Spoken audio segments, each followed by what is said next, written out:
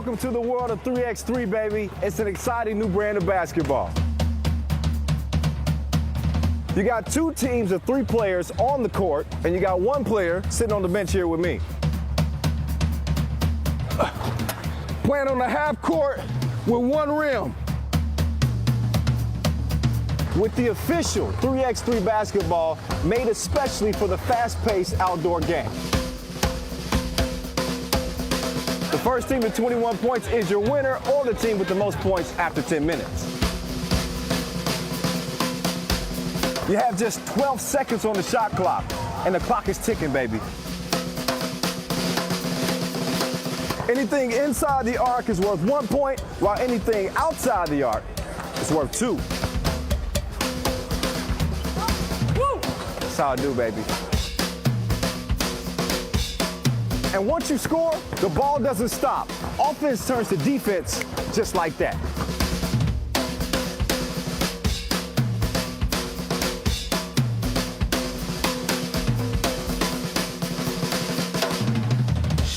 It's a 10-minute sprint.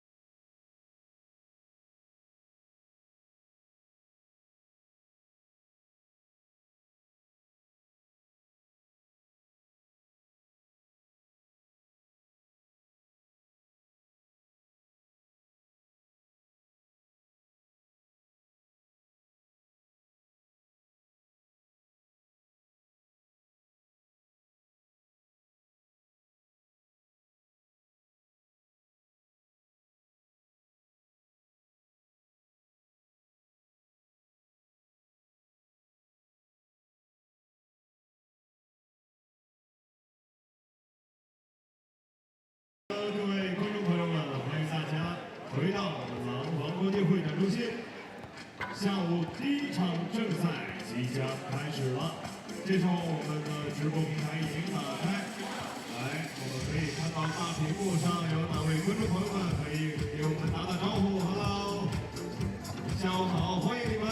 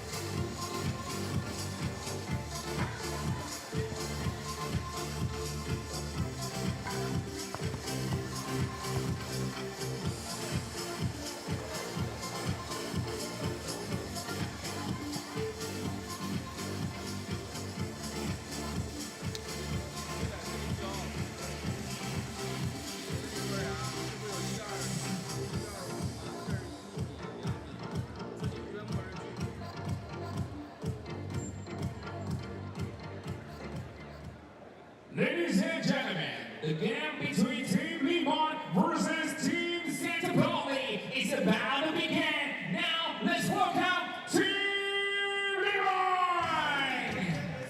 Number 5, Dusseldorf. Alexa scoring the wage, number 6. And number 4, Monaco, Stefan Wage. And number 1,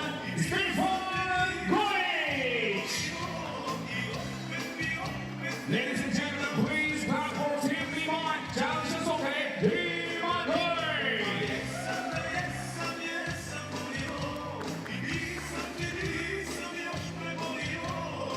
Now, let's welcome Team.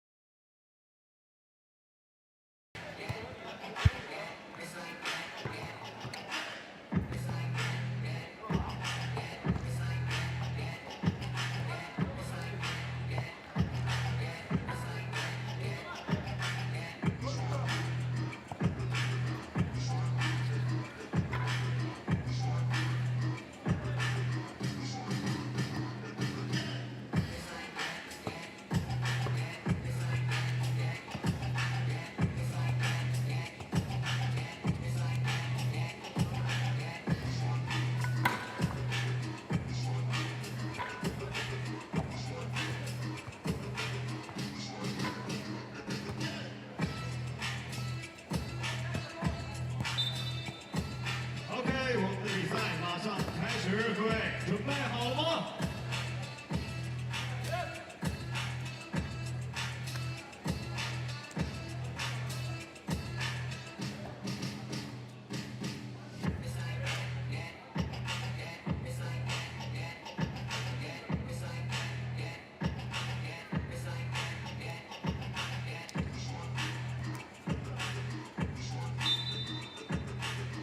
第一次进攻，Liman队拿到。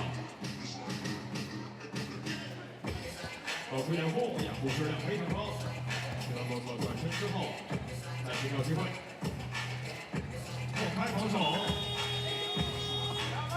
球时间做完之后，拿下1分，拿多了。圣保利队球权。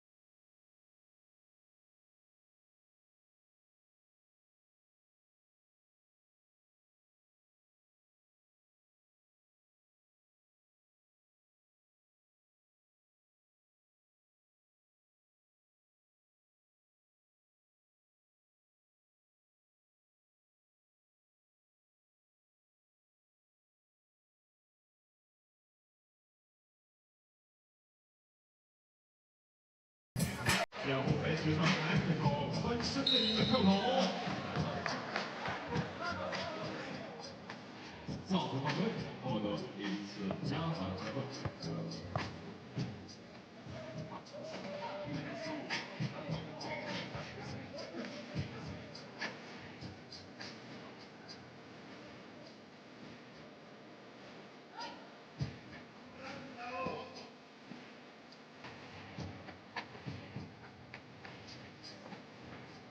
杨华1.7，他来到3分。A slightly delayed welcome to the Langfang Challenger. We had a little bit of technical issues, but we are here. The main draw has started, and St. Pauli is coming out with a bang, up 4-1 on Liman.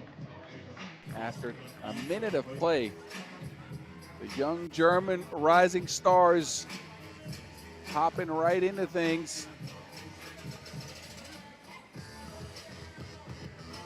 But now it's Popovic stepping up to the strike after St. Pauli's first foul.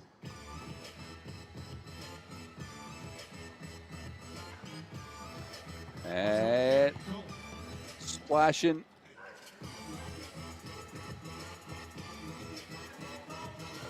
Giesmann again. CD lines up a two stretch with the board. Hand off to Chef Koya. Kojic on the move. Lefty layup is down the drain.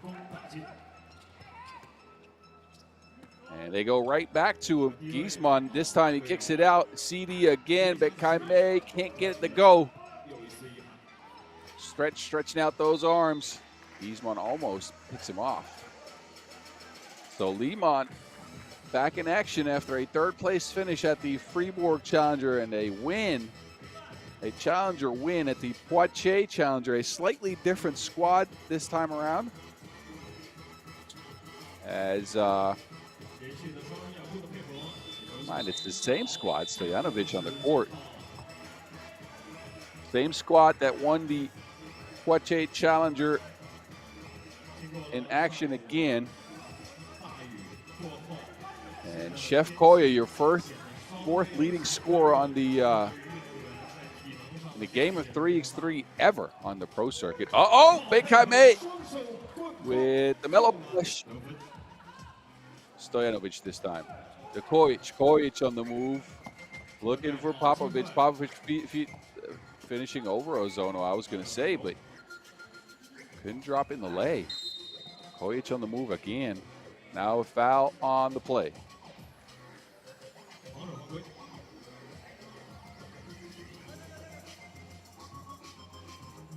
So we are back in the country of China for the second Challenger event here this year after the Zhejiang Challenger earlier.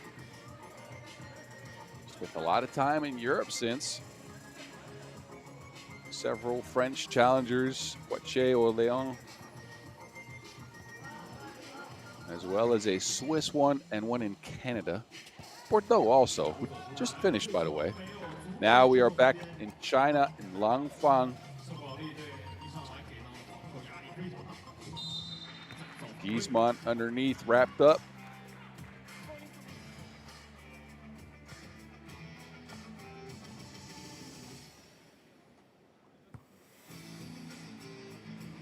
Langfang on the eastern seaboard, close to Beijing. First ever Challenger hosted here. Popovic with the board. Stretch looking for Stojanovic coming off the screen. Stojanovic is a knockdown shooter, but can't get that one to go. And the length of Bekaime finishing up and over the outstretched arms of Stefanovic, who is a shot blocker to say the least. Stefanovic comes right back though, 6-4.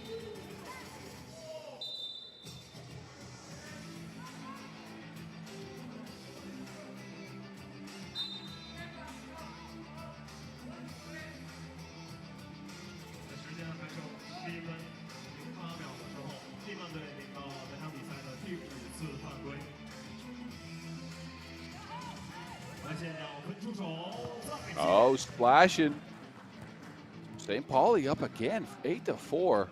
A big lead for the young Germans. Again, these guys could be considered rising stars.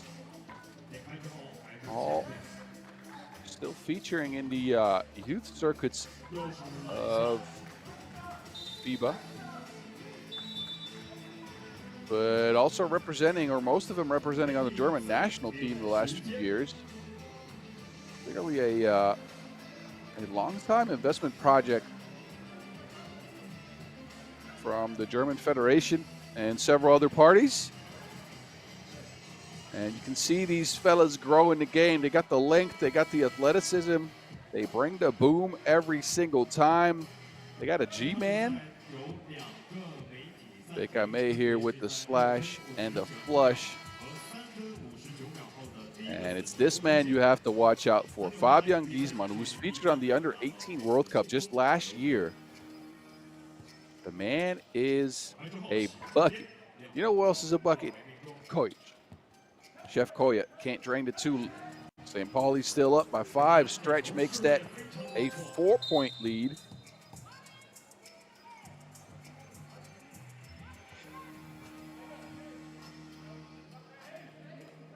Take a look at quick ball movement, a high-low dump down into Stefanovic. Stefanovic, who switched teams just last year.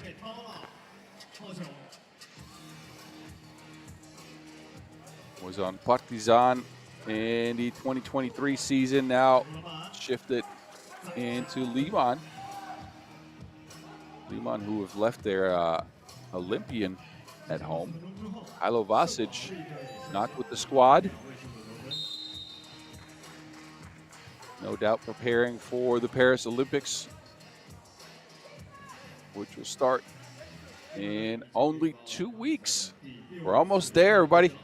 Anyway, Kojic on the move, dropping in the lane. Take a look at some of the happenings so far. Giesmann handling the rock, stepping back. The man can shoot it as well. Back rims it though.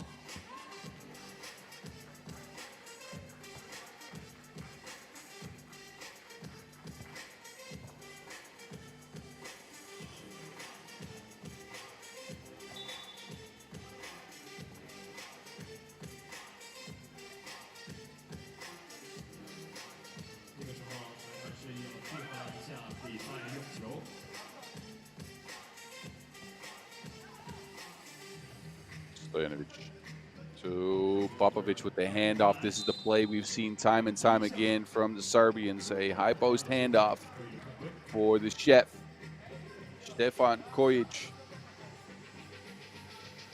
And it's proven unstoppable. Again, their last 2 tournaments resulted in a challenger win and a 3rd place finish. And this man is a huge reason why.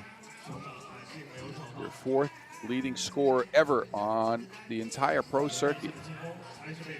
Without his running mate, as you mentioned, Mihajlo Vasic not with the squad, but Kojic is more than capable of draining some 2s by himself, as you can see.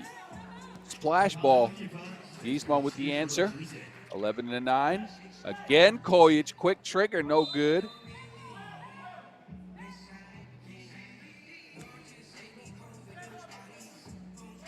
But look again at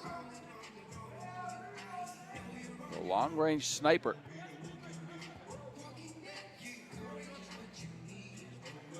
Kojic been one of the better shooters in the game of 3x3 over the years. There's Stretch with the boom. Did he just nutmeg a man? I can see it. I think that pass might be between his kneecaps. Anyway. Look again. Oh, no, in between and Stretch. Coming through, bringing the boom. Getting past Ozono for that one. Stretch again, this time a hard layup, and the game's tied at 11. Big Kai Mei. This game is featuring some high-level athleticism, not just from the German side of things. And then there's also a shooter on the loose. 13-12. seedy. They get it to Ajiman. Looking to attack Stefanovic. Ajiman undershoots the 2.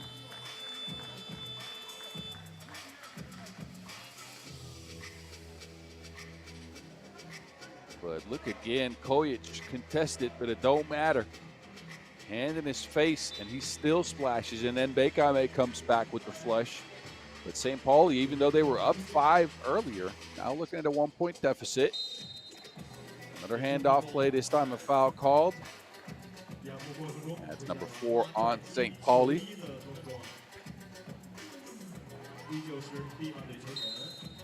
And again, let me remind you, these fellas in green, the young Germans, all featured in the youth circuits for FIBA as well. Giesmann as recently as last year still played in the under-18 World Cup. And this is what he can do. Yaman with 2 hands. Stefanovic tries a 2. Traces his own board. Brings it back out. There's Kojic again. Can get it to him. Popovic out. Stefanovic, a forced shot, back rim. Popovic secured the rebound. Back to Kojic. Kojic on the move. Easy layup as a result. Ozono couldn't stick with him. 14-13. Agiman. They go looking for their ace. Giesmann with the step back, step through layup. Man's craftier than origami. Giesmann do it all, play in the post, but also move on the perimeter, take a look, stepping back, and then taking his talents to the rim.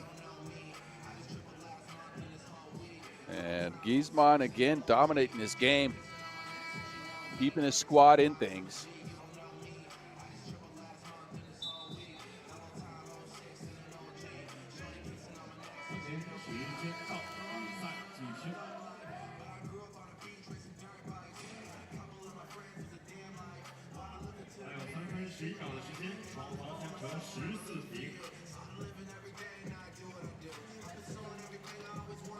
Oh, Stojanovic didn't want to try to challenge Agiman there, so it's a deep 2. Rebound to Stojanovic again. Stojanovic trying to move Giesmann. Stepping back, but look, pick and roll action works as well. It's Popovic underneath the basket. An easy layup. Agiman left wide open. And if there is anything you can kind of see as a weakness in this St. Pauli squad's game, is the fact that Bekame and Agiman aren't the most consistent shooters just yet. And Kojic clearly just trying to call their bluff on that. Giesmann, though, he can shoot it. 16-15. St. Pauli up again. Stojanovic. Down to Popovic, who was held up. Foul number 6 on St. Pauli. Both teams right at the bonus. But look again, Giesmann pulls up for 2. The man is also a shooter, so he can move on the block, score, dribbling towards the basket, but he can knock him down as well. Squad up by 1 as a result. We'll see Popovic at the free throw stripe now, though, as the foul was called in the act of shooting. Popovic ties the game up, 16-16. Could be an upset waiting to happen. Bekame on the move. He's bringing the length. Can't finish it.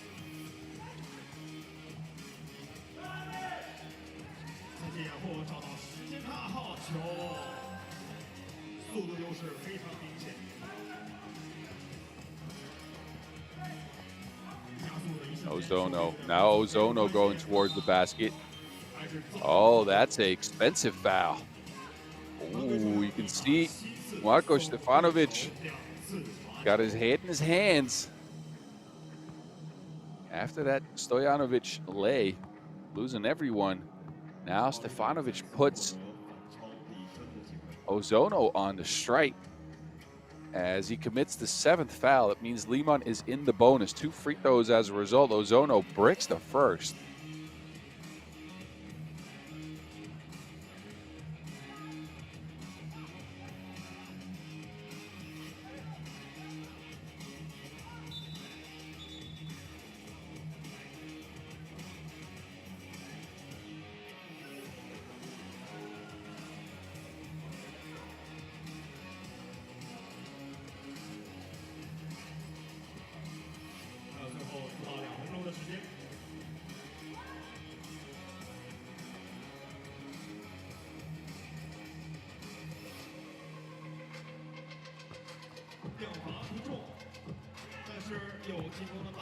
All right, Ozono picks up his own rebound, finishes the layup after missing 2 free throws. So we're tied again at 17, 1:48 on the clock, and your first game here in the Pool A action from Langfang. We started out this morning with a qualifying draw. Chongming coming through out of that.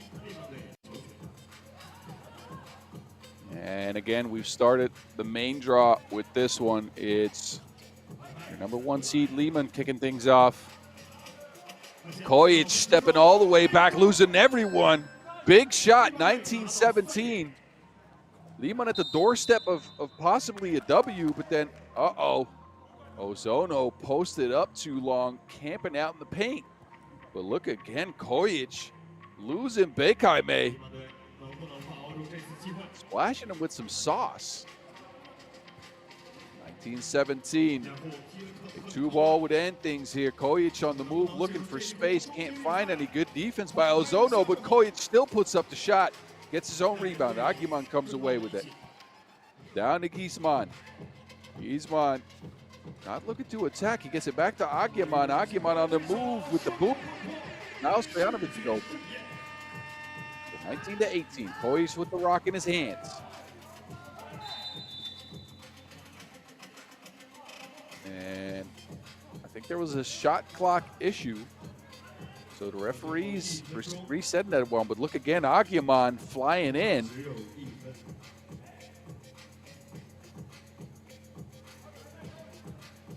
If there's a certainty in his world of 3x3s that Team St. Pauli is going to come through with a couple of dunks.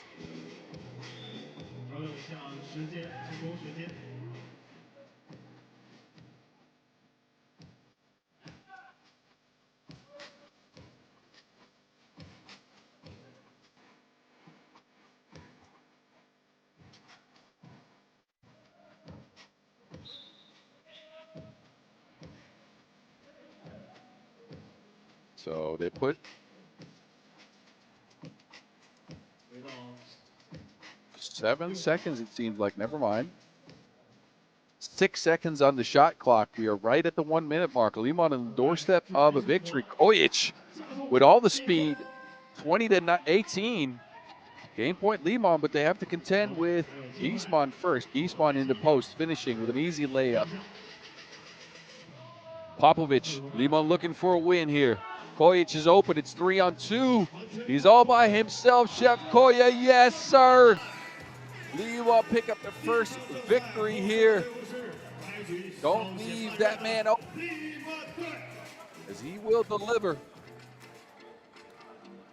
Kojic with the kill shot and a 22-19 victory for your number 1 seed, Liman, who start out strong in another challenger. St. Pauli, they were up 5. They'll be left scratching their heads. Not a bad showing by the young Germans, but winning is what matters and what counts. You'll see them again, though. So your first game in the books, 22-19.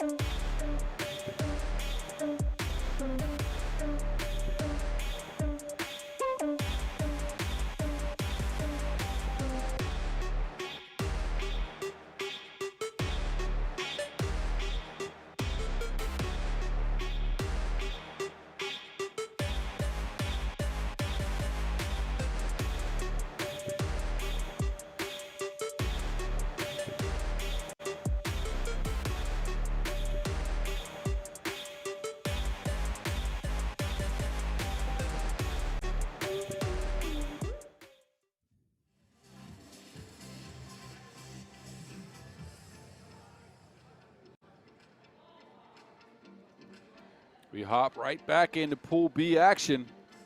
And we'll get our first look at Princeton, your number 2 seed out here, as well as Wuxi, WenLv, and the Dundgol Broncos from Mongolia. And it's Princeton and Dundgol stepping up to the plate first. Princeton, the longtime veterans, or at least Damon Huffman, a longtime veteran from the United States of America, a former World Cup gold medalist.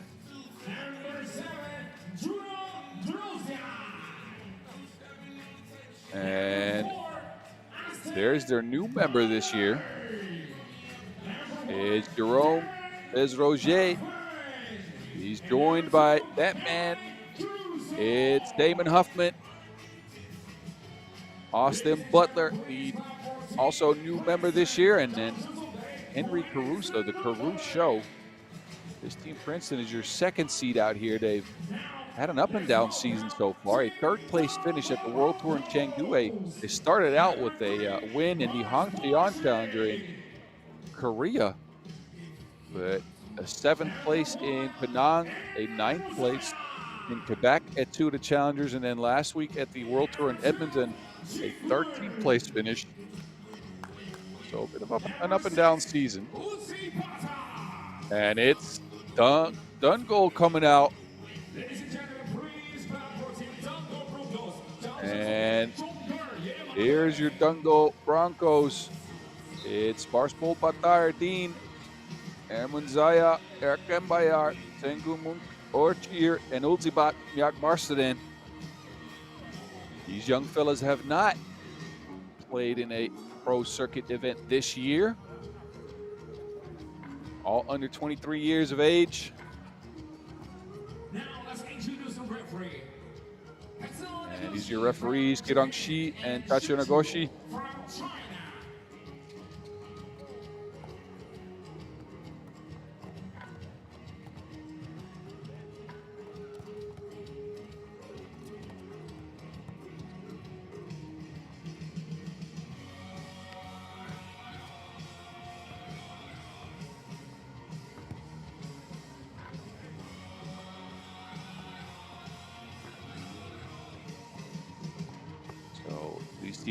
Teams have never met up in the past.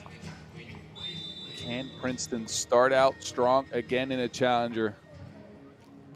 Let me remind you, they're one of the few teams that have won a challenger this year. We haven't had. We're about a third of the way through our field of challengers here, as this is the 10th challenger out of 21. We're actually almost halfway through. 10th challenger out of 21 challengers so far announced on the pro circuit.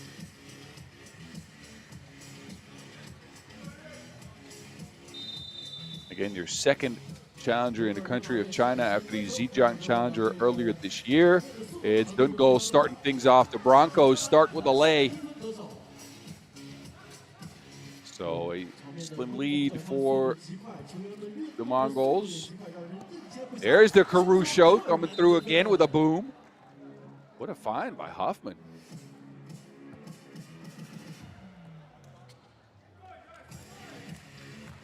Take a look as Huffman threats the needle, and then Caruso rises up for the Yammy.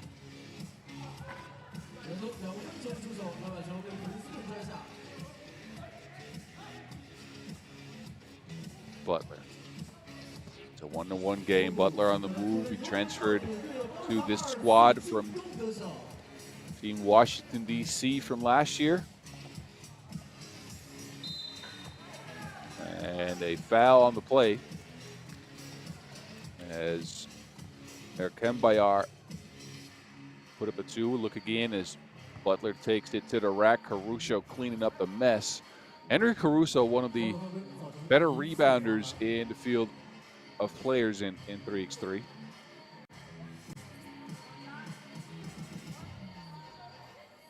He has been for years. And averages almost 5 points per game on the pro circuit. And combines that with 5 rebounds. So a double 5 waiting to happen. Dundgol, though, making this a game, 2-2. Huffman to Desrocher. Back to Huffman. Almost got his cookies taken now. Screen. Foul called on the play. That's foul number 1 on the Dundgol Broncos. We qualified here through a light quest in Mongolia.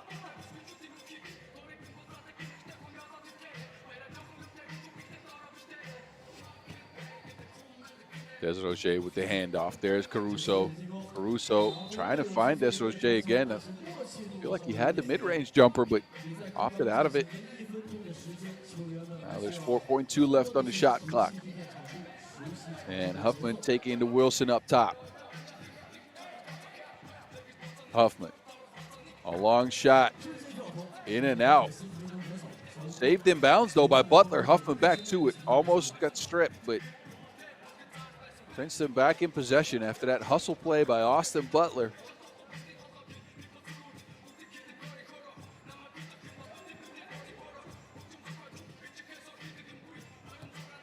This time Butler with the handoff. Same play as last time. This time the misdirection, though. He got stripped on his way to the rack. Look at Butler coming through with the fake handoff. Almost got a layup out of it. 1.3 on the clock. Butler now a quick shot from the logo. But that hit nothing but backboard. And that means a shot clock violation.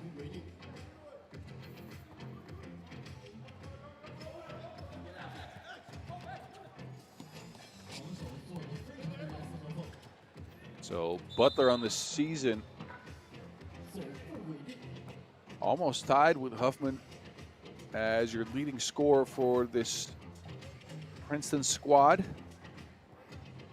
Huffman at 5.8 points per game on the pro circuit, Butler at 5.7. So the two ball handlers for Princeton making it happen. Desrocher can knock him down. He's been a welcome addition to the squad. Don't forget about Riley Grigsby, who isn't with the squad here, played in 5 events for Princeton so far. He's been a nice little addition as well. So Princeton with a revamped roster. No.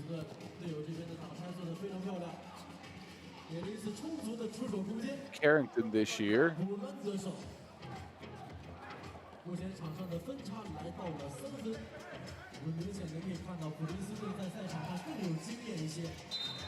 Oh, that's a little bit overzealous. But yeah, so Princeton with a bit of a different look this year, and I don't mind this for them. Huffman showing he can still deliver at 39 years of age, but the youth movement for the longtime 3x3 squad, who are up 7-2 here. Huffman again, 39 years of age. All the other players are under 30. Russo 29, the oldest. Desrocher 26, Butler 25. So some fresh legs for the Princeton squad. More speed on those backdoor cuts.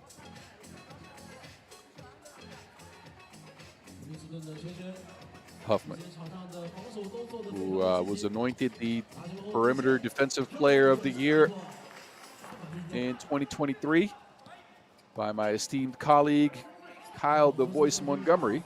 Oh, almost a saucy move, but lost it. And then Caruso bumping a bucket underneath. So Princeton is running away with this one, 9-2 early. They haven't even been playing for 3 minutes. Take a look, that move was almost nice, but he turned it over, and then there's Caruso underneath the basket, rising up and over everybody, taking a contact and finishing.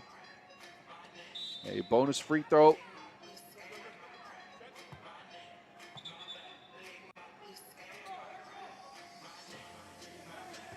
And it's a splash ball as well, so 10-2. Your number 2 seed out here looking sharp. Dundgol. A difficult shot made by Kembayar. And Dundgol, another one of these teams from Mongolia, a country which we now know has I want to say rich tradition. Our sport isn't even that old yet, but a rich tradition in 3x3 basketball. They keep coming up with these new teams, new players that make waves. They always bring the fight. And Dundgol, again, one of those squads.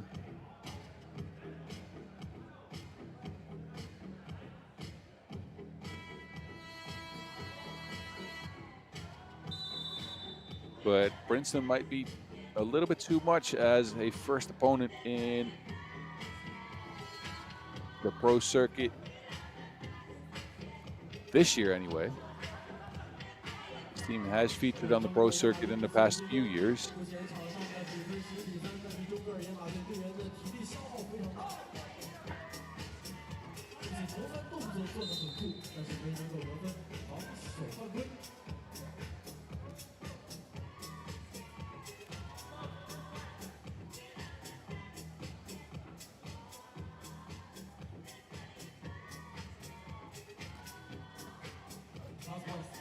Butler. Same play. Now they go for a backdoor cut. This is patented by Team Princeton. And Caruso again with the bucket and taking the bump for an added free throw.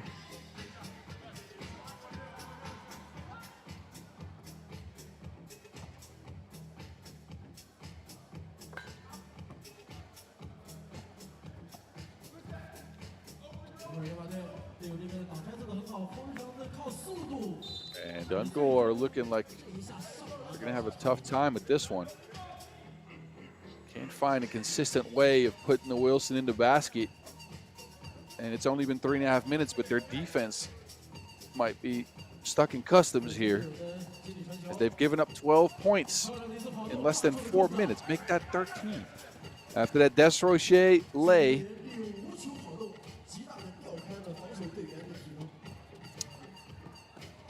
and oh, a filthy move. Couldn't drop him off for the two. And then Butler comes right back with the score. So again, Dundgol, they're showing out some craftiness here, but they're unable to finish the shots that they create. And then this happens. Butler, uncontested, on his way to the rack. Another 2-ball miss this time. It was Badar Ardeen, and then again, Princeton come right back and drop in a bucket. Desrocher this time. Quick transition, smart play by the Canadian. And another opportunity from the stripe as Dundgol is compounding mistakes here. And it's a 16-3 lead, so this game has gotten out of hand quickly. We've only been playing for 4.5 minutes. This one might be over before halftime. Anyway, Huffman now missing the easy lay. There's Roche coming back with the finish, 17-3. And Princeton in firm control. Dundgol looking out of sorts. Austin Butler trying to add to it. 2 balls not down. Huffman's open. That man's a straight shooter. He shoots it straight underneath the basket.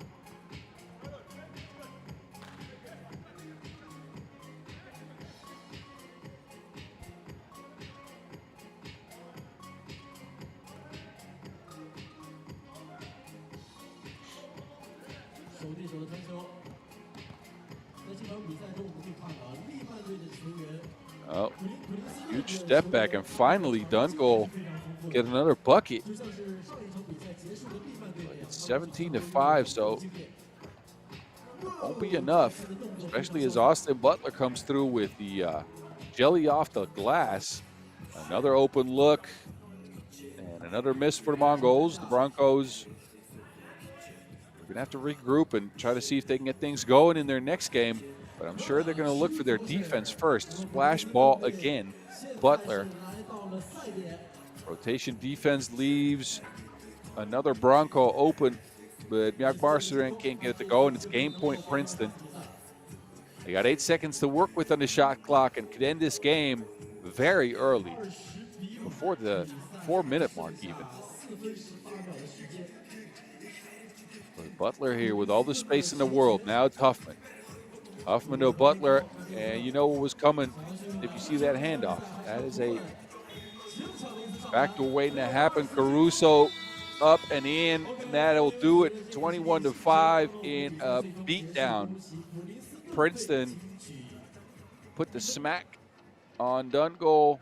Caruso with, again, one of those rebounds that he excels at.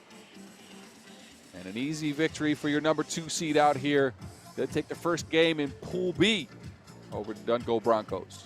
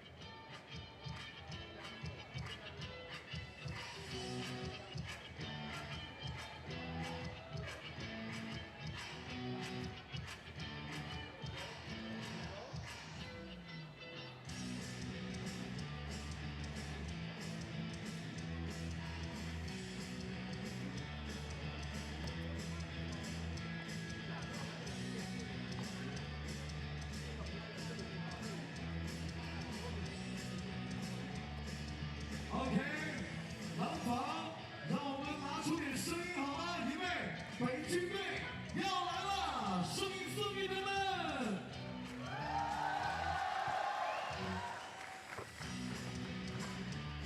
这场比赛的对阵双方分别是来自中国的北京队以及来自日本的藤泽队。哇，双手同共和国。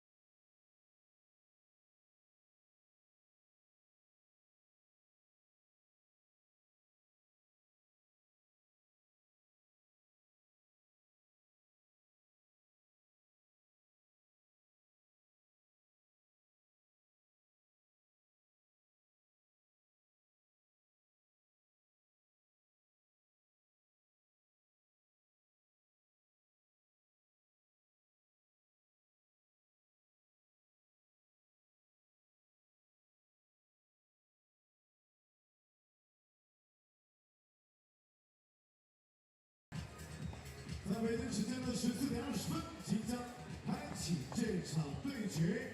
各位，也许你已经知道了，这是我们在巴黎奥运会之前在国内的最后一站彼此巡回赛，同时也是巴黎奥运会之前最后一站国内的3人球挑战赛。我们在巴黎奥运会之前有机会现场目睹和见证很多来自全世界各国今年要代表各自国家去打奥运会的球员，也算是提前探班了。所以今年在奥运会比赛期间，我们一定要锁定收看直播。如果您有条件可以去巴黎，那当然更好，一定要为我们支持的中国队去加油。总之，记好我们的奥运会比赛时间，北京时间7月31日凌晨1点，会是我们的第一场比赛，将会一直持续到北京时间的8月5日3人球。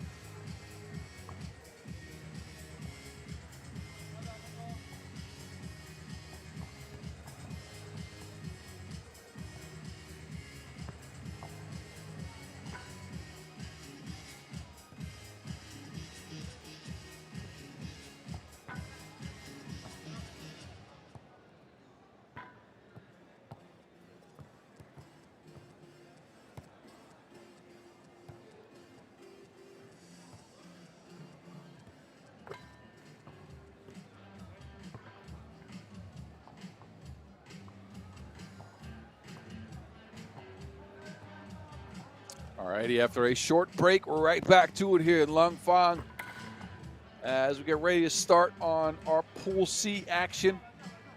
It is an Asian pool, as you can see. Beijing from China, Sansar from Mongolia, and Fujisawa from Japan. Beijing and Fujisawa will get us started. And Beijing, they got some Olympians on the squad. The 4 players they brought were announced as the Chinese representatives that will feature in Paris at the Olympic Games. Lu, Zhang, Zhao, and Zhu are the squad that will try to compete for gold out in Paris at the Place de la Concorde in just a few weeks here. So a hometown tournament, or at least a home country tournament for these 4 fellas. A fully new Olympic squad for China.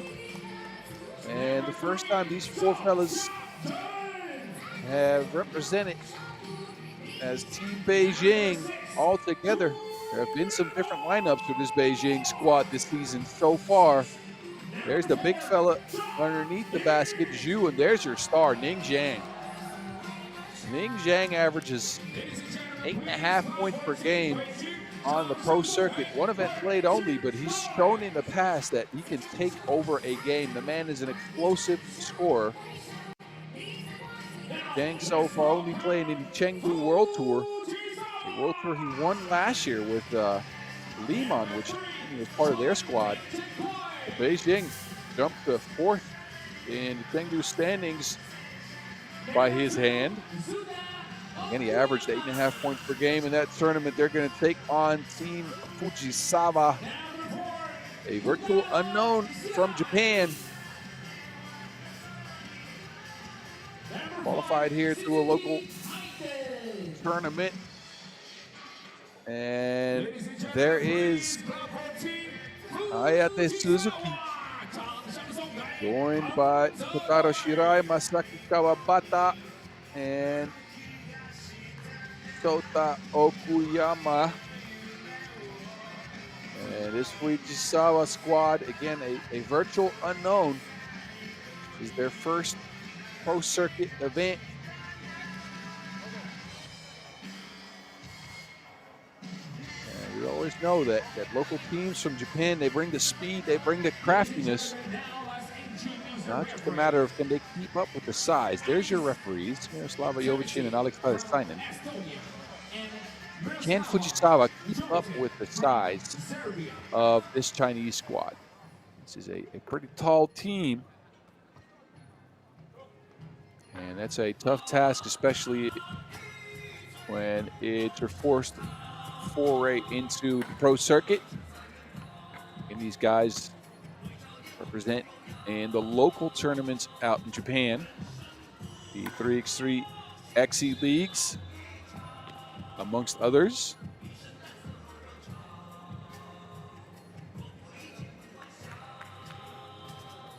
So curious what they can bring to the table.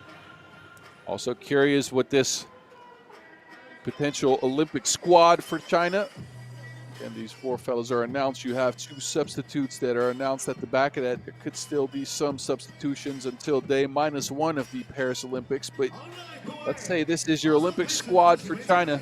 Curious to see how these four fellas look together. And if Ning Zhang can bring the explosiveness yet again, it's Fujisawa starting us off. Suzuki on the move. Foul called on the play. It's #1 on Beijing. Again, this Langfang tournament very close to home for the Beijing fellas. It's about an hour and a half drive from Beijing. And Fujisawa's on the board first. As Kotaro Shirai can't do with the layup. There's a tough-looking shot for Zhao. And Fujisawa. Suzuki splashing a 2-ball. It's 3-zip. So explosive scoring for this Japanese fella so far. Another 2-ball missed by the Chinese. Suzuki tracks down the Wilson. Another 2-ball tried. It's up and in. Almost in.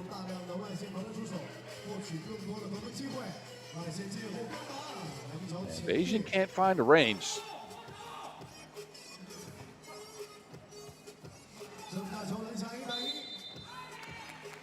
Now a foul called on the Kawabata drive.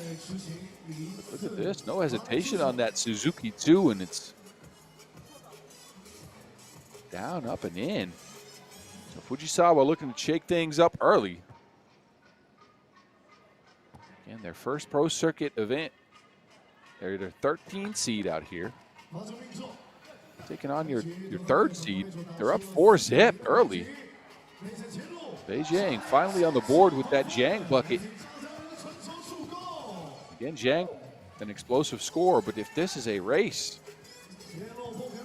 the Japanese-style 3x3 day might be up for it. Anyway, Suzuki airball on that too. Zhang directing traffic here, gets the screen, spins into action, a step back. Ning Zhang, front rim. Rebound back to Fujisawa. Okuyama behind the back, but it gets his stuff smacked. Zhao says, nuh-uh.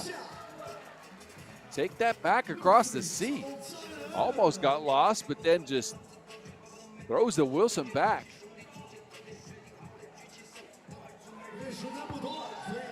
And Suzuki, long range offline for a second there, so Fujisawa still up 3 points. Now Beijing's an opportunity to get back into things. Not looking to outplay their size matchup so far. They kick out the loot though. Good to go. Curious when they will feature Yangbo Zhu, who's a beast underneath the boards. He's a clear mismatch against this Fujisawa squad, who have Kawabata as their tallest player at 192. Zhu got several centimeters on that. Yangbo Zhu measured at 203. Got in Zhao as well.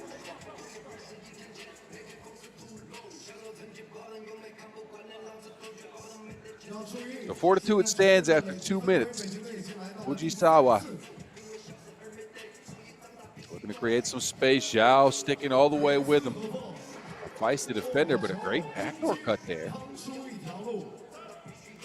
Kawabata with a bucket. Now the steal slips out of bounds. So the finally went looking for Zhu, but Kawabata got in front of him. Look at this, though. Princeton-esque backdoor cut there. Maybe Fujisawa is the Princeton of Japan. You never know. Anyway, Zhu bumping, but fell on the floor. This is that size advantage I was talking about. Rambo Zhu was a load the handle in the bucket. Zhu this time up top. We go to Zhang at the high post, looking for Zhao underneath. Zhao loses to Wilson. There's a hustle for the loose ball, picked up by Suzuki. Suzuki from the all the way from the logo there. And a kickball violation. So Suzuki, after an early 2-ball, has not been able to find a range. Fujisawa still up by 3. Possession back over to Beijing, though. Zhang. Zhao again. Looking to splash and mash. And Beijing almost tied the game up. It's 5-4. Zhao coming off handoffs. Interesting option here.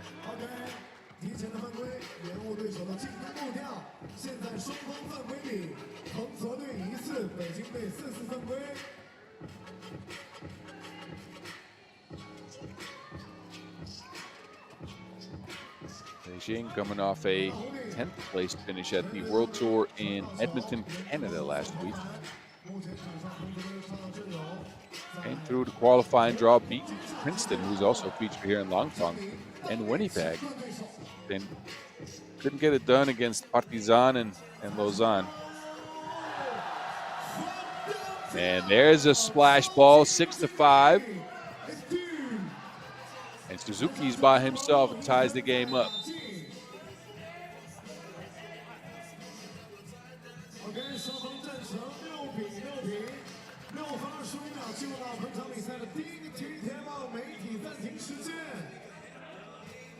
Zhao, by the way, had himself a 16-point game in that qualifying draw in Edmonton last week. Hit 3 twos in a game against Princeton on his way to, again, and I repeat, go to 21 points here, 16 points. So the man can hoop.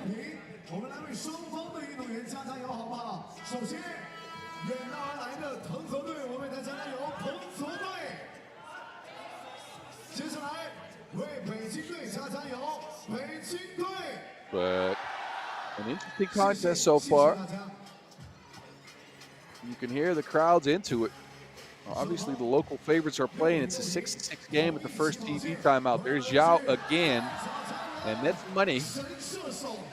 And can flat out hoop. The 1-2 punch between him and Zhang could be a very interesting dynamic. They could mesh. This team could make some waves at the Olympics in a couple of weeks, and for sure here at the Langfang Challenger.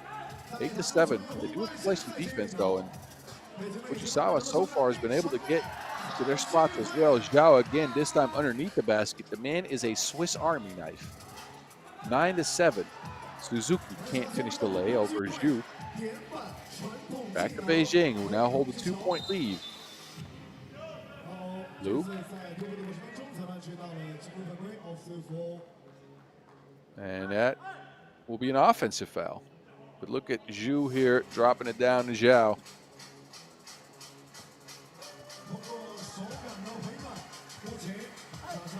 Suzuki. No make again. Fujisawa, after a hot start, had a little bit of trouble getting consistent scoring options. Going towards the basket, they've been contested time and time again, as you can see here, by the taller Beijing squad. Stuck at 7 points for now. Zhang flash into the rack, gets that layup to go. Beijing added to the lead. 2's up, back rim. Zhu with the board. There's Zhang again. Look out now. Man's an artist with the Wilson. Gets a screen, but trips himself up there. That'll be a shot clock violation. So Ning Zhang, wasted possession here. on the move like a U-Haul truck to get that layup, but his team holding on to a 3-point lead. Suzuki stepping back. Again, after that first made two, he cannot find a range.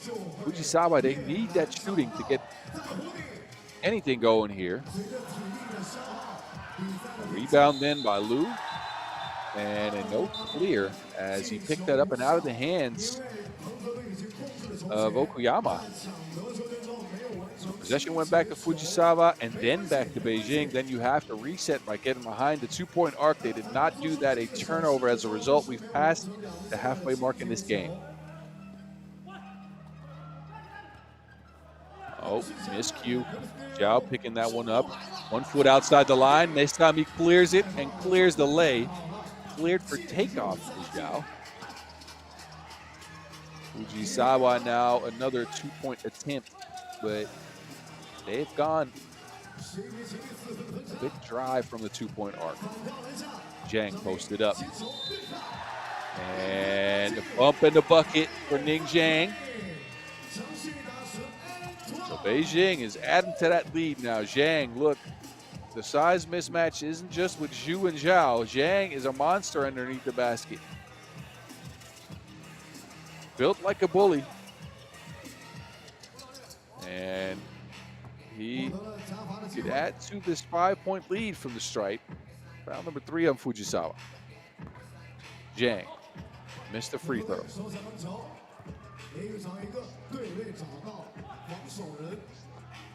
Suzuki. Fujisawa need some milk, or at least a bucket. This might help. Strong take by Suzuki, fouled on the play, so an easy look from the free throw stripe might calm them down a little bit. Again, they've been getting open looks from beyond the 2-point arc, but have not been able to knock them down. That is the difference in this game, as Beijing has outplayed the size matchup and just been stronger going towards the rack. Suzuki.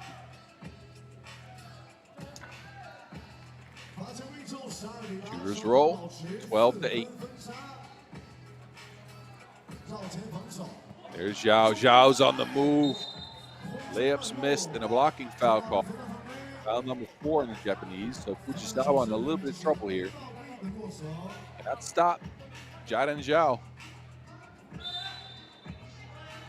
And TV timeout number 2 on deck here from Langfang. So we'll be with you here all day until right around 6:45 local time, right before 7 o'clock. So we'll get you out of here before dinner when we finish up pool play and determine who will feature in the knockout rounds tomorrow. That will start right around 4 o'clock local time, and tomorrow evening, a little bit after dinner this time, 7:30, depending on what time you guys eat, of course. We will know who has picked up a challenger win here in Langfang. So Jiren Zhao splashes the freebie, and another 5-point lead for Beijing as a result. Zhao, only 25 years of age. Again, these 4 fellas for Beijing will be featured in the Paris Olympics as it stands. And Zhao is a bucket.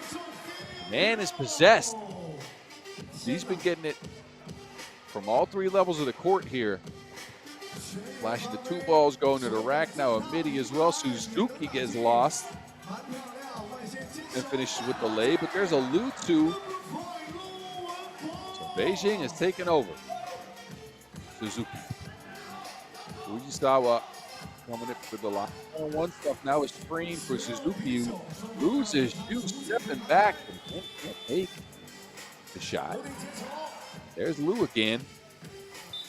So Beijing in firm control of this one with a 7-point lead now over Fujisawa, who started out hot but has completely gone cold. Cannot get a bucket from long range, and because of that, there's no space to drive to the cup. Take a look at what Suzuki had to do to get free. get in between two grown men. And then this, bit of a wild contest there by Zhang. Unnecessary maybe, as Suzuki has not been able to hit any twos since the start of the game. One fake was all it took for Zhang to jump on another man's back. All right, that's foul number 7 on Beijing. That could change things a little bit here, as Suzuki will step to the stripe for 2 freebies. And that might just take the lid off the basket for Fujisawa.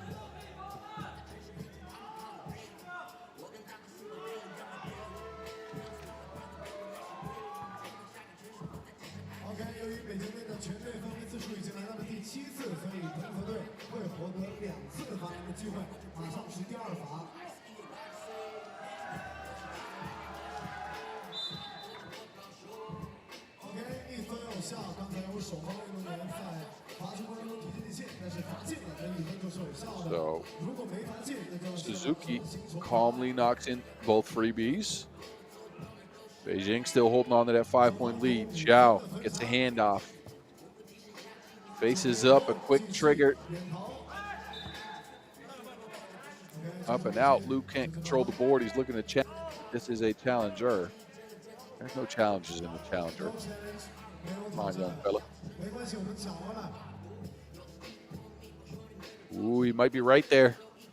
He might just be right. From that angle, it looked like it might be out on Fujisawa, but look, there's no redos. Referees made a call, that's it. Finally, a little bit of space, but another miss. Okuyama couldn't get it to go. So Beijing could look to extend the lead here. Lu,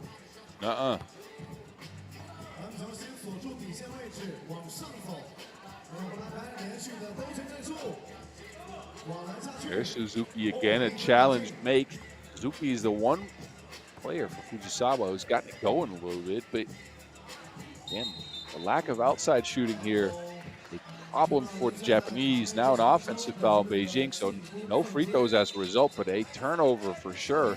Look at Suzuki finishing up and over the outstretched arms of Wenbo Lu.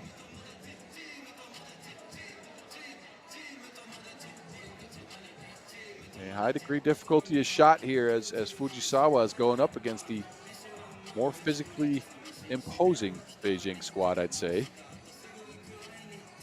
Take a look at the hoops that Suzuki has to jump through to get to the rack.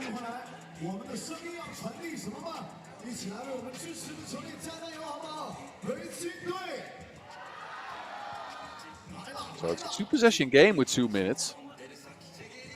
Fujisawa has quietly snuck back into this one. A midi pull-up now. Gets his own rebound. And another miss. Beijing controlling it. Wilson this time. Zhao splash ball. 18-12.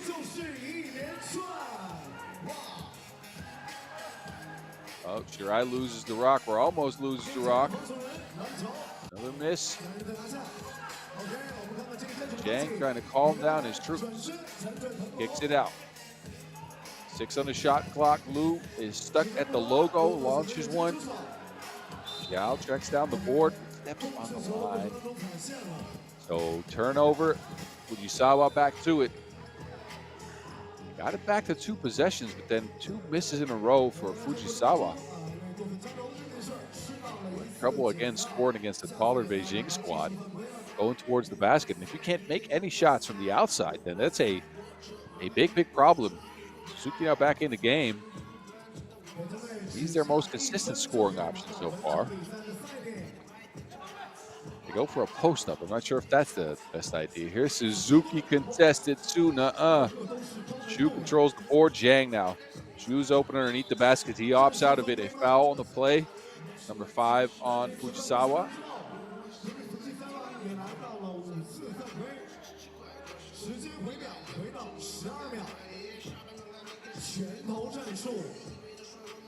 Beijing in control.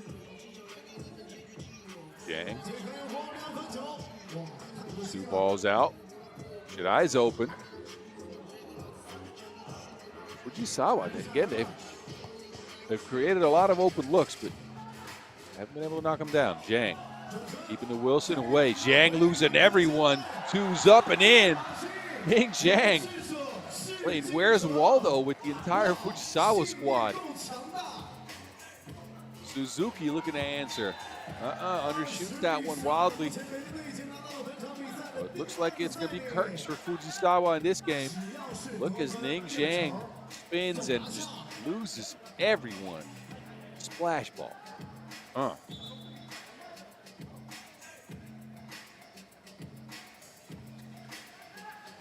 Zhang with the game ball in his hands.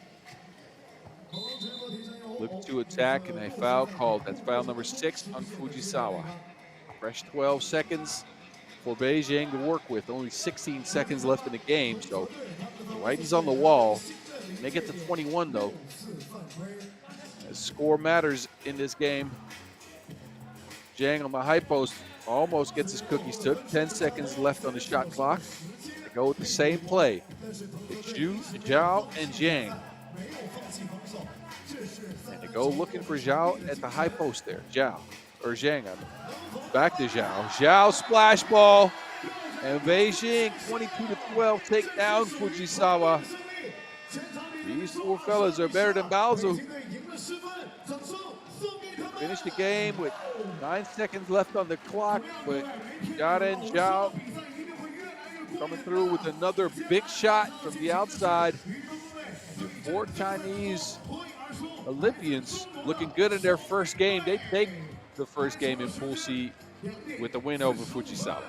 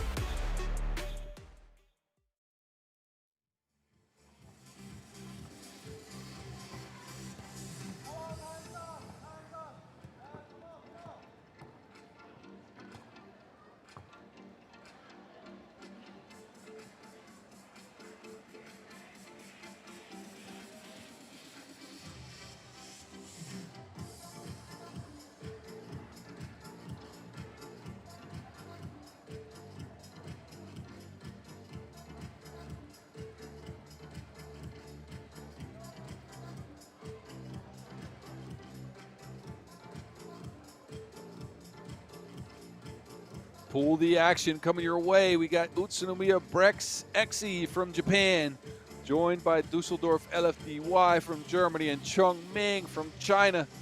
And it's the Japanese and Chinese sites getting things started here. Utsunomiya has had a pretty good season so far. Finishing up middle of the pack in a bunch of tournaments. It's an upgrade from what they did in the past. 6th at the World Tour Utsunomiya opener, 5th at the Langfang Challenger. Then Zhejiang and Penang 4th and 3rd place. Maybe a bit of an outlier at the World Tour Ulaanbaatar when they finished up 8th. But this Utsunomiya squad, they can score with the best of them. And they got that man, the Serbian savant, Theodor Atanasov, standing 205, 114 kilos. The 28-year-old is a beast in the bunch. Just effortless scoring underneath the basket. He's joined by Yosuke Saito, Danilo Matovic, and Petar Sukur. Anyway, there's Chongming. Surprised a lot of people, I think, at the World Tour in Chengdu. Came through on day 1 at that World Tour.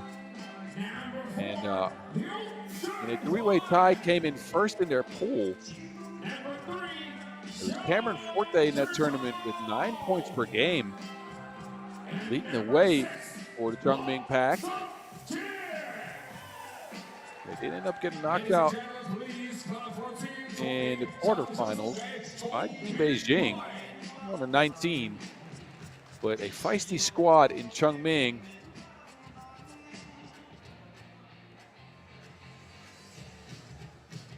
And again, they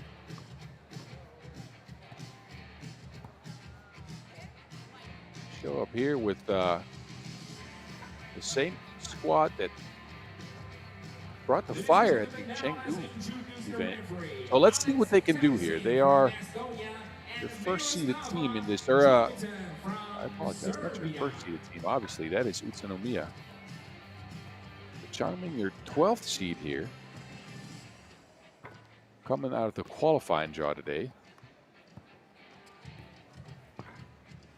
So they already have 2 games underneath them. They beat Zhejiang 21-13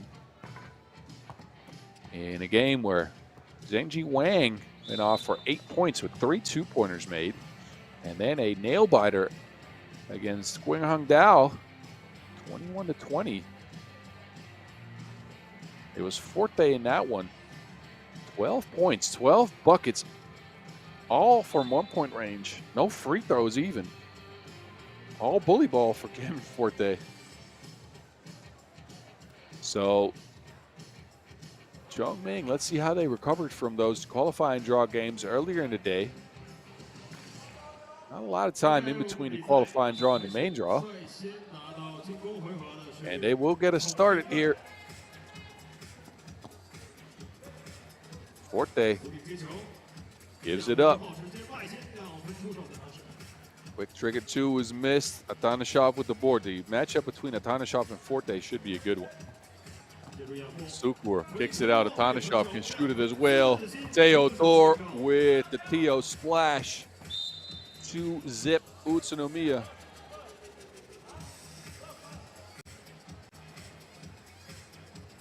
Take a look at the Serbian savant, the big man. Splashes it from 2 range.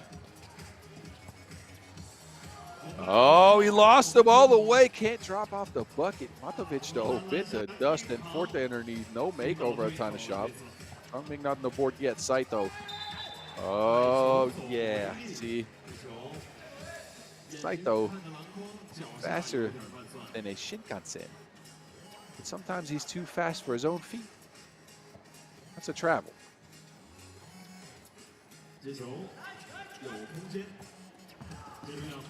Wang to Forte. Forte looking at Atanasov. 3 seconds to go. Forte bumps and a lefty hook shot's down.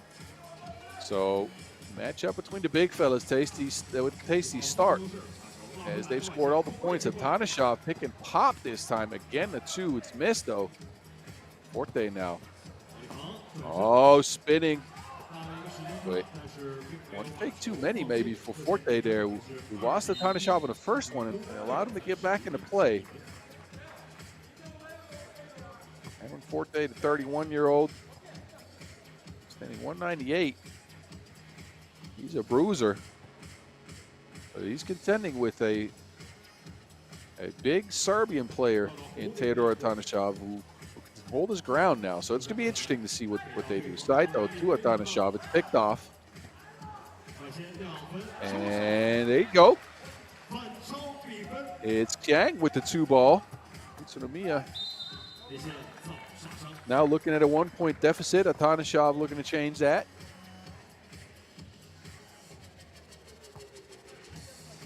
Look at this. Chiang picks off Atanashov. He doesn't go out with him to the 2-point arc. And Chiang pays it off. Atanashov now ties the game at 3. Forte. Forte to Chiang again.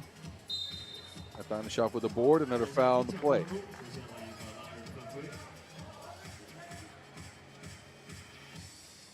So it's Theodor Atanashov underneath the basket. And that's been working so far.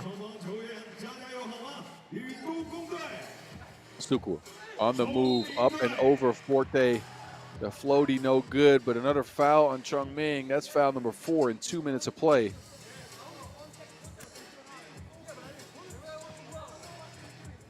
I didn't do nothing. Wait. Yeah, that is a foul.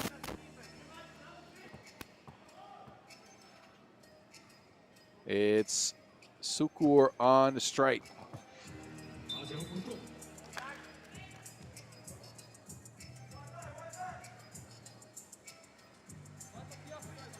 Two minutes down here. It's a 3-3 game. Xiang on the move. Layup off the glass, no good, but Forte's there with the lefty put back. 4-3 now. Sukur. Sukur taking the contact. Atanashov finishing up the play. Utsunomiya tie things again. That 1-2 punch is potent. Forte, though, wasting no time, going right back at Atanashov. Interesting choice there. He doesn't mind the contact, Forte. You clearly see that. Atanashov here rebounding. There you go. Uh-oh. Chongming's up again. Saito now to Atanashov. Bumped out of his position. Chongming is hacking like it's the dark web out here. Look again. Great take there by Wang. Zhengji Wang, an important part of this squad coming out of the qualifying draw. All 4 fellas on this Chongming squad can score. Saito between the legs, dancing with the Wilson, but gets his pockets picked cleanly. Forte is open, they can't get it to him. Now, some bumping going on there. Matovic called for the foul. So it's been a physical contest early. There's Wang again. Now it's Forte. Forte spinning into action. Oh, but Atanashov with the disciplined defense there. Gets his hands on the Wilson. It's out of bounds. 8 seconds left on the shot clock. Forte sets up shot. And Atanashov's on the bench now. So now Forte really could go to work. Goes, spins back to his left. It's in and out. Working on his offensive rebound stats. Chongming's up by 2. So Forte, a force down there. And with Atanashov on the bench, there's not a lot of people that can stop him. 3 and a key for Matovic. A great pass by Sukur, but Matovic was just posted up there. Look at Forte. Spins into action. Barely misses that one. Gets his mitts on the Wilson again. Up and in for the 31-year-old. Again, in their lone pro circuit event this year, the World Tour in Chengdu averaged 9 points a game. So the man can score. We know that.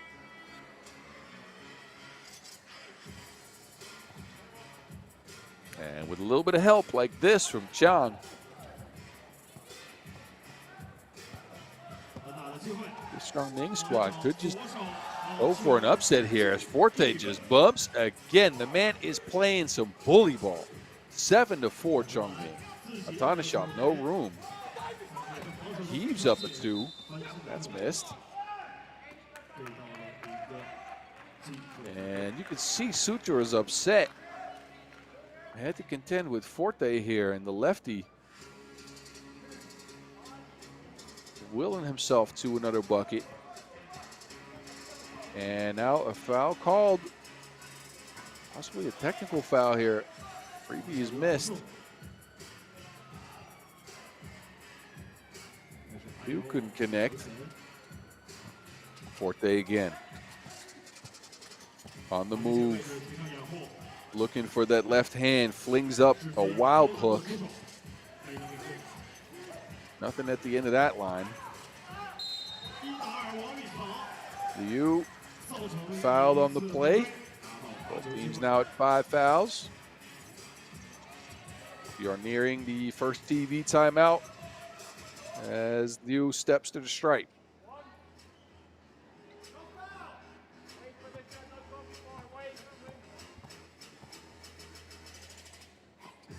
Zhenyuan Liu, the 34-year-old, splashes in Freebie and a 4-point lead for Chongming. Again, we knew they could be feisty here. Atanashov has not been able to get things going underneath the basket. This might help. Forte is on the bench. Atanashov underneath the basket right away. Now another foul on the Japanese side. Utsunomiya, BREX, Exi. Saito is prone to some overly physical defense. Prone to some fouls. They are at the bonus now, though. Forte.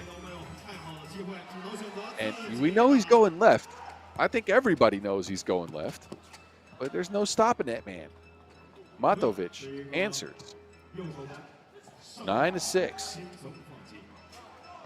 Now Matovic gets his mitts in there. Almost saves it inbounds. Can't get it, though. So, possession back over to Chongming. But look at Matovic. Loses the Wilson, gets it right back, scoops it up and in. But there's Forte again. He took a 3-second breather. Right back to it. You get the Wilson, though. Another lefty layup and a foul to add. So it could be an and 2. As Forte finishing up the play. And again, Saito with just not a smart foul. Leave the man to his layup. Now Forte is at the stripe for 2. And cash money on the first. So Utsunomiya in the bonus at the 7th foul. Every defensive foul from now on will be 2 free throws. Saito. 2 balls up and rims out.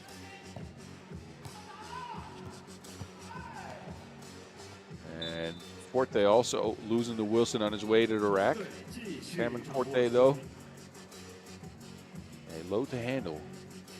He's proven that on the pro circuit this year. And there's Forte again with the southpaw spike.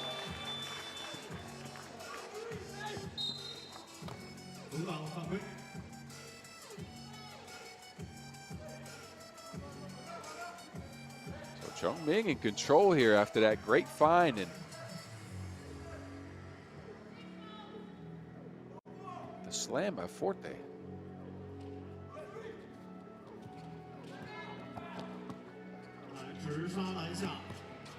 Utsunomiya get a bucket, but that deficit is huge. Can they come back here? Oh, if they start doing things like that, they can't. It's Chiang with the float game. Oh, this might help, though. 13-9. Wang underneath. And that's an offensive foul. Chongming into bonus as well. Both teams at 7 fouls. Take a look as Wang looking to go up and over Sukur. But up and through is not the way to go. Sukur now. To Saito. Saito's open for 2. Rebound. Forte. Looking at Atanashov.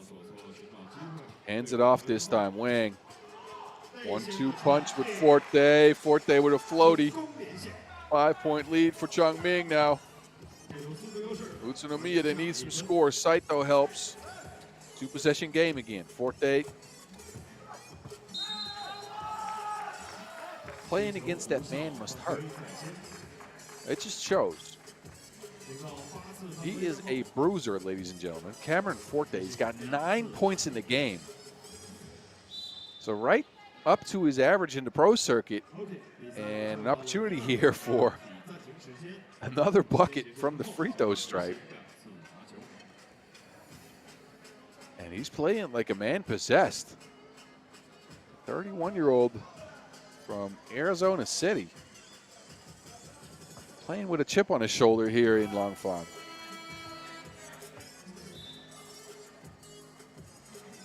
And Atanashov, who's been so good all year, just unable to handle it. Play a little bit quicker on his feet, maybe a little bit more physical than the Serb, and it's been a problem.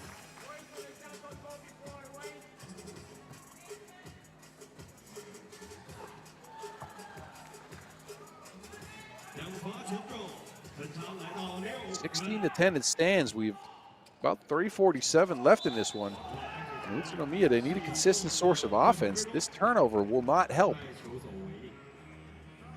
Their usual go-to guy, Theodor Atanashov, at almost 8 points a game this year in 5 events played, has been invisible, especially in the paint. There's a backdoor cut. Chongming has got the lead, and it's a big lead, 17-10 here. This could be an upset brewing. It's your 13th seed taking on your 4th seed. Atanashov finally gets a bucket underneath the basket.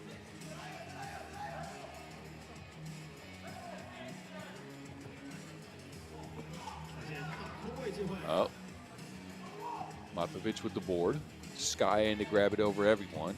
Matovic now on the move to Atanashov. Look, this is the Utsunomiya BREX XE game that we know.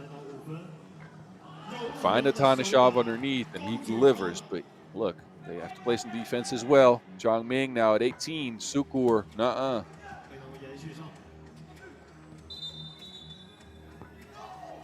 Oh, travel on the play. That is an unfortunate turnover. Zhenwan Liu.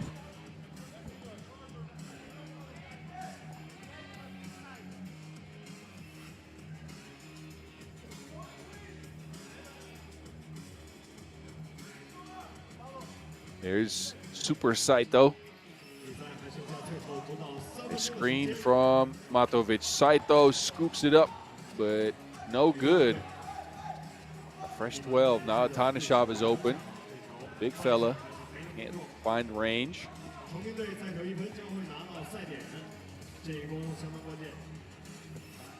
Another open look for Chongming.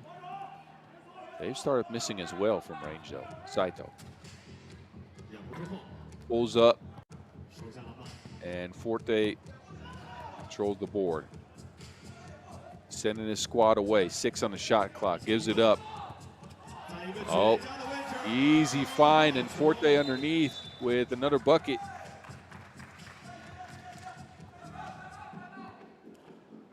Take a look. Great find, and Forte with the great finish around the long arms of Atanashov. Chongming in clear control here. Forte kicks it back out. There's a 2-ball. This could be it. Yes, sir. An upset in the first game in Pool D action out here in Langfang.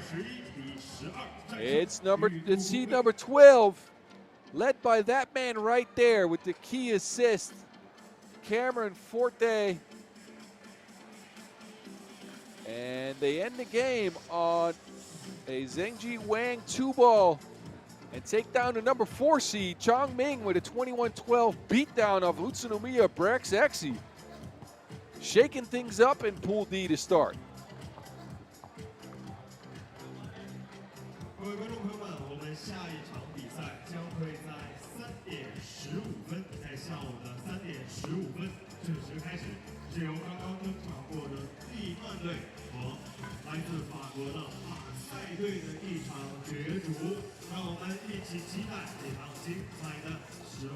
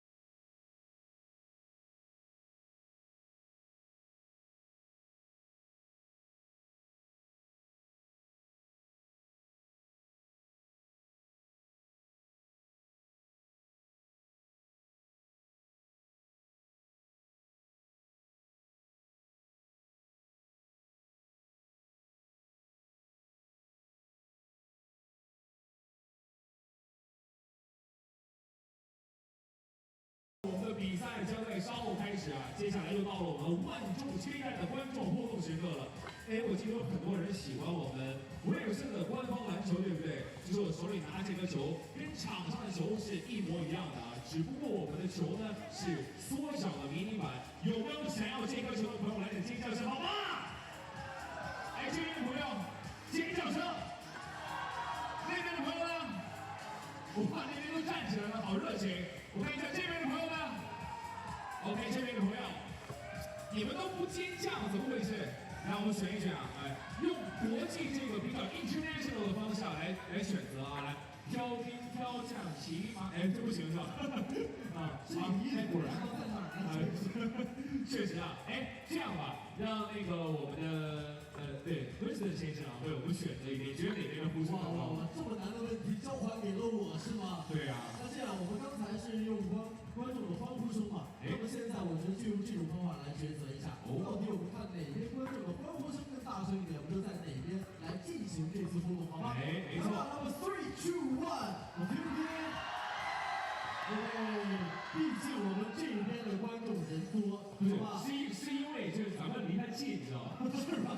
那这样，请你从这边的观众当中挑选一位朋友来进行我们这次互动。我来看一看啊，我这样，我们一人问你一个问题啊，这个问题呢，一定要你对三人篮球非常的了解啊，三人篮球非常了解才回答上来。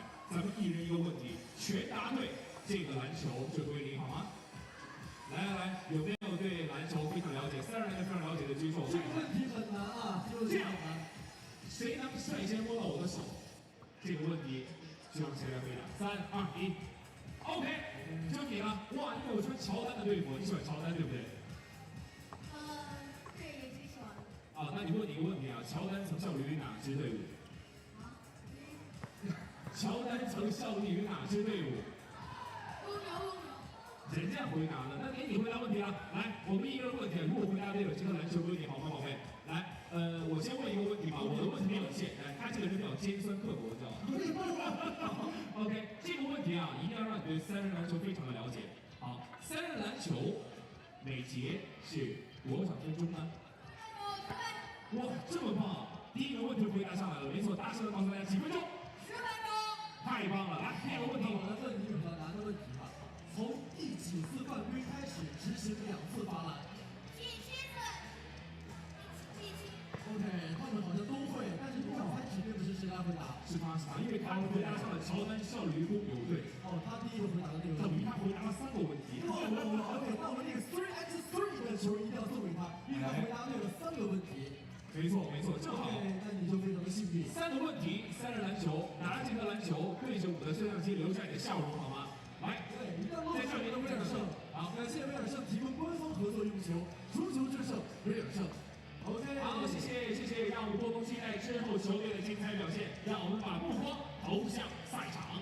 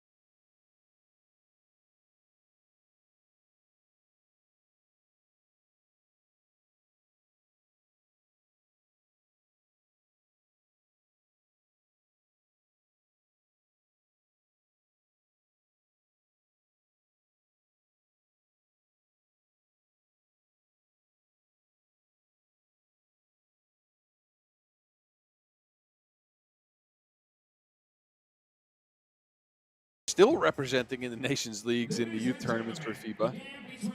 But we'll get to that in a little bit. Let's get you reintroduced to Liman and introduce the Marseille first.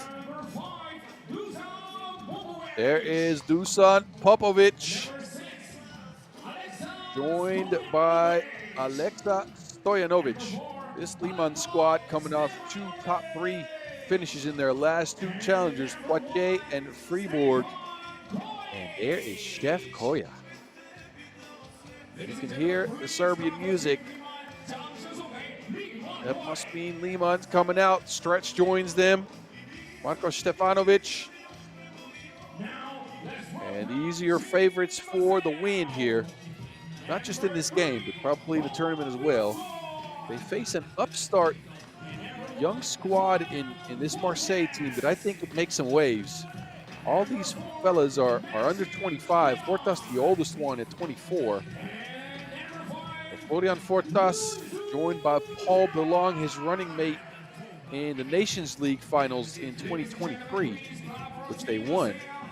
Joined by Lorenzo Tiroir Samson, who is still active in the Nations League, and Maxime Galin, 22-year-old shooter. This team, Marseille, jumped into the scene last year. A decent year for them with a second place finish at the Dundgol Challenger in September of last year. That was their best result in 2023. So far, 2024, not the best result. Clermont-Ferrand, they played the Challenger, came in 12th. And then at the World Tour in Edmonton, they came in 11th. So looking to improve on that.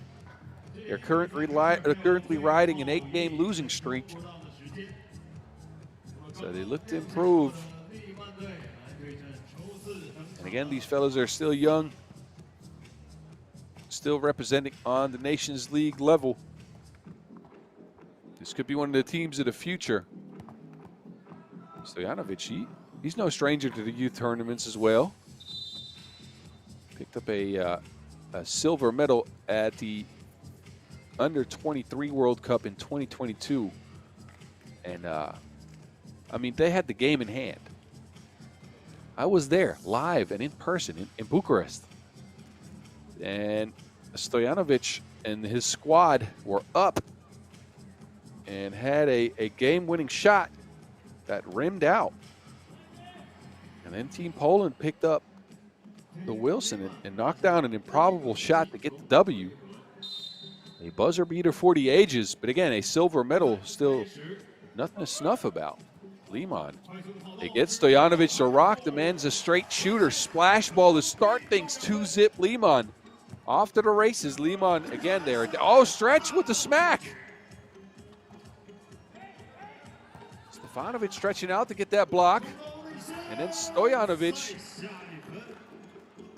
A spicy start here for Liman. 3-zip. Bring the energy right away. Forsaken, they hang. Fortas. And a foul called on the play. As I was mentioning before, Stretch interrupted me so rudely with that block. Get out of here, Stefanovic. They beat St. Pauli in their first game of the day. 22-19, 13 points for Koic to start things off. 4 of 12 from 2. So the chef's cooking already.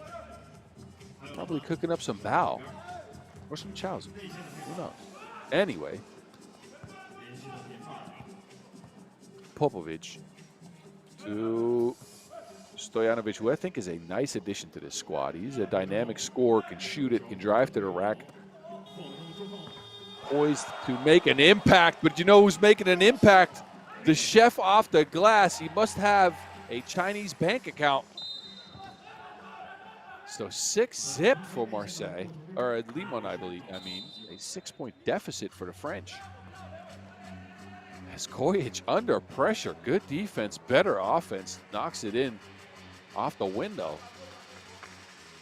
Marseille with an opportunity to get on the board as Bilong steps to the stripe, but a 6-zip start for Liman. That might be too much to handle for this Marseille squad. already. We've been at it a minute. Missed freebie, so still no score for the French.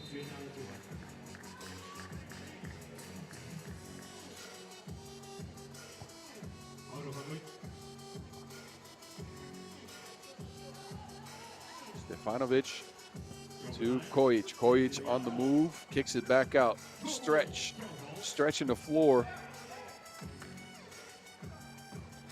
Now it's Bilong on his way to the wreck. Galin doesn't want to shoot it. Stefanovic will do that to you. There's Bilong. He's wide open. Two's up, but no connection. Finally, Marseille gets on the board. Galin, the offensive rebound putback. Now he has to deal with the chef. Some tussling underneath the basket. Stefanovic locked up. There's Galin skying for the board. An easy putback. For Marseille, an early hole. See if they can climb out of it. Stojanovic to Stefanovic, and that play is tough to guard. You see Stretch get open off that time and time again. Stefanovic will now take a seat. Popovic back out in the court. High post action again for Liman. This is what they're known for. Stojanovic coming off of the handoff. A screen for him. Popovic is wide open underneath the basket. Steps up and through. No connection on the shot. Popovic now outdo the chef. And is he cooking? He is not. It remains 6-1. Galin, easy lay. He's the only one to score so far. 6-2. Offensive foul called as Popovic steps into the screen. Foul number 3 on Liman.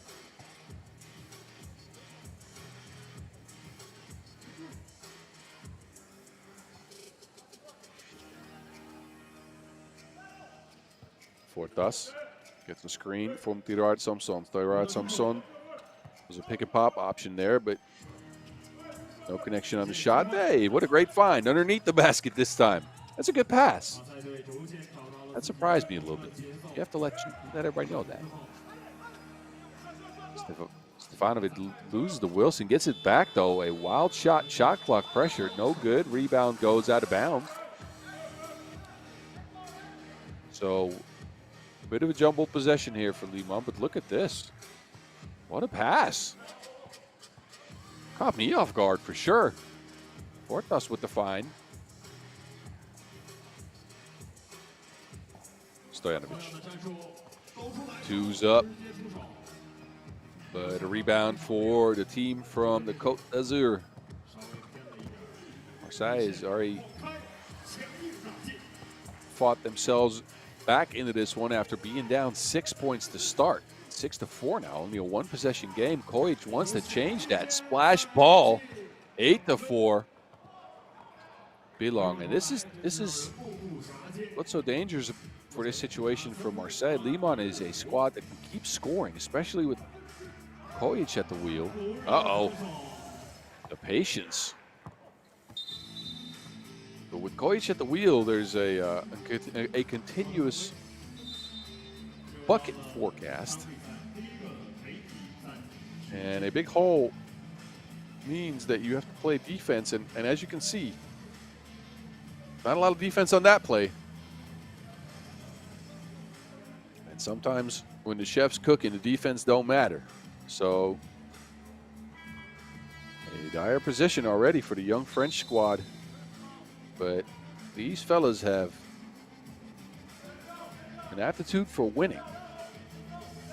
They've been active in the youth tournaments for FIBA for a long, long time and have a standard of excellence. So let's see if they can at least get something going here. Tirard Samson with the travel. That doesn't help. A warning for talking extended to Marseille.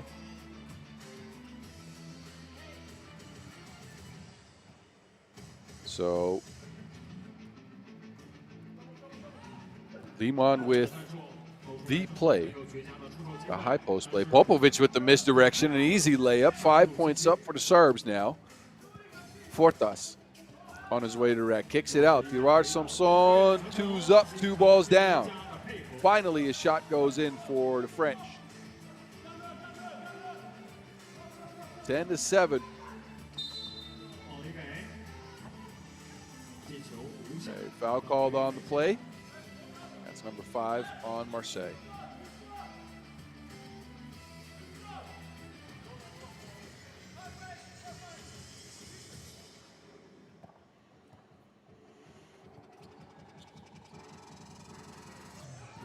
Kojic off the handoff again. Almost loses the Wilson. Kojic now under pressure. Does lose it, but Stefanovic picks it up. Shots missed. Rebound, Galin. Pilon.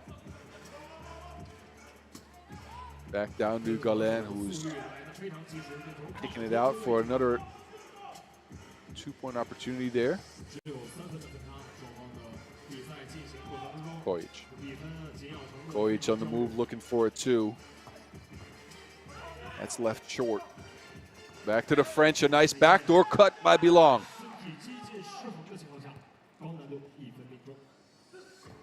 Stojanovic, sidestepping, nothing there. Looking for an opportunity for a shot.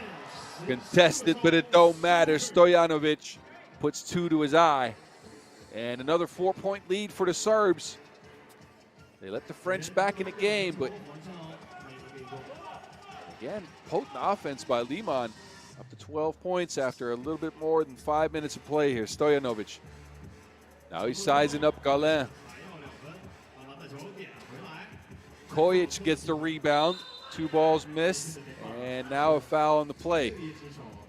Could be number 6 on Marseille, and it is. As Bilong had a tough time boxing out Stefanovic. But look, this is why I like Stojanovic. He doesn't mind creating his own offense. So besides Kojic, now they have a second creative option.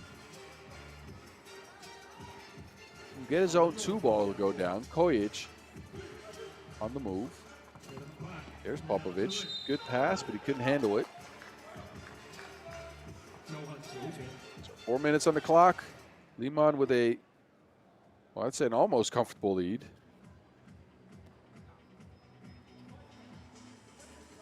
They're up at least 2 possessions now.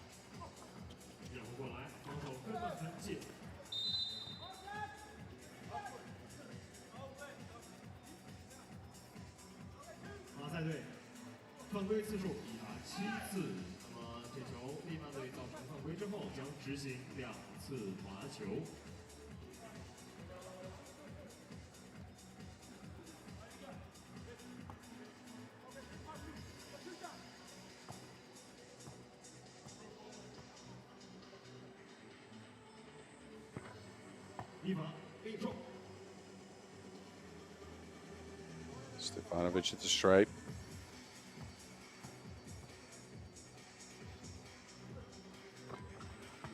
And that's 2 freebies down.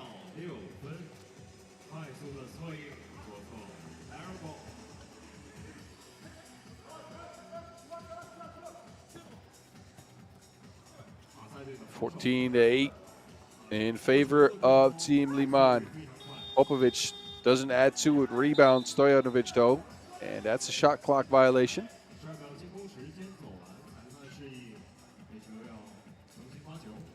Liman players are confused. It looked like that ball touched the rim.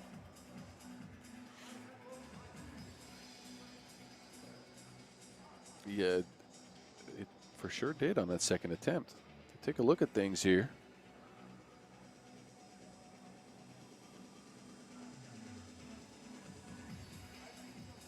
Referee Kirong Shi making sure and overturns the decision there. So great look at things from the referees. They're sharp. 10 seconds on the shot clock. But hey, look, we've gotten to our second TV timeout. Almost forgot about that, didn't you? While you're at it, could you be so kind to hit the subscribe button below on YouTube and ring the bell to get a notification anytime something FIBA 3x3 is happening, which is a lot. mind you, we just got done with the Bordeaux Challenger. We have a World Tour in Almaty today as well, and the Langfang Challenger. Not to speak about the Women's Series. So, plenty of 3x3 action coming your way. Hit the bell if you want to get notified of that, and then go to our official Instagram account at FIBA 3x3 to keep updated on all of the happenings in the world of 3x3.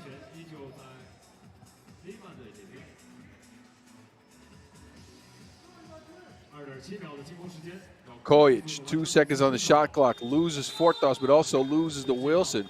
The shot's left short, a turnover as a result.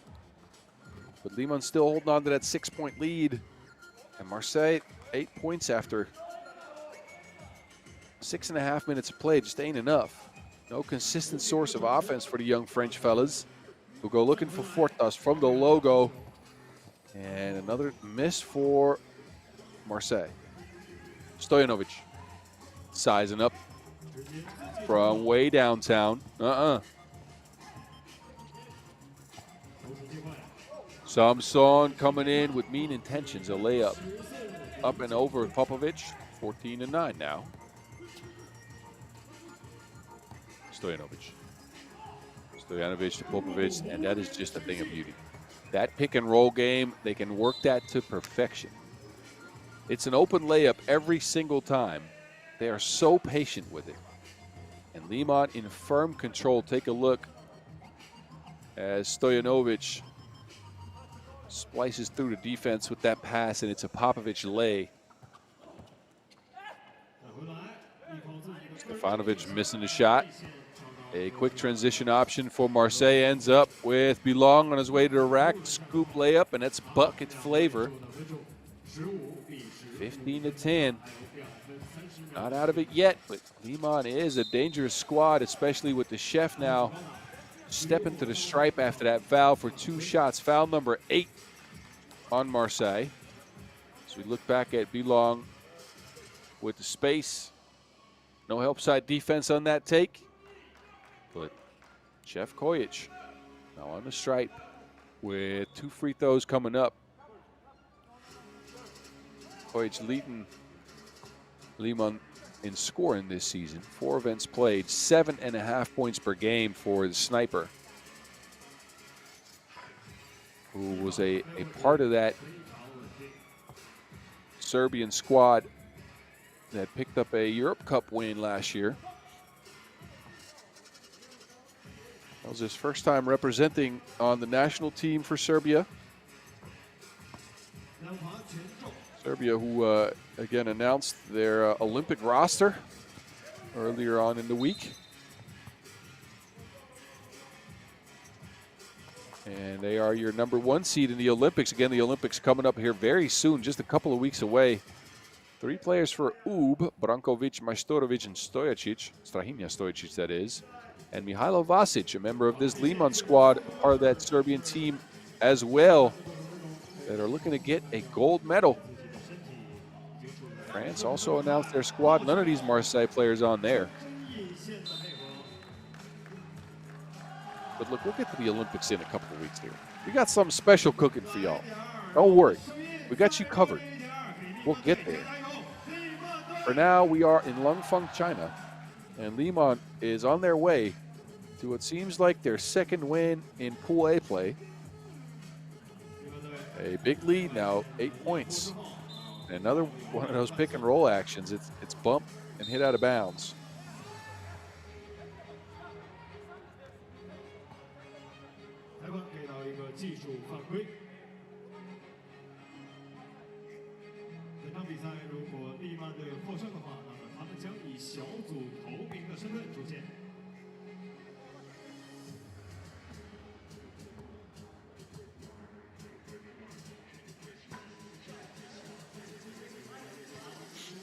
No good in the free throw for Belong. So Marseille still stuck at 10.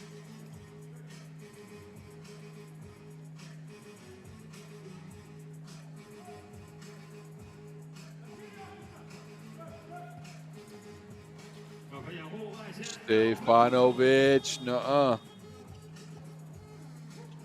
Galen traces down the Wilson. Fortas to Galen. Back to Fortas. Fortas. Check that off. Put it.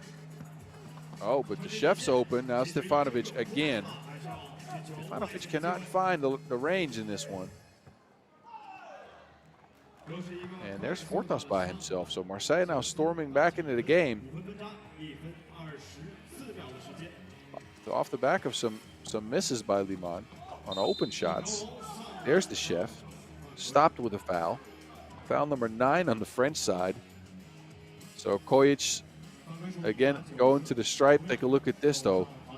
Quick 1-2 punch. And Fortas finishing up the play, but 9 fouls and putting the chef on the stripe was a great free throw shooter. And I say that, and I jinx his free throw. There you go. That's your announcer's jinx for you.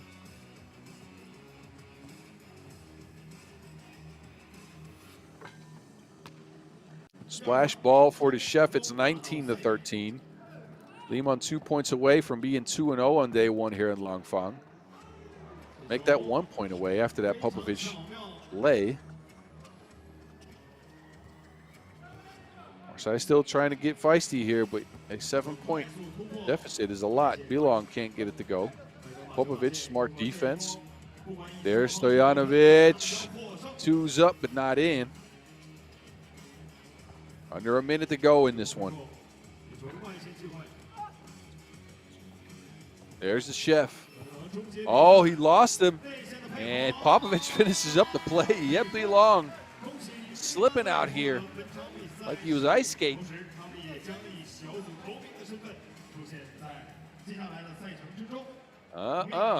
Looked like he stepped on a banana peel, and Liman finishing up the game with that beautiful play. And they get their second victory of the day in Pool A after taking down Marseille 21-13. So Marseille, they're going to be left trying to feature against St. Pauli. Winner will take it and go on to the next day. Loser will go home. We'll get to that game in a little bit. Y'all enjoy the highlights.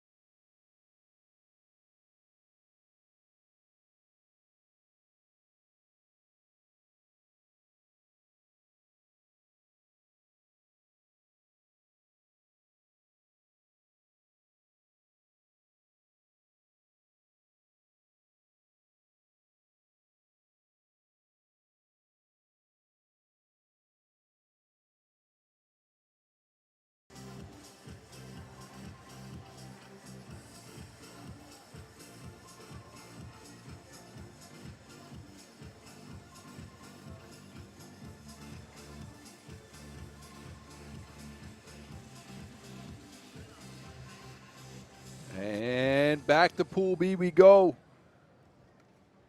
It is your 6th 10-minute sprint in the main draw here from Langfang. We get a second look at Team Princeton and our first look at Wuxi WenLv from China. Princeton, your second seed out here in Langfang. They took down Dundgol and they wash 21-5 for Princeton. They were firing on all cylinders, and they didn't even need Huffman. He had no points, none. 9 points for the Caruso with 3 rebounds. Butler had 6 and 6, so a double 5 for the new addition. And this team, Princeton, rolling against the Dundgol Broncos. Now they face some tougher competition. And Wuxi WenLv.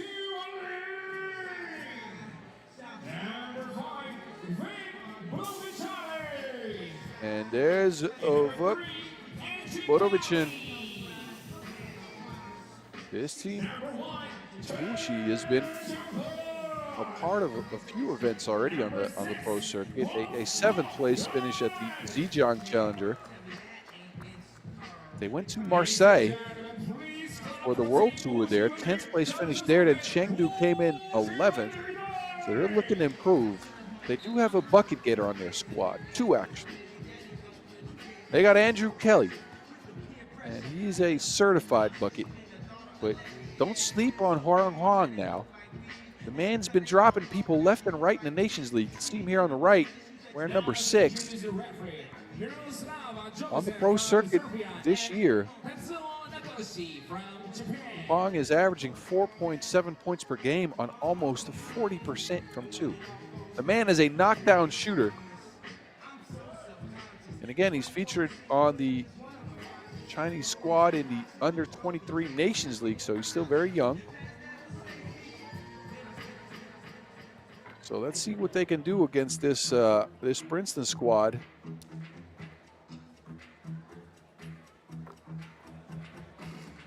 And Princeton rolling in their first game of the day.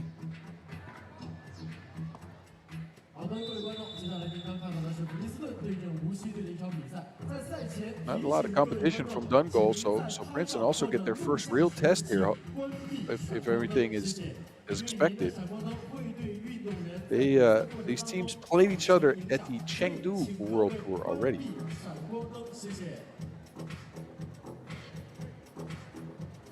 And that was a Princeton win. They played in Pool B. It was a narrow victory for Princeton, an 18-16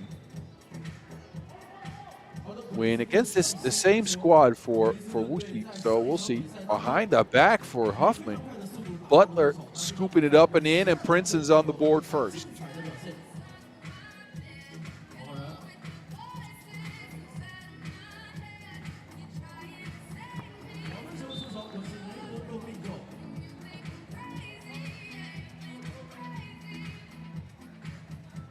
Take a look as Butler driving like Route 66.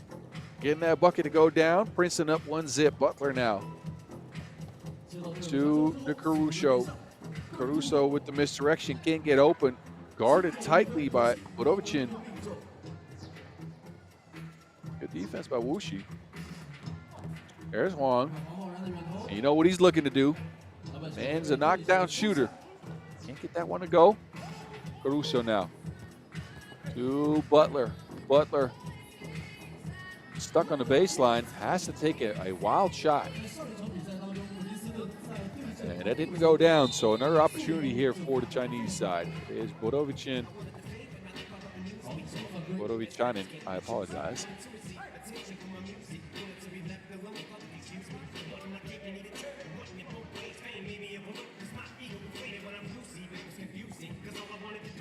Kelly to Bodovicin.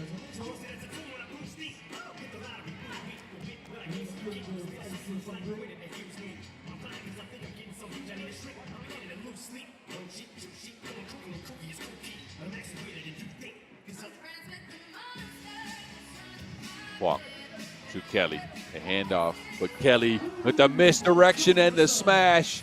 Wuxi's on the board, a loud first point for the Chinese side. There's Huffman, he gets rejected. Kelly throws that mess back into the stands.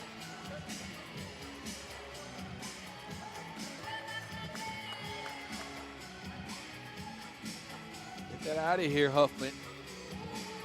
Huffman a couple of years ago might have had a little bit more lift to get that up and over Kelly, but not anymore. The man's 39 years of age, but he's still a great, great shooter. And a good perimeter defender. Don't get it twisted. He still leads this Princeton team in scoring at 5.8 points per game this year in the pro circuit. A drop down pass to Caruso. Caruso scoops it up and in. It's shot there. Kelly. Chen wide open after the step back. Can't connect. Rebounds picked up by Caruso. Huffman back at it. Huffman losing. Borovikan in. Huffman misses the shot. But you know what? There's a rebounder on the team. His name is Henry Caruso. He will get you a bunch of these rebounds. Extra possession for Princeton is not effective. Borovikan. And an easy backdoor cut. Chen's on the board.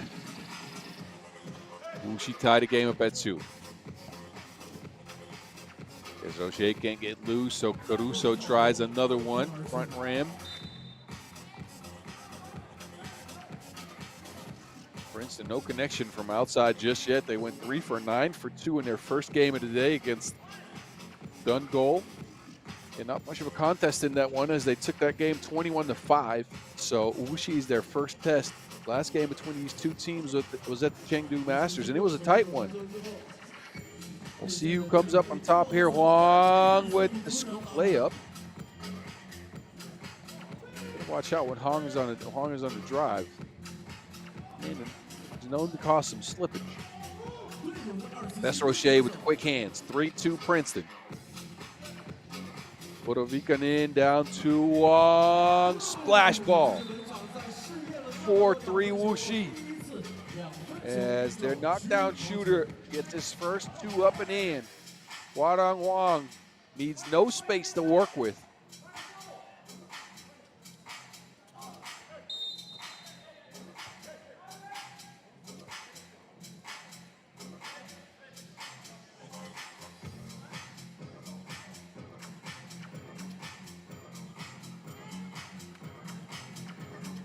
Post action now for Princeton. They get Butler a screen. He denies it, is on the move. Foul's called. The bucket's not made, but looks like it will be in the act of shooting. So free throws coming up for Butler. Referees have a little bit of a discussion here. Oh, and then sportsmanlike foul. Clear path foul here. So Butler was held up on his way to an easy score, and the referees upgrade that call to an unsportsmanlike. That means 2 free throws coming up. Yeah, that's no play on the ball. That's for sure. The emergency break, we call that. Borovikan. And we look back at some of the happenings in this one so far. Kelly, who hasn't gotten loose for a lot of scores, did get his mitts on that Wilson. An open up play for Wuxi. And he's their leading scorer on the pro circuit this year. A crafty score going to the basket. Wuxi looking to improve upon their standings so far. Again, we talked about them only coming out of the pool phase once this year.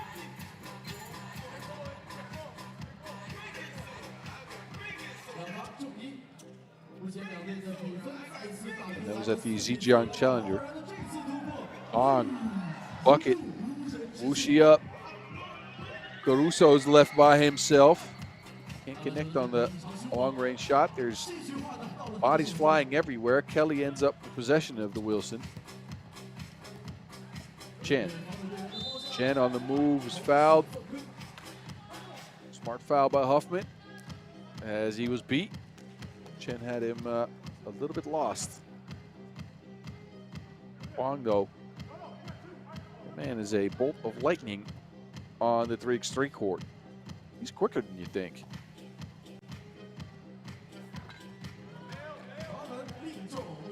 队的分差来到了2分。 And Butler now behind the back to Desrocher. Desrocher can't knock it down. Another beautiful play by Princeton, but no connection on the finish there. Who is connecting is Kelly from underneath the basket.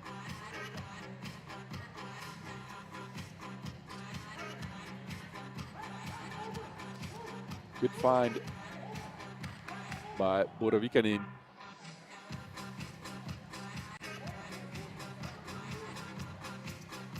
Wuxi's up by 3 points. Princeton. Low start to the game for them. Can't get anything going. Huffman with the cross, but no make. Butler, man rebound. Just took it from Borovikanin, but another miss for the Princeton squad. They've gone cold from beyond the arc. Again, 3 for 9 in their first game, but they have not gotten anything going. And they've gotten a bunch of open shots.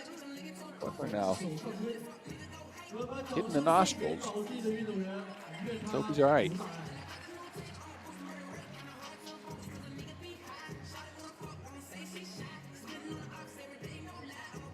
I've got hit in the eye there.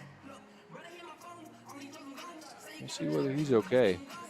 He's up on 2 feet now, so should be fine. The court is being cleaned up. And then we will continue action here from Langfang. Again, we'll be with you here all day. By the way, my name is Bas Rosendahl. My nickname is The Mountain. I've done some things in 3x3. Now I'm a commentator. And I'll be your host for today.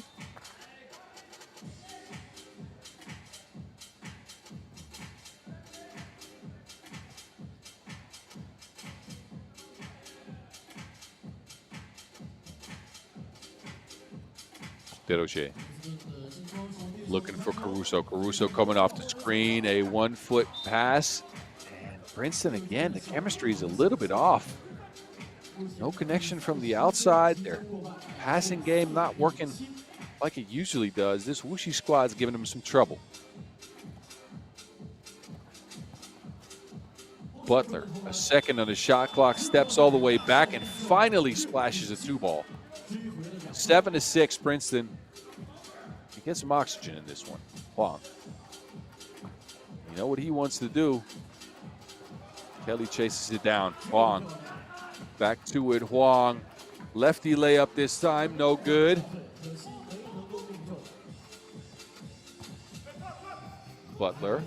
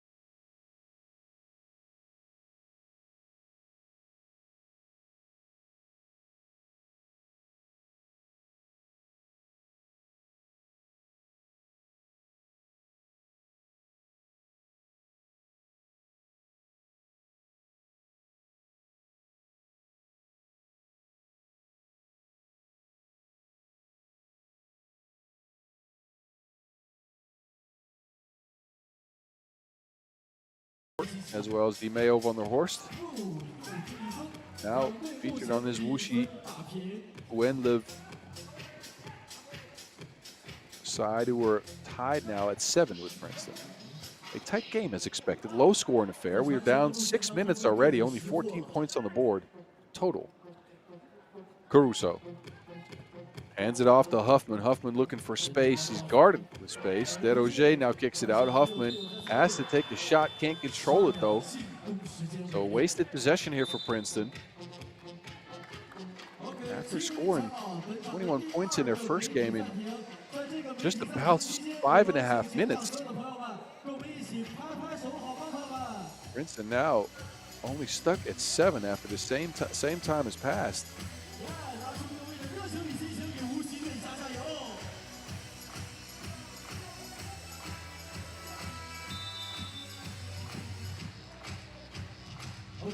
满目光继续拉回到赛场上，3分58秒的时间，两队的比分回到了同一起跑线。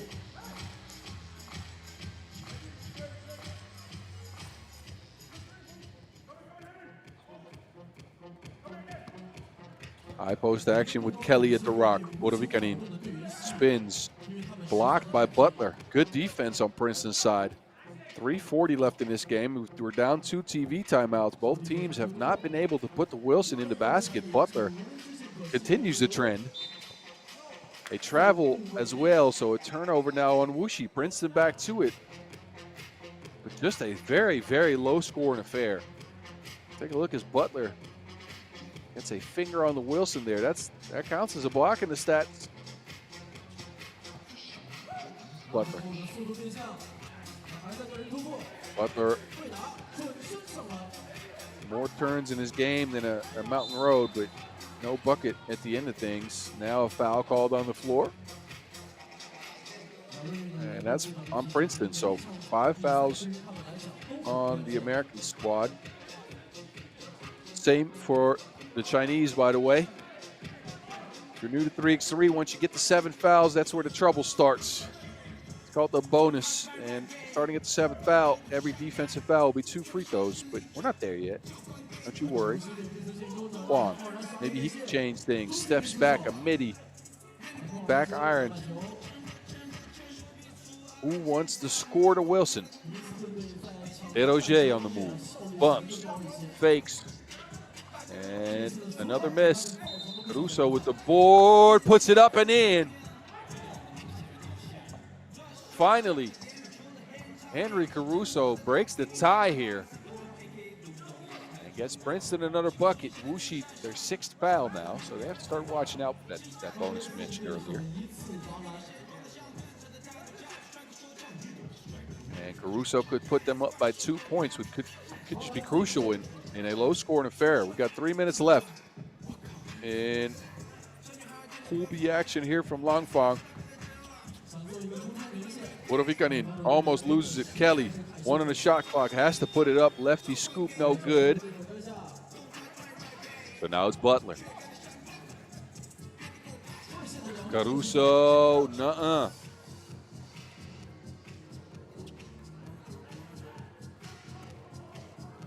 Bodovikanin. Wuxi back to it. It's a 1-point game.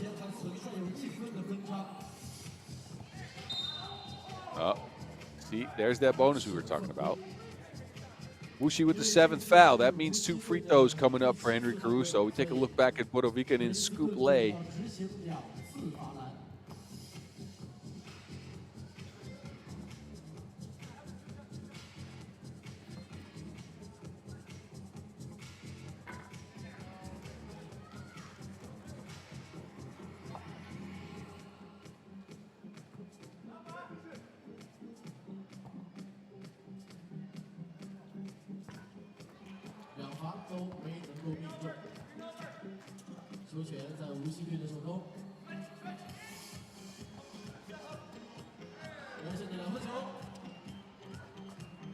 Caruso skies up, grabs the Wilson. It's Huffman now. The veteran stepping back, hand in his face. 2 minutes on the clock. Kelly to Wong. Chen now. Oh, Huffman's down. Kelly's wide open, so we've tied at 9.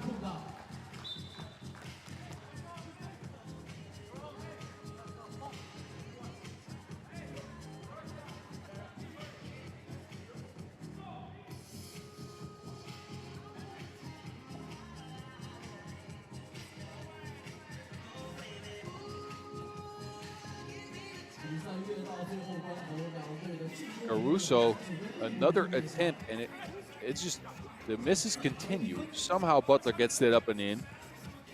It's a 10-9 game. Mind you, Princeton scored 21 points after 6 minutes in their previous game. Now they're at 10.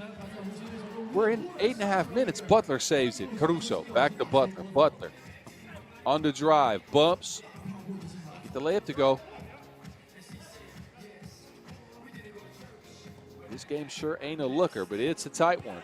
Kelly gets by everyone, easy layup, and it's tied again.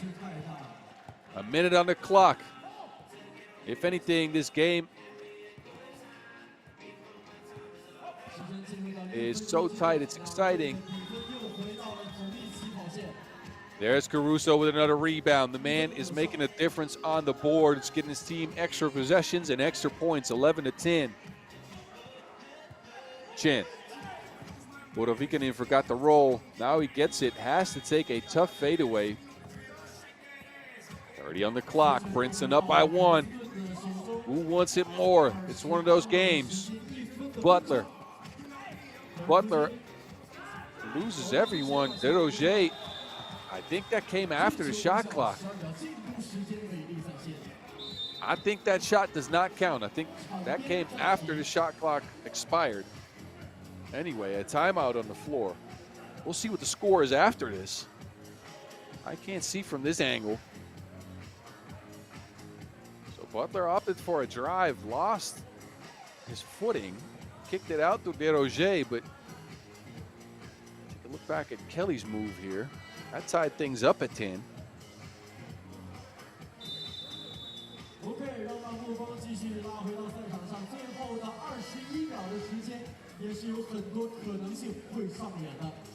So we got about 30 seconds left in a game that's tighter than your high school pants.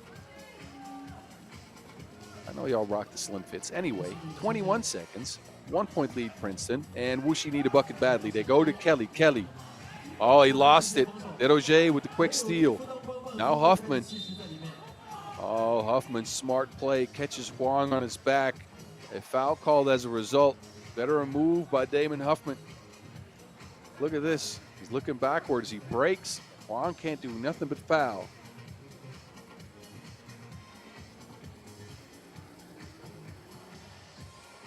So Damon Huffman.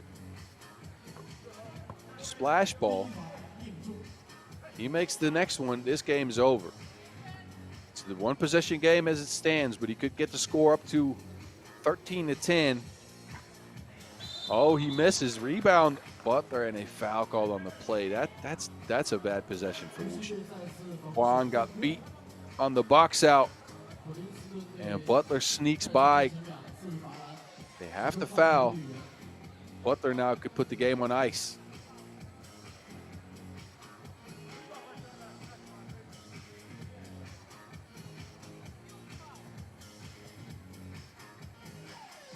Butler splash ball, and that'll be it. He's got one more free throw in him, but Wuxi almost no opportunity to get back into this thing. Butler makes a second. It's a two-possession game. There's Huang with a quick trigger. Kelly gets to finish that rebound off, but with 5 seconds to go, it's Princeton taking their first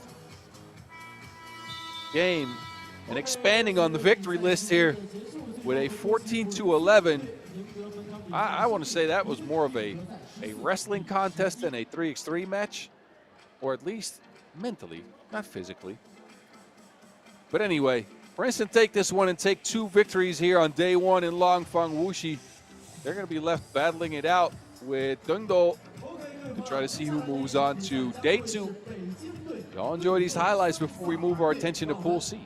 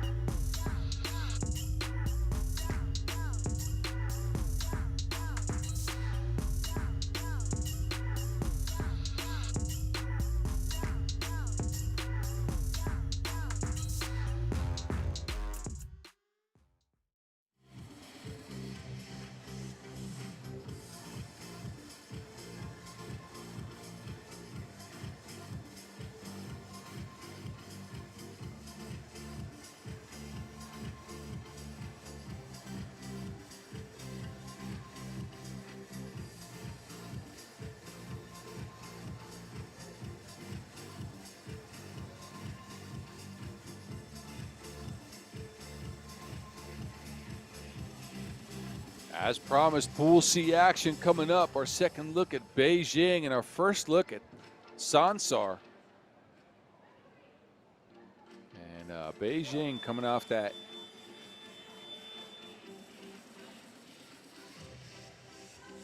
victory over Fujisawa and saw them dominate. We're looking at, again, we mentioned this before, the possible Chinese Olympic squad with Beijing, and again, Sansar, a known team from Mongolia. We'll see what they can do.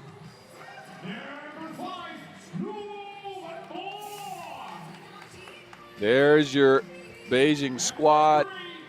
WenLv coming out first.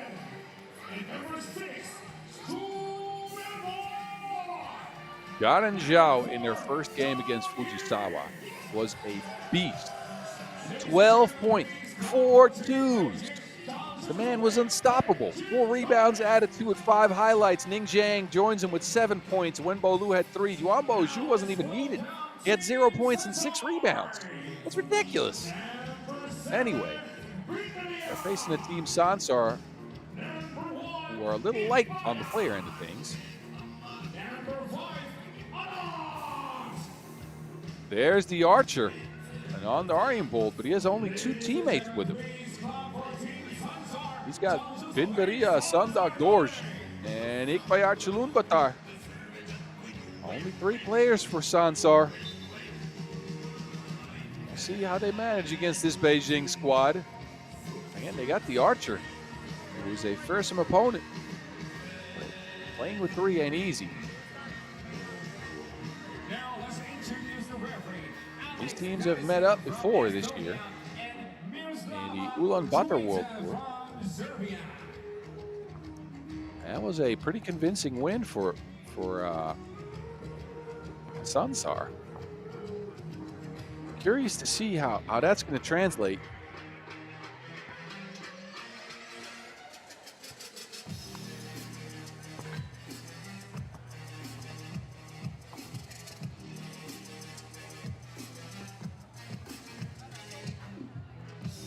Again, they play with 3. Sansar taking down Beijing a 21-18. Actually, that was a Beijing victory. I apologize. Sansar managed to take down Miami in that tournament. I got my notes messed up. I apologize, everybody. So Beijing got the best of Sansar already at the Ulaanbaatar World Tour in Pool B play, mind you. It was another member of the Beijing squad that's not there now, Hanyo Guo, that led him with 7 points. Yuanbo Zhu had 6 in that one. The Archer, he was cold from 2. He had 8 points, no 2s made. There's the Archer.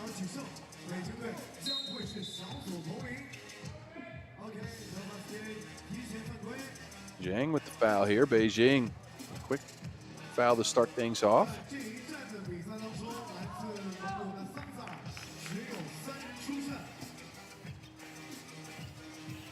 Aryan Bolt.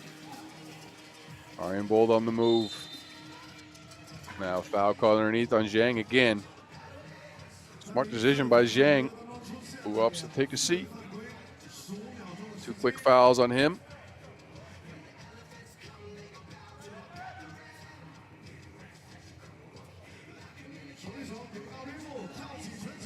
Oh, love the high pick and roll action. The Archer so good at that.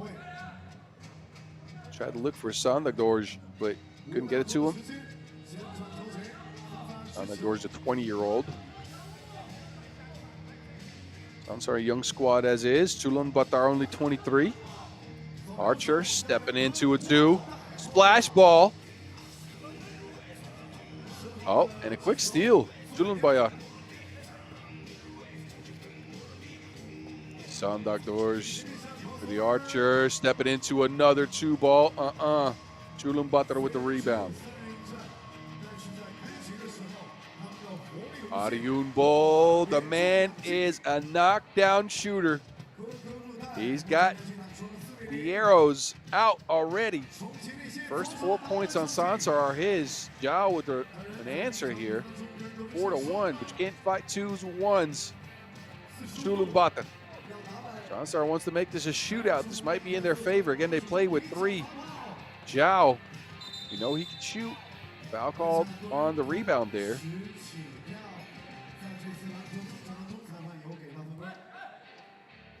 Look at Zhao with the lefty lay, but then the archer gets a sliver of space and puts a 2 in his eye.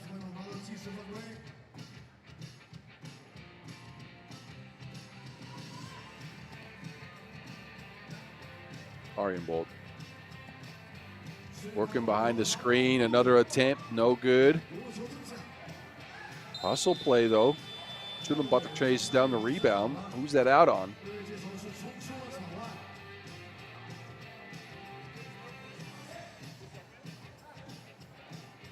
Uh-oh. Butter looking a little shaken up there. Let's hope he's all right. This Sansar squad's already playing with 2, or 3, I mean. You don't want to go down to 2 players. That would be rough. Anyway, Zhang with the speed, almost loses the Wilson, traces it down. Zhang stepping into a 2 from the corner. There's Butter. Every possession they go looking for Bolt. Logical as Ananda Bolt, a 27-year-old, a certified bucket getter in this game at 3x3. He has been for years. The man can flat out score. There he is. This time underneath the basket, misses the shot. And an offensive foul called on Zhu.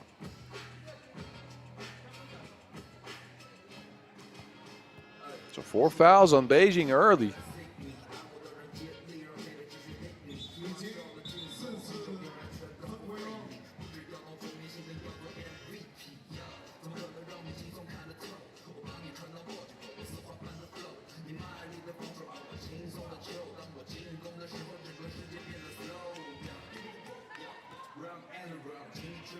Bolt haunted by Zhang. Bolt gets loose, kicks it out. Butter, yes sir, another 2-ball splash. That's 3 2s in already for Sansar. 2 minutes into the game. Zhao, I think this is where Beijing and really make an impact in this game. They have the size to really make it tough on Sansar. Also, Sansar's playing with 3, and another foul on Zhang now. Beijing just racking up the fouls here. Look at Jaren Zhao here, turning into the shot. Tallest player on the court. Him and Zhu both stand 203.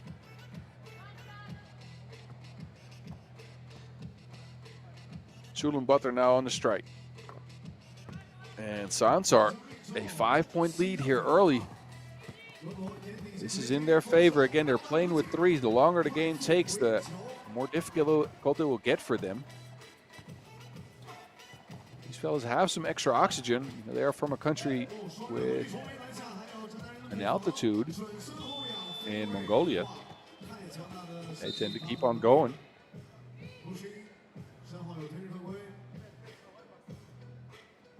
But again, playing with 3, never easy.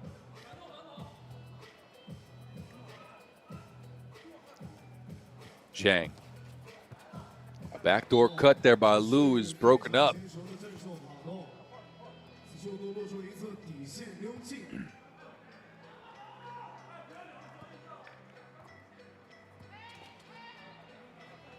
That was very close, but Liu couldn't get his mitts on the Wilson there. Butter has the same issue.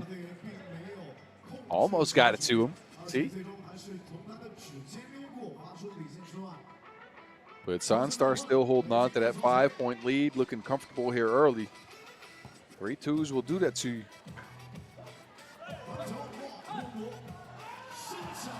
And there's Liu finishing up the play.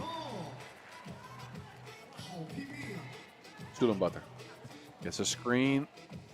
Not open, he's contested, but puts it up, and it's almost down. Zhang snags the Wilson out of the air. Beijing back to 2 possessions. Could just be 1 after this. Ning Zhang with a big 2-ball. 8-6. The archer, looking at Liu, sizing up his opponent, steps into another 2-ball. But has to rewire his, re-notch, I think, his arrows here. Zhang, down connection there. So Beijing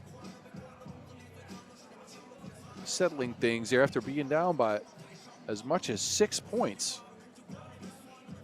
They got it back into a game here, a 2-point game.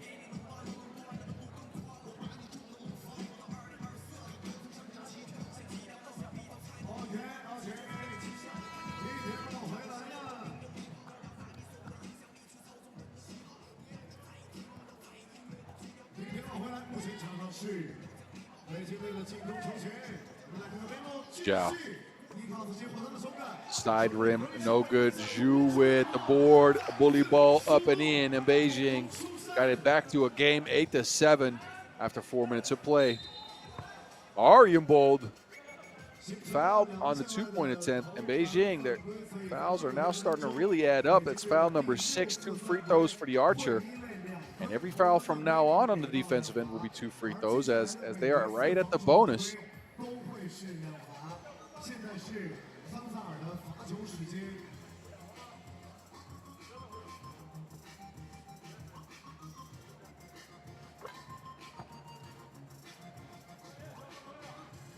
The archer with the splash ball from the free throw strike. Look again as he steps into his shot. Zhao giving him no space to land. That is a foul for sure. But it's a sign of the discipline on his Team Beijing squad. I mean, the lack of discipline mostly. In fact, they're already at 6 fouls playing against 3 players. The archer again with an attempt. Foul call on the play. And that's foul number 7 on Beijing, who just cannot keep their hands off of Sansar. Liu this time stepping into the archer. Aryambold now on the stripe for 2 more. We got 6 more minutes to go in this one, and Beijing's already at 7 fouls. There's 7 fouls and 7 points. A bit of a hackathon out here. You know what Aryambold's going to do with them free throws.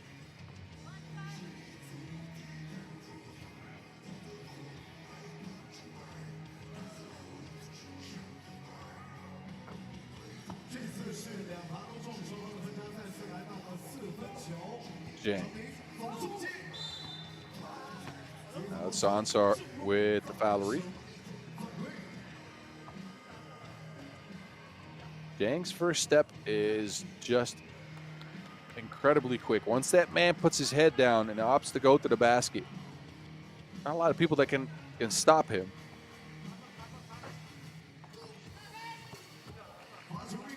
Curious to see how these 4 fellas mesh. They haven't played a lot together. I'm sure they practice a lot. Again, they will feature at the Paris Olympics in a couple of weeks here.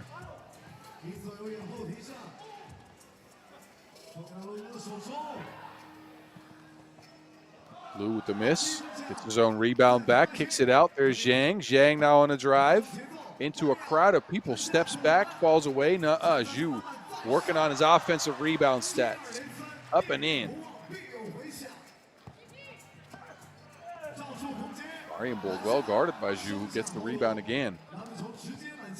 Liu. Zhang denies the screen, a scoop, and that's bucket flavor. Beijing erased that 4-point deficit like it's nothing. And how many of these runs can Sansar go on before they get tired?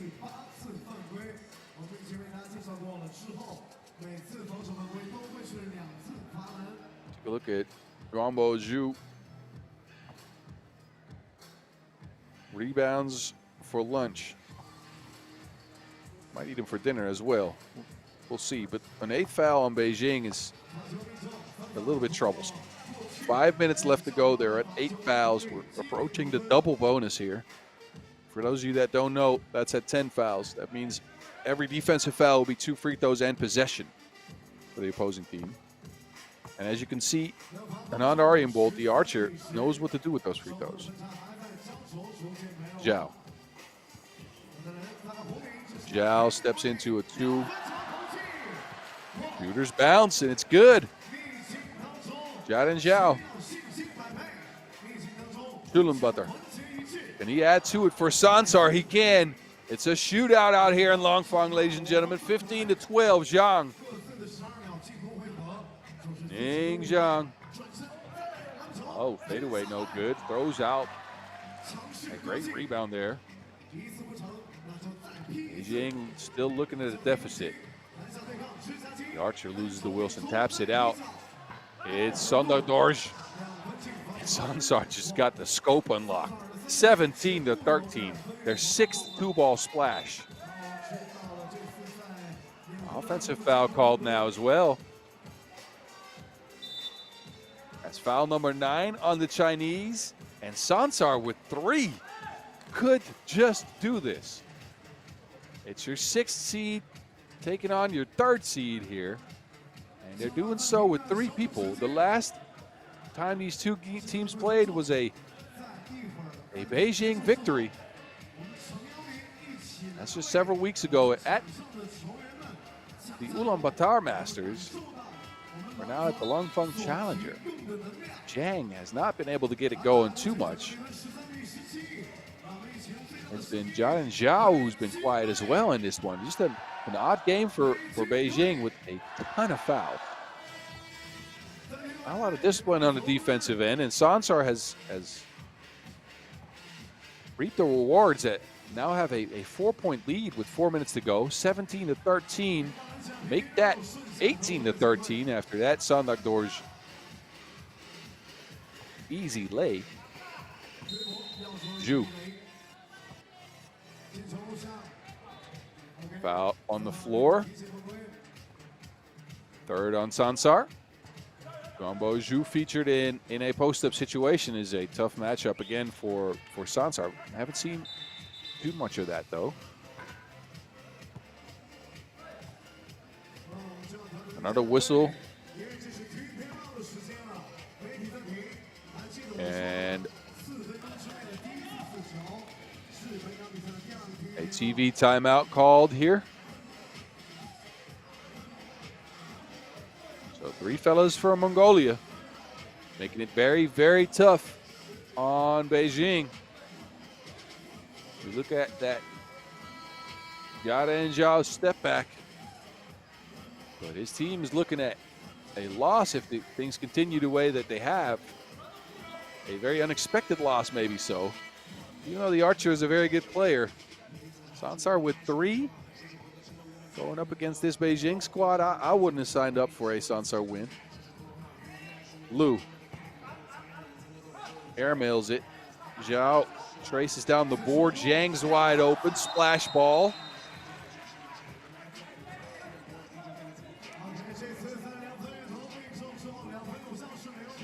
Zhang and Aryambold having some words here, but a great hustle play by Zhao, and then Zhang getting his team back within 2 possessions. There's the archer, no good. Rebound Beijing. Zhang trying to set up his troops. Gets it to Lu. Lu sidesteps. Oh, he's fouled on the play. Not a smart foul, not a smart contest, so Wenbo Lu now will step to the stripe for 2 free throws.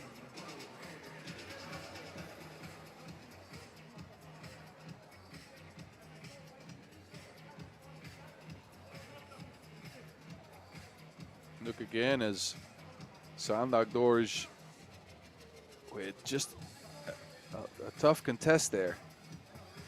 You want to keep your hands off of the player. Anyway, Wenbo Lu on the stripe, an opportunity to get his team back within a point if he knocks both of these down. But can't make the first one. Best option now is to make the second, get his team back at least within a possession. 3.5 on the clock, but I'm going to go ahead and guess that we're not going to see the end of the 10-minute clock here in this game. Lu. 16-18 game as a result. One shot separates these 2 teams. It's the archer, He could make that more than a shot. Oh, missing on the layup. Tracked inbounds. There's Zhang again. Beijing fighting from behind. They've been fighting from behind all game. Zhang loses the rock. The archer, great find underneath. Sansar Dorj with the easy layup after the archer with the quick transition. Zhao. Beijing back to it. 19-18, a tight one. There's the archer, could end things. Uh-oh. That was close. Side rim. Beijing now looking to tie the game. Zhao could go ahead with this one even. Zhao just gets his team up to 20. Sansar, they've been at a lead all game, but now they're looking at a deficit. The archer, he needs 2. Off the glass, no good, and Beijing could now end things. Zhang on the drive. No good, rebound Sansar. There's the archer again, kicked it back, Chulumbatar. To the archer, 7 on the shot clock. Aryan Bolt looking for space, good defense on Beijing, wow. Uh-oh, but it's in Chulumbatar's hands, 2's up. What a game, ladies and gentlemen. Zhang now could end things. Zhang to Zhao. They need 1 point, 4 on the shot clock. Zhao wrapped up. Smart foul by the archer. Called on the floor, so Beijing with a fresh 12 to work with, and you can see the archer out of gas. Again, his team has been at it all game. They've had a lead, but they're playing with 3.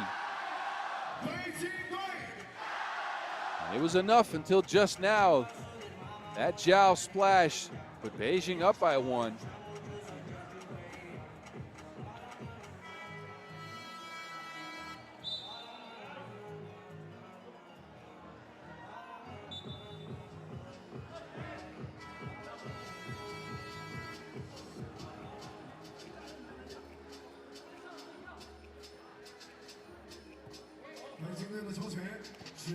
So we got 12 seconds to work with. Beijing could end things right here, right now. Zhang in the high post to Zhao. Zhao looking for space on the move. Tries to get it to Zhu, no good. Zhao traces down the board though, puts it up, no good. Zhu with the rebound, taps it up and in. And Beijing miraculously fight from behind to get the win over Sansar. They were down all game. They kept believing, they kept scrapping, they kept clawing. Went ahead on a Zhao shot. And here, they almost mishandled it. Zhao misses. But there's Wambo. Zhu with the fight, the hustle, and the tip in. Beijing will take this one. What a game. I might have to recover from this one. Beijing pick up victory number 2 on the day. So they'll be coming out of Pool C for sure. Sansar, they're left wondering what could have been in this one. And they're going to have to battle it out with Fujisawa to see who we'll see tomorrow after this 21-19 takedown by Beijing. Because that game ended early, we have a few minutes until the next game starts, where we'll get our first look at Team Dusseldorf. That'll be 3 minutes away, so don't go anywhere. We'll be here.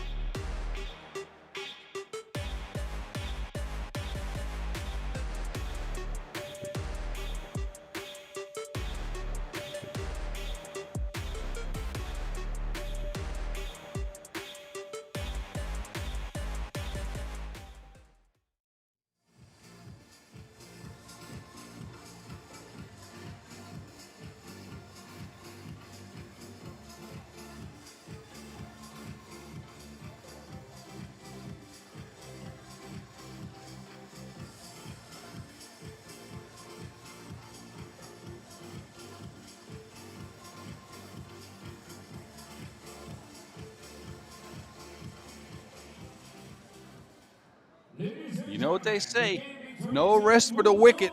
We continue action here from Langfang right away. It's our second look at Utsunomiya BREX Exi. Utsunomiya got upset earlier on in the day. Their first game was an L, a pretty big L too, 21-12 against Chongming. They could not get it going offensively. Atanashov was good, 8 points, 7 rebounds, but Sukur could not have had a worse stat line. All zeros and a turnover. So they are looking to bounce back. It's Matovic, Saito, Atanashov, and Sukur step to the plate for this Utsunomiya BREX Exi squad. And they're going to have to deal with the Dusseldorf LFDY team. It's Kevin Bryant coming out first. And the Germans, you never know what you get with them. I always feel like this is a good team. Could be a great team, but they need one person to stand out. I think they have the talent to be competitive, and they have the guys that maybe be better. They're stepping up, but they've been middle of the pack so far this year. Dusseldorf with a 7th place at the Hangqiang Challenger, a 6th at the Zhejiang Challenger, 4th at Clermont-Ferrand. Then they went to Quebec, came in 5th and 10th at the Fribourg Challenger. Currently riding a 3-game losing streak because of that Fribourg Challenger and that loss at the Quebec Challenger quarterfinals.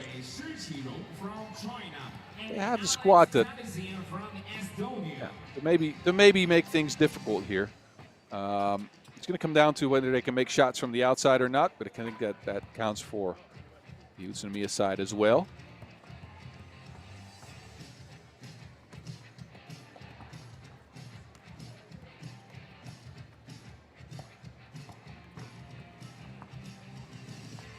These squads have met up this year. That was in the Hangqiang Challenger to start the year. Way back in May. We've been at it for 2 months already, ladies and gentlemen. Even a little bit more. Our opener was at the end of April. Anyway, the game between Utsunomiya and Dusseldorf in Pool D of that Hangqiang Challenger went to Utsunomiya with a 21-18 victory. Atanashov was huge in that one. 11 points, 6 rebounds. A little bit of a different looking Dusseldorf squad back then, though. Also, Utsunomiya did not have Matovic on the squad. They went with Nakanishi that time. But Dusseldorf, only Wendler and Kropp who are here represented back there. It was Boger and Geske on the squad then. Now it's Bryant and Fertig. So we'll see if that changes things.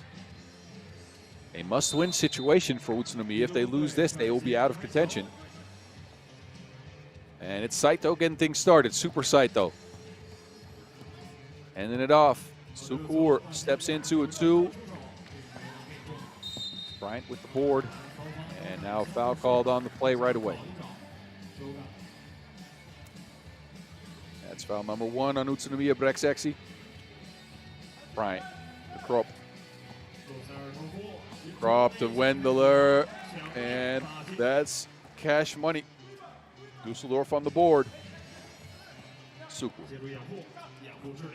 Now he's looking for Atanashov, and again, this was the recipe for success in the first game these two teams played in the pro circuit this year. Atanashov is a load to handle. Wendler can't get the 2 to go, but it's Saito now on the drive. Saito looking for Atanashov again, stepping through the Serbian savant, getting things started nice and early. Wendler. That's a step too many. Trying to spin around the big Serbian. But look at this. Recipe for success for Utsunomiya is very dependent on one man, Theodor Atanashov, underneath the basket. This is the 4th and the 5th seed meeting up, by the way, your 17th and 20th ranked team in the pro circuit.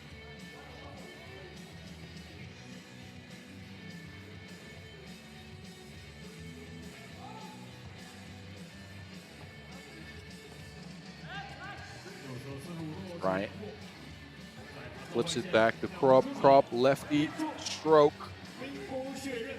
And that 2-ball is going to be hugely important to Dusseldorf. If they create space with that 2-ball, they might be in for a good game. Atanashov stopped with a foul. Bryant is him and Wendler are going to be tasked with guarding Atanashov. This would be tough. Krop, though, hugely important to this squad if he could knock these down.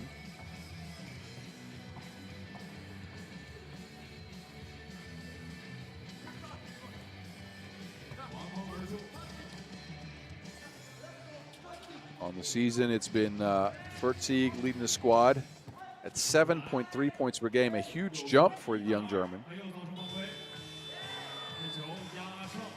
who came up through the youth tournaments on the German side, played a lot of Nations League tournaments in the past. He's actually still featured on the Under-23 Nations League this year. Key member of this team, Dusseldorf, Sukur, takes himself out of his shoes.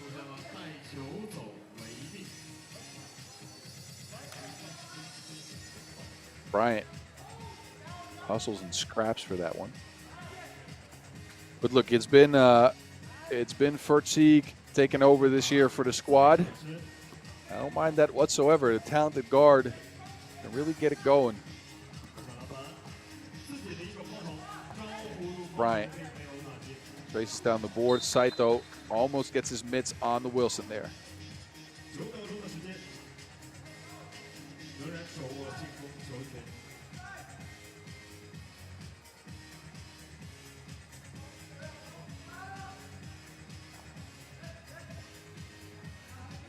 There's Fertzig finding Krop on the pick and pop play. Nicholas Krop delivering again.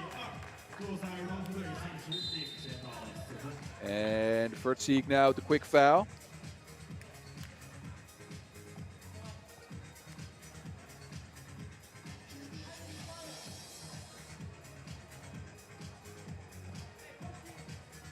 Saito. They get it to Atanashov for a pick and pop play. He was 1 for 4 on twos in their first game. Can't connect on that one. Utsunomiya again looking at a deficit as they did in their first game to start things off. Bryant to Fertzig. Fertzig loses Saito. Now he's looking at Suku. Float game, no good. Atanashov with the board. Drop coverage defense there, and Atanashov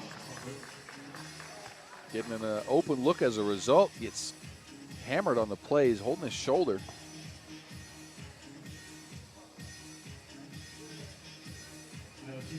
No foul intentions on that. Fertzig and Bryant both went for the Wilson, but Atanashov got stuck in between, or caught in between rather. So the Serb will step to the stripe and we'll get the nets wet.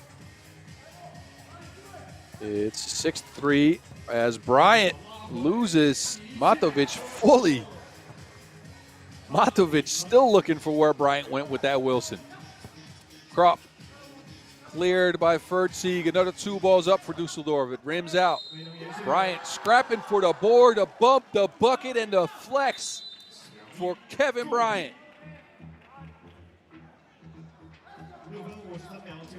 Take a look again. Fertzig with a narrow miss, but it's Kevin Bryant, one of the better rebounding guards in the field, coming through with the hustle and the flex. And a big lead for Dusseldorf here.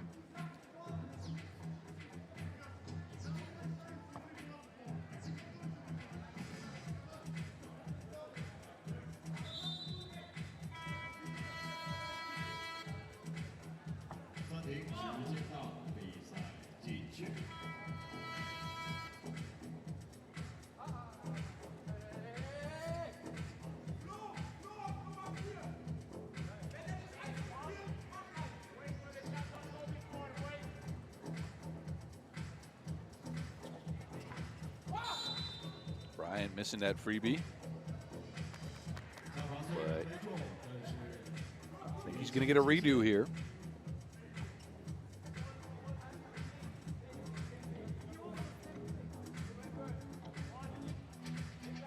So again, Kevin Bryant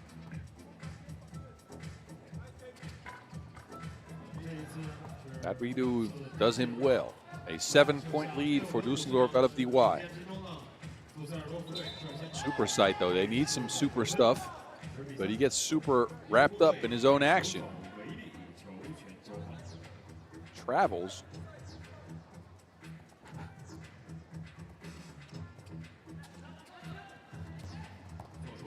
Vertziek playing on strength and beats Sukur. Vertziek, again, a revelation this year for this Dusseldorf squad. Over 7 points per game for the young fella. Honed his skills in the Nations League. Came up last year. Try his hand at this Pro League stuff, and it's been good working for him early here. Vertziek again. Krop, same spot. He's already hit 2 from there. A miss now, but he gets fouled on the play. Matovic undisciplined on the closeout. So Niklas Krop, the lanky German, will step to the stripe for 2.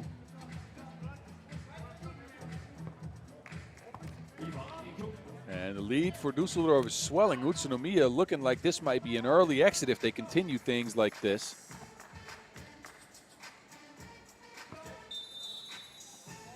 It'll be the first time this year they cannot get out of the pool. Again, an upset. Maybe less so than their first game against Chongming, but we're surprising not to see Utsunomiya come out of the pool here. But a 10-point lead for Dusseldorf. A well played game by the Germans. And now Utsunomiya just, the chemistry is off, the shots aren't falling. Only 3 points, and they're not playing any defense. 13 points for Dusseldorf LFDY. So a timeout called to get their heads on straight.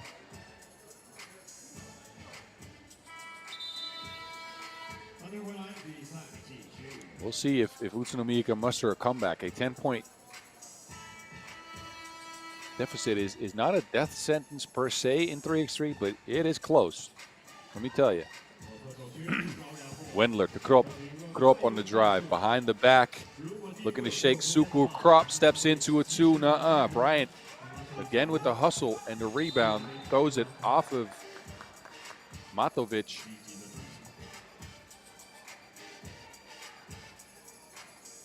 So I think this is another possession for Dusseldorf. 10 on the shot clock. It's Vertziek, Bryant, and WenLv. High post play, WenLv in action. Get him a screen. Down to Vertziek, who's got Saito on his back. A 1-foot fading shot for the German guard. He gets it to go down. It's an 11-point lead. Dusseldorf LFDY is rolling. Saito, can he answer? Can he do anything? A sidestep. Missed that. Great defensive pressure by Bryant there. Now Vertziek again. He's looking at Atanashov. Opts for a 2-ball. It's down. Dusseldorf, after 4.5 minutes of play, they're at 16 points. Blazing the nets off. Setting this Langfang Challenger on fire. And it's been Leon Vertziek fading on this shot here. Then he stepped into a 2.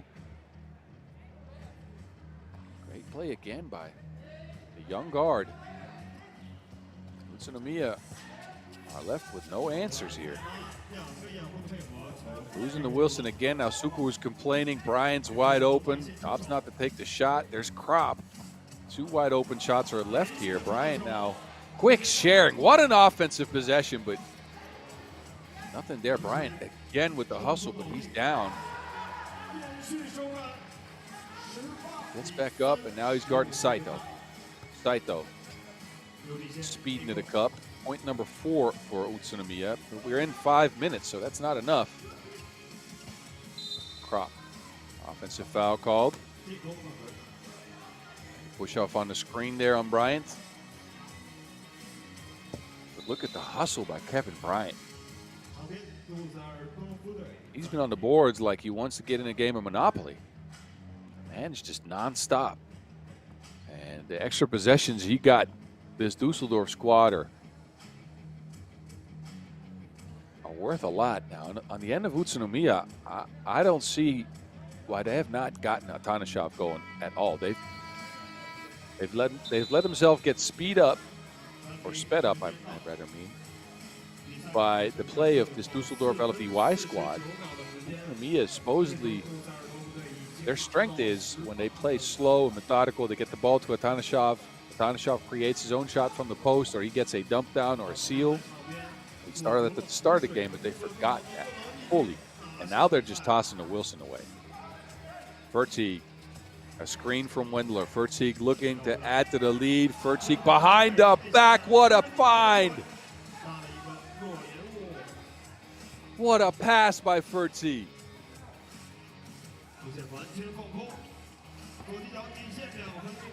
You're doing a little something here, but it's almost game time. The Germans 2 points away from an easy victory here. Verteeg, now they're doing running hook stuff.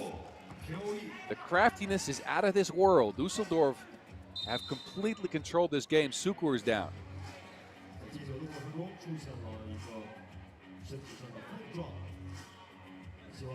I don't know what magic breakfast Verteeg ate here, but that pass is more magic than David Blaine.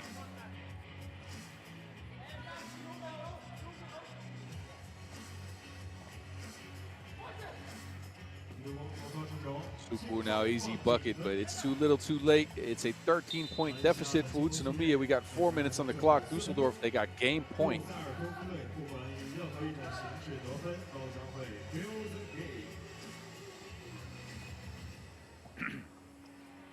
Wendler. Verteeg gets the handoff. A screen again from Wendler. Verteeg for the midi. No game time just yet. Bryant still scrapping out there.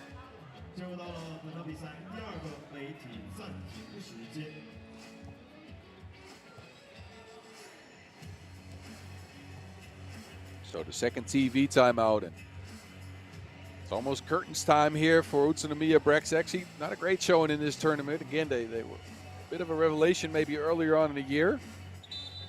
And they came out and did some good stuff, but a decisive loss to Chongming, and now a full beatdown. No energy against this Dusseldorf LFDY squad. They're just blowing them out of the water. Matovic to Atanashov. They go back to Sukur again. But a turnover as he can't control the Wilson. So Dusseldorf with their pick of the litter. How do they want to end this? Verteeg against Sukur. He hands it off to Kropp, back to Verteeg, tosses it to Bryant. Beautiful team play. Bryant up and in, and Dusseldorf advanced to day 2 already. Now in what spot, we will not know. They still have to fight the Chongming squad for that, but they knock out Utsunomiya BREX, and this beautiful team play ends up being the kill shot. Dusseldorf LFDY really showing out here in their first game of the day. Yeah, you can see it. They're hyped. We're hyped. They take down Utsunomiya BREX XE in a 21-7 beatdown in full D action. Y'all enjoy these highlights before we shift our attention back for the last 4 10-minute sprints of the day out here from Langfang.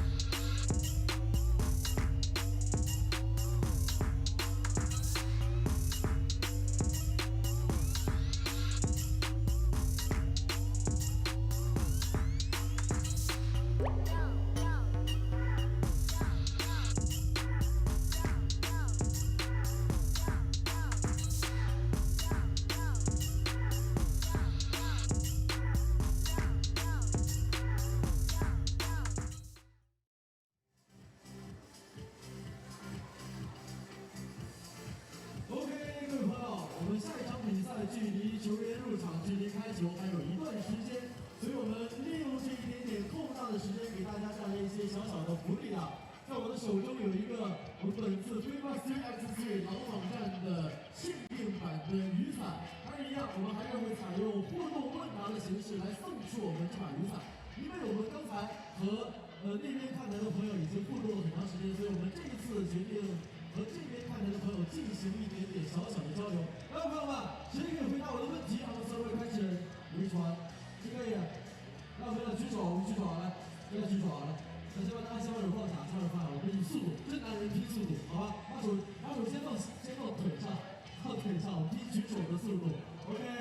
我们需要跑步的速度，有点冲下来，我还挺害怕。那准备了3、2、1，好，年轻人就是速度快啊，小伙子就是速度。没有，我是一会儿再看那边，小伙子就是速度快。那年轻人，但是你仨拼一场，行不行？你仨拼一场来，咱们看谁手速快。但是有时候手速快也不是太好，你仨坐一排，你仨坐一排，有时坐2排就行，2排就行。OK， 来，准备啊，3、2、1。我跟你说，小伙子就是快，你知道吗？小伙子就是快，这个反应力，我跟你说，年轻人就是非常猛。那这样的，但是你不一定能回答对我们的问题。那我先来问你，今天是你第几次来看我们的3人篮球？第一次。第一次是吧？那你平常去看篮球赛的话，一般关注的是什么样的球赛？就是你之前，今天是你第一天来看3人篮球，你之前看过其他的篮球赛吗？看过5v5人篮球。那我问你，你觉得3人篮球和你之前看过的5v5的篮球最大的不同，你感觉最大的不同在哪？更考验团队配合。更考验团队配合。那你觉得在场上的节奏方面，哪一个观赏性、竞技性会更强一点？3人篮球会更强一点是吧 ？OK， 那我再考你一个小小的规则哈，这个规则可能要稍微难一点。违体犯规执行几次罚篮？2次。OK， 那看来这些问题难不倒你。那我再问你一个问题啊，本次中国队出征奥运会的球员名单里面，随便说出2个人就可以。刚才他们中国队在进行比赛的时候，你有没有看？那北京队在比赛的时候，你有没有看？有 ，OK。北京队的人名里面，任意说出来2个人就可以，好吗？难住了啊！一共就4个人，你让人家说2个人，这么难吗？这个问题？我跟你说，年轻人可能反应力很快，但年轻人是不是这会儿记忆力不好了？如果你答不上来这个问题，那这个礼物可能与你失之交臂。你再好好想一下，北京队刚才在比赛的4个人当中，有2个随便说出2个球员可以。哦，一个是在我们门口大海报上就有张宁 ，OK。第2个，不是你啊？张文国，刚才有张文国，我知道吴博文、张博，这个有张文国，是我看错了还是他确实有个国字？你想一下他叫什么国？你可以求助一下你后面的好朋友。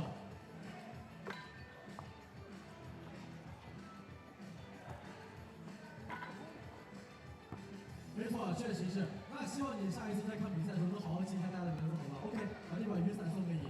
来，我们一起站起来，我们一起看一下镜头，留下这张合影。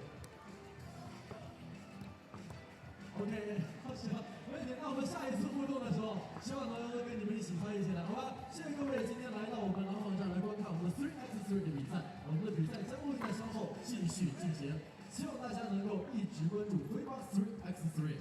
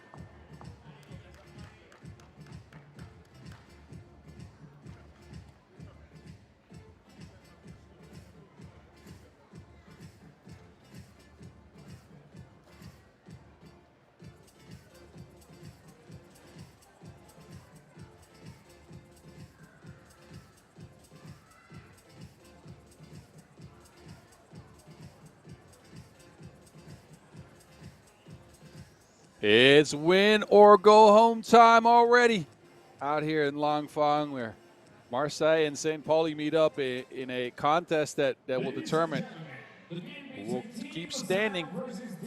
We'll be here tomorrow at the knockout rounds. We'll bow out of pool play. It's Marseille coming out first. They lost their game against Liman 21-13. Nobody really stood out. They couldn't hit any twos. Lorenzo Tiroir Samson had himself 4 points, but no consistent scoring option for the young French side. And this will be a battle between teams that have seen each other aplenty, not on the pro circuit, but again in the youth tournaments for FIBA, the Nations Leagues, the Under-23 World Cups. But this next team, they made it a little tougher on Liman now. St. Pauli, they got the G-man, Denzel Aguiman, Didi Bekaime,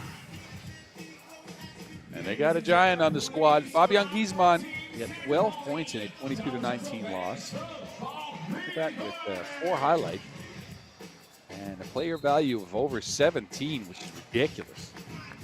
The man was possessed. He went 3 for 4 from long range, 5 for 5 from inside the arc. They made it very tough on Liman, but couldn't get over the hump. They couldn't get the win down the stretch, so they're left facing this Marseille squad.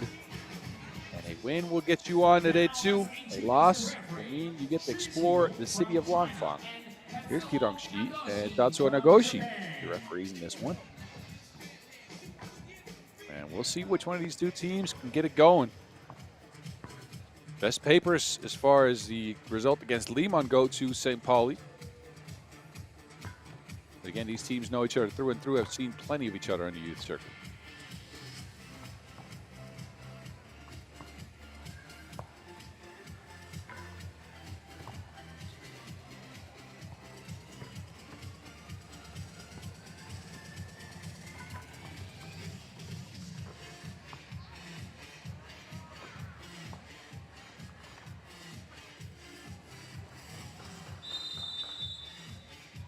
Here we go. 10-minute sprint. We got 4 left until we know who we'll see tomorrow. And who will try to play on for that big bag at the end of the Langfang Rainbow. Why'd you call it that, right? At the end of the rainbow, there's always a big pot of gold. And this, at the end of this tournament, there's a big bag of dollars.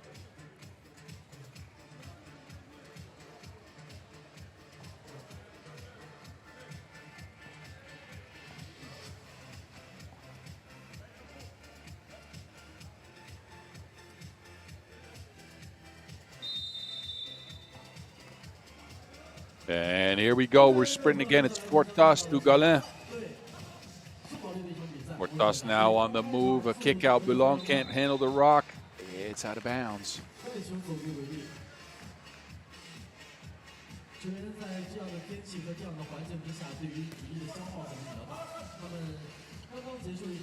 Giesmann to Aguiman. It's an inverse pick and roll, and it's good. A nice play option for St. Pauli here.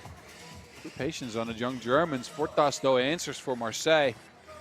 It's a 1-1 game. There's Giesmann again.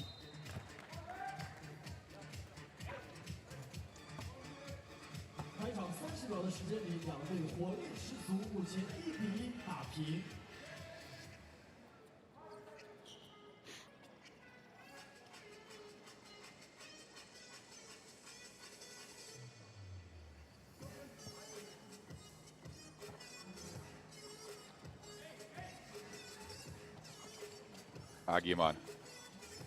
Bekaime down to Aguiman. Ozono grabs the board. Fresh 12. Bekaime now on the move. Loses to Wilson. Galin. Tiras Samson. Down to Galin, but he can't control the Wilson at all. Great pass. Snuck that one through. 2-1 Marseille. Seedy. Seedy turning into a hook shot. Whistle on the play. And it looks like that might be an offensive foul.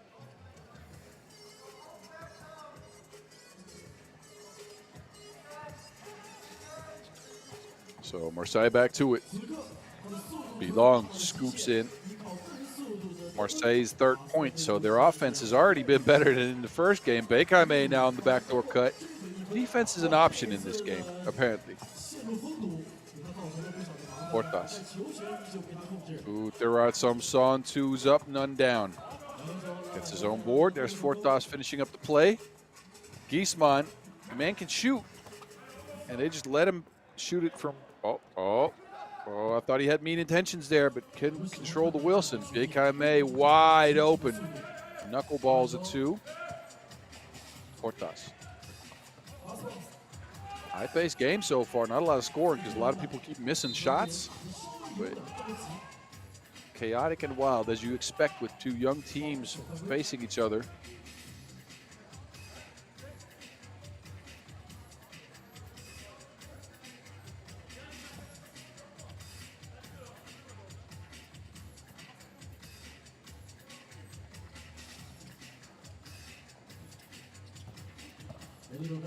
And there's Giesman with that inverse pick and roll again. Agiman on the receiving end of the Wilson.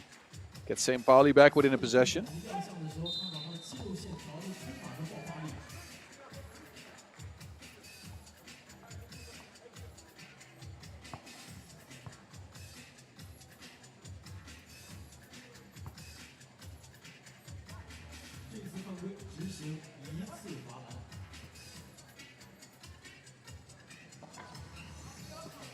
Portas rims out. So Agiman now looking at Belong, gets it to Giesman. Giesman's been a little bit quiet this game. A 1-foot fader for the young German, no good. Ozono can't get his mitts on the rebound, so Belong now. Galin has proven he can shoot it. Splashes a 2-ball from the Côte d'Azur. Here's Giesman again. Oh, an and one option for Fabian Giesman. The strength is just immeasurable for the young fella. Bumps, finishes through the contact. And an opportunity to get his team within a point. And mind you, this kid, and this is what he is, he's only 19 years of age, him and Agiman.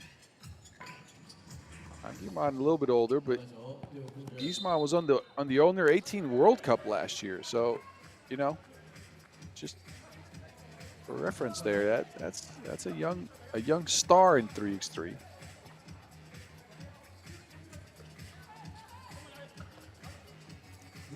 Giesman now went 3 for 4 in his last game. Now splashes a 2-ball to get things tied up at 6. Fortas stepping back, getting an answer going, but not connecting on the 2-ball, and it's Giesman again. Now Agiman looking for a score. Steps on the baseline.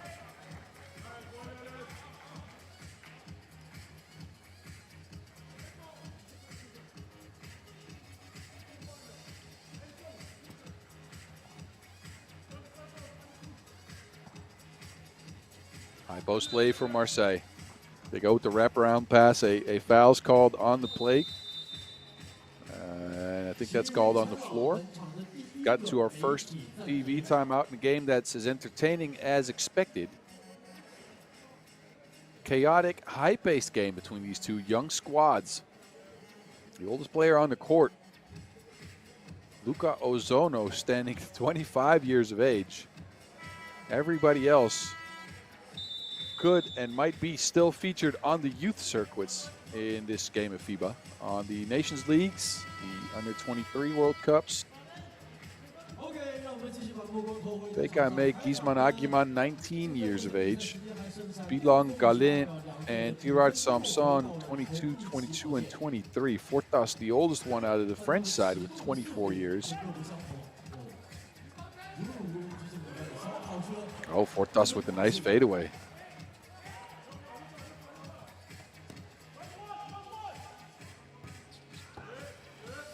Giesman up and over belong.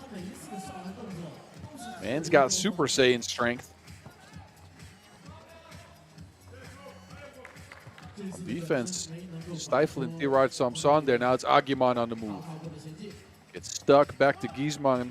6 on the shot clock. Giesman to Agiman. That inverse pick and roll has been lit all game.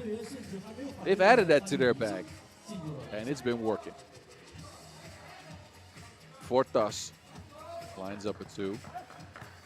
Ozono now down to Giesman. Giesman bumps, turns, foul on the play.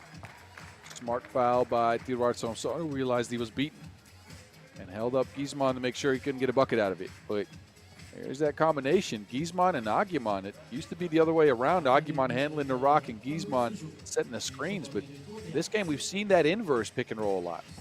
With Agiman setting the screen, now Big Kaime is on the move. Misses. Ozono taps it up and in. St. Pauli now has a 2-point lead and a turnover for Marseille right away.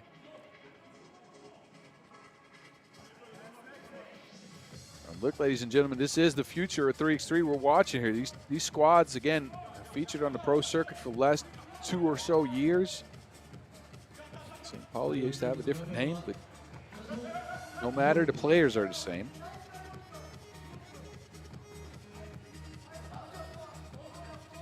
There's Bilong, down to Galin.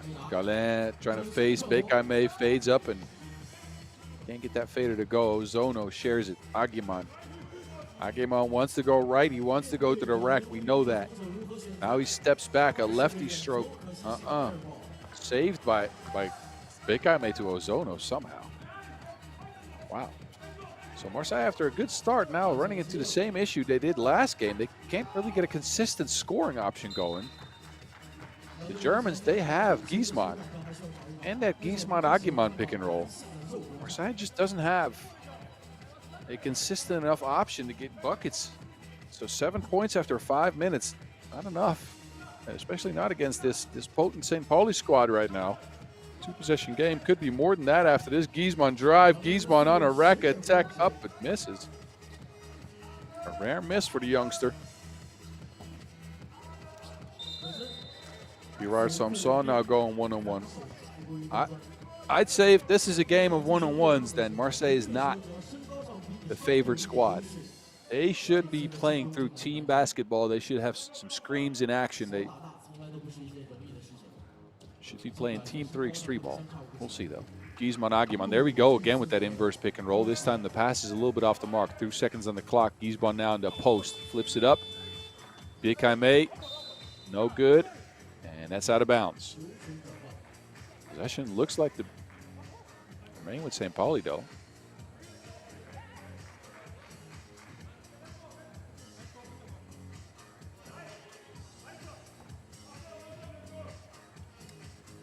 Never mind. Possession over to Marseille. Can they get a bucket here? High post play. Galen's got the rock in his hands. Tirad Samson, who was open for 2 but opts for a drive. Look, that's a good option. A certainty rather than what could be. 11-8. So some oxygen on Marseille and some good defense on Bilong now. That's a secondary thing. Both these squads have the physical tools to play great defense, but not always the discipline. But if they can get that ramped up a little bit, could be looking at a very close contest here. Fortas gets by the defense, gets the layup to go. We're back within a possession, 11-9. Agiman now. Agiman goes right this time, steps back into a 2-point splash.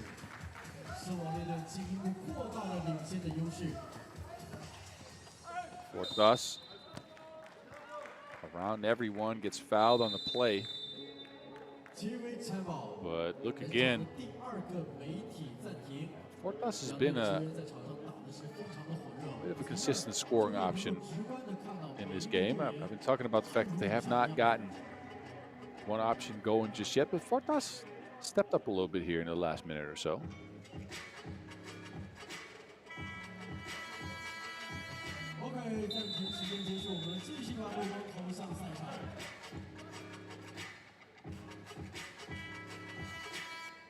French have been building on both the women's and the men's side in their program for a long, long time. Shout out to Coach Kareem and Sylvain. These fellas now making a consistent step from the youth tournaments into the pro circuit is a wonderful thing to see, both on the German end and the French end, by the way. Giesmann. Portas holding up Giesmann. Giesmann now forced into a step back two, but it's good. Splash ball, St. Pauli, a 5-point lead. So Giesmann creating something out of nothing, got forced off the block. Take a look, Fortas held him up, gets that Wilson, steps all the way back, and a 2-ball in his eye. St. Pauli with a comfortable lead here at 5 points. We're under 4 minutes to go. Villon speeding to the rack. Scoops up and in. Back to 2 possessions. Aguiman gets a screen. Ozono. Whistle on the play. That's foul number 7 on St. Pauli, an offensive foul. Take a look as Villon taking the Route du Soleil. Yeah, you know me. I know some French roads. Anyway, before we get too off track here, Marseille in possession. St. Pauli at the bonus. Marseille is at 5 fouls. Galin with the travel.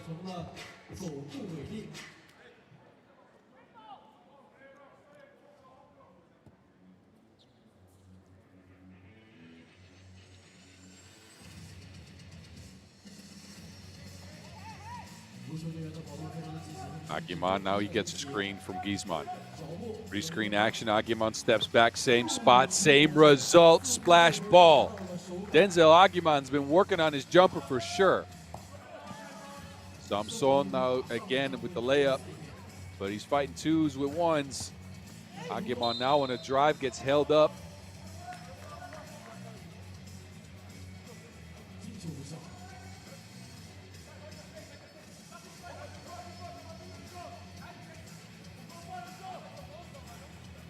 Take a look as Denzel Aguiman sidesteps into another 2-ball. That's the one thing his game was lacking, consistent shooting from the outside, but he's been consistent enough today. Giesmann bumps, bullies, but misses. He's still on the floor. Oh, Fortas on the move. Giesmann, uh-oh.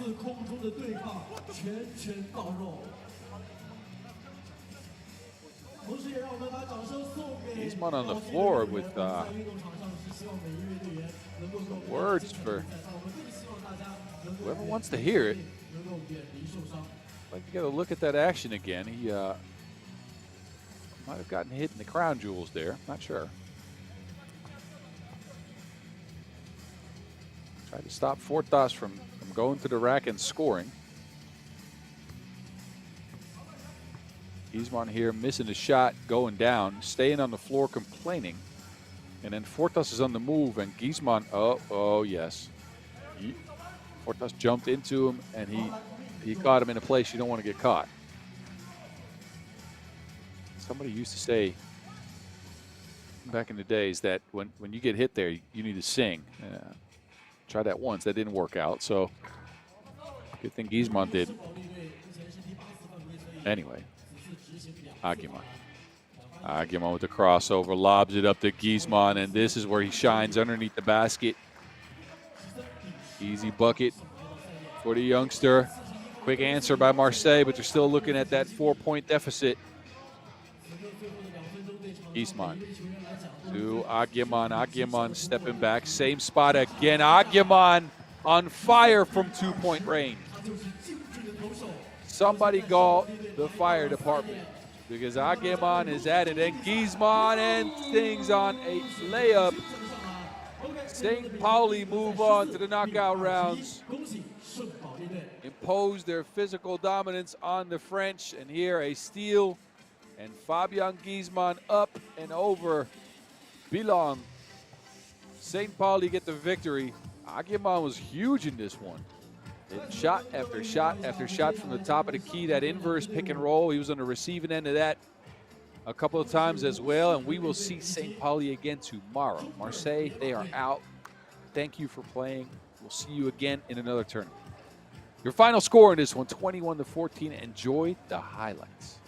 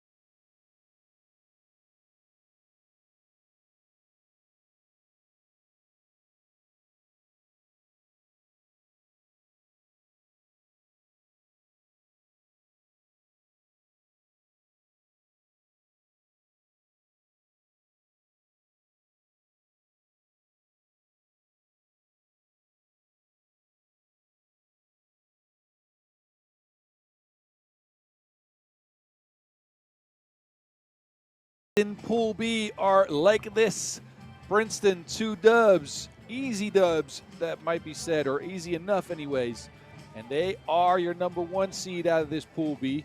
Who will be the number 2 seed? Will it be Wuxi, WenLv, who only scored 11 points in an 11-14 loss to Princeton, or the Dundgol Broncos? I apologize. The Dundgol Broncos, their lackluster effort only gave them 5 points in a 21-5 L. Best papers, I'd say, go to Wuxi WenLv now, but you never know. Low scoring affair for both teams, and we'll see. Winner will move on to the knockout rounds, and the loser will end up with a spot in the stands. He'll be watching the games tomorrow, just not from the court, only from the sidelines. So Pool B about to be wrapped up. We got 3 10-minute sprints left out of here from Langfang on day 1. And get ready to reintroduce to both squads. It's Wuxi coming out first. Borovikanin. There's Andrew Kelly. He had 9 rebounds in their first game. 5 points added to that. Joined by Zheng Chen and Warong Wang. Wang only 1 for 6 from beyond the 2-point arc. The man is a 40% shooter or close to it from 2-point land. Couldn't get it going in their first game. Matter of fact, nobody could. 1 of 10 total. Zheng Chen 0 of 4. They're going to need to find their scopes. They need to find a range. Now, Dundgol had the same problem, 1 for 9. And they couldn't score inside the arc as well. They barely put up any shots. A 21-5 loss with only 12 shots taken for them. 12 shots total. It resulted in 5 points. There's Ermun Zaya, Erkem Bayar, Zengun Ochir, Barsbold, Batar Erdin, and Ulzibat Yakmarsurin. We will see if they can pick up a little bit extra. They're going to need more than the lackluster effort they provided in their first game. They're giving up some size to the Chinese. So we'll see. It's Wuxi winning the toss. There's your referees. It's Miroslav Ajovicin and Tatsuo Nagoshi.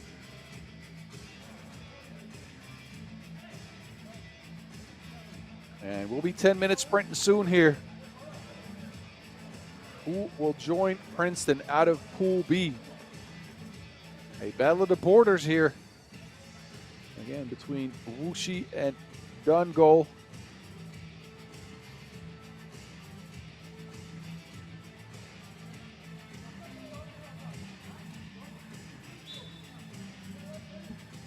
And we're off to the races almost. She have the best papers in this one. These teams have never met up in the past. Or at least not on the pro circuit. And here we go. It's Chen right away, lining up a 2-ball. Rebound chase down. Dundgol put up a 2 as well. So teams trading misses to start the game here.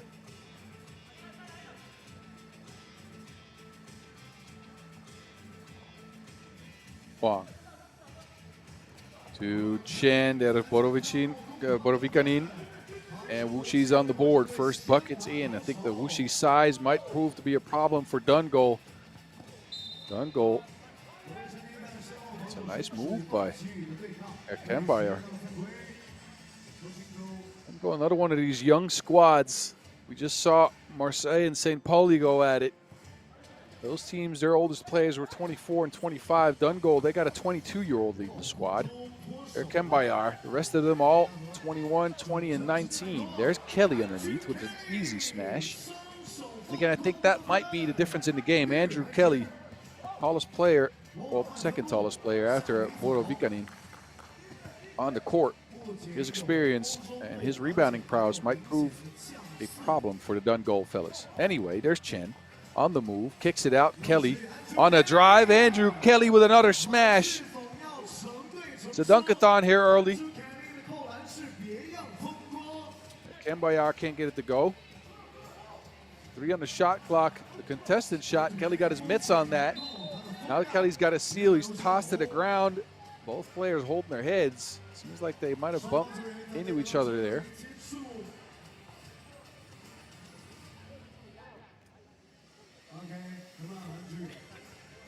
Look at Kelly coming through with the flush there. And then again, second look at things. Kelly opts to drive on the next one, lays it up. It's a very hard layup. Not sure if that counts as a dunk. Anyways, Kelly missed the pass. And there Kembayar missing another shot.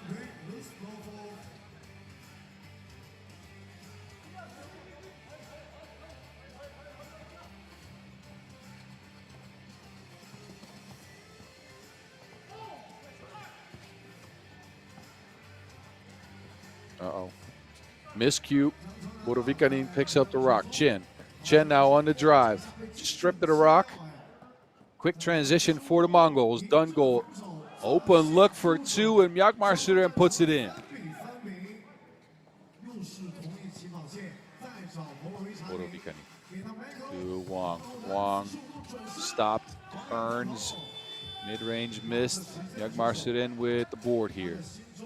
He steps back a foot on the line, though. Game remains tied at 3. It's turning into a one-on-one contest here. Now Budovikanin gets involved, a midi pull-up. Batar Erdin. Batar Erdin losing everyone, but also to Wilson out of bounds. That's a great move, but couldn't control the rock.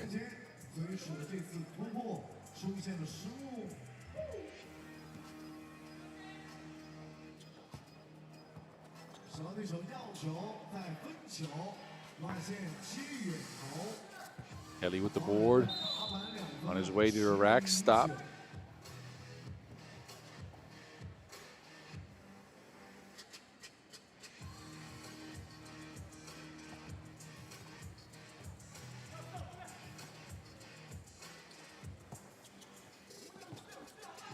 There's Chen down to Kelly. He's held up again.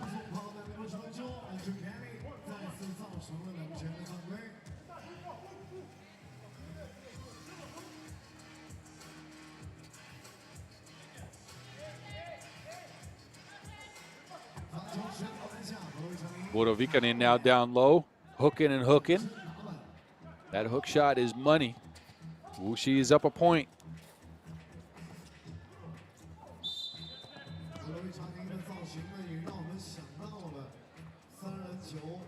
Bit of a slow burner to this one.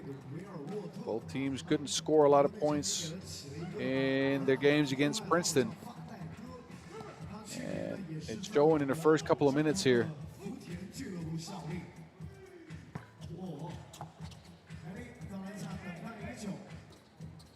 There's Chen. Not even looking at the 2. Budovikanin, same thing. Just looking to attack the rack. Stopped with a foul, though. Dundgol up to 4 fouls now.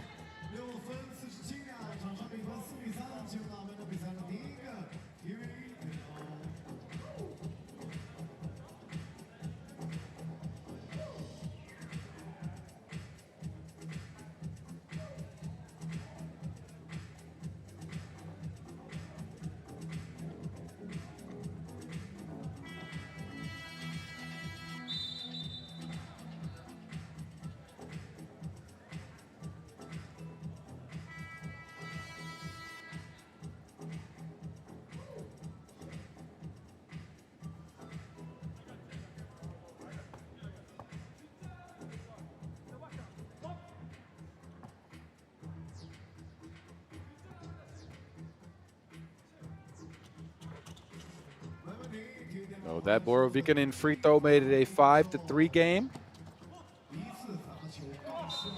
Now the Wilson's out of bounds again. So Dundgol back in possession. Neither team really finding consistent scoring options here, so The size so far for Wuxi proven to be a problem. Now Dundgol lines up a 2, no good. Bodovikani now to Kelly. This is what's been working. Chen, a kick out, wide open for 2. Nuh-uh, Kelly with the board. Kelly now spins into an easy layup.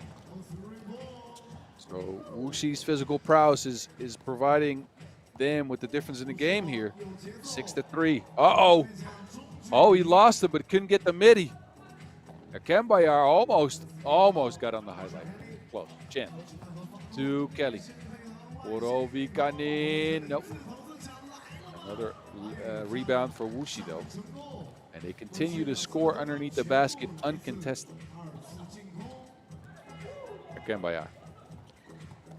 Kembayar looking to attack Kelly. Mid-range pull-up splash ball. The Broncos stay within 3 points.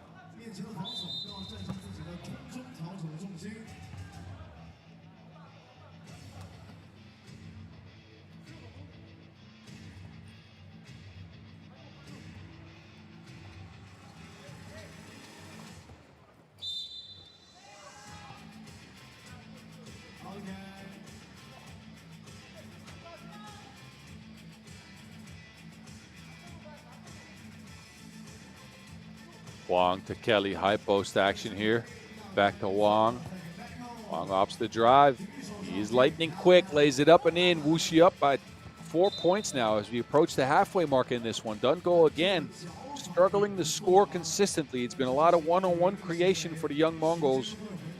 They can't get it. They can't get that going against the taller and more physically imposing Wuxi squad. Wuxi just continue to score underneath the basket. It's been Kelly and Borovikanin. Kelly now with the good hands. Wilson's out of bounds. Possession back to the Mongols. 8 on the shot clock.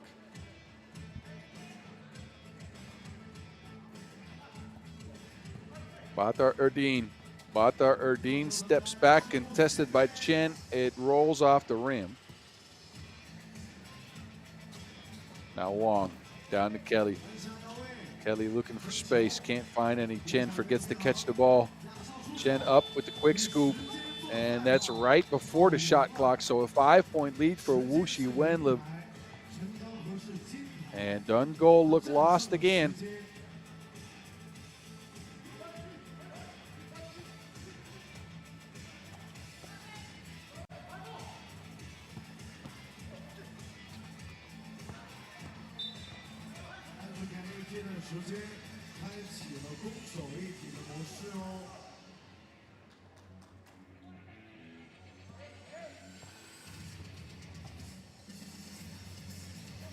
Oh, contested by the shot clock. Heaved up a 2, no make. And again, Kelly wrapped up, but that's foul number 7 on the Mongols. Dundgol not very disciplined on the fouling end here.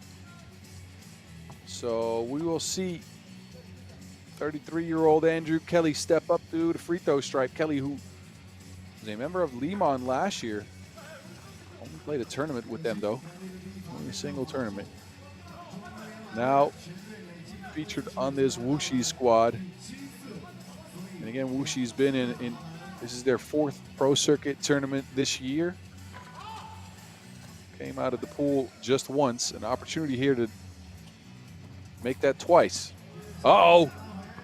Filthy crossover and the splash ball. Kembayar. Dundgol, that might be some oxygen for them. Kelly, underneath, held up. Missed the shot, so Dundgol now with a stop, a splash ball, and an option for another one. Nyagmar Suren. What a sequence for the Mongols. They put the pressure on Wang. Wang, nothing there. Rebound, out of bounds. But the momentum in the game clearly shifted towards Dundgol now all of a sudden after those 2 huge twos. Look at Nyagmar Suren, contested heavily. But this is the one, Kembayar just lost them. Kelly underneath. Well, back to business. Butter with the fake. Oh, but good contest by Borovikanin.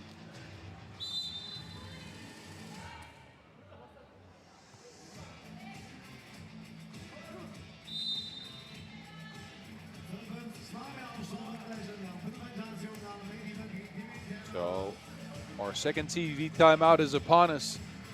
And I thought the Dundgol Broncos were dead in the water. But then they got two splash balls, one from Erkembayar and one from Marsuden. And they are right back into things, especially because Wuxi cannot hit any shots from the outside. None. So still a semi-tight contest. A Wuxi lead for sure, but Dundgol ain't out of it. But we will see Bodo Vikanin step to the stripe for two, as the Mongols are in foul trouble. Vuk Bodo Vikanin, the 23-year-old from Serbia.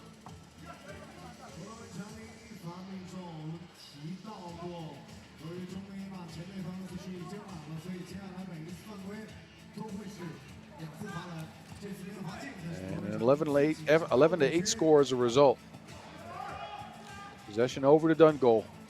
Quick trigger, but I think Bodo Vikanin got his mitts on that.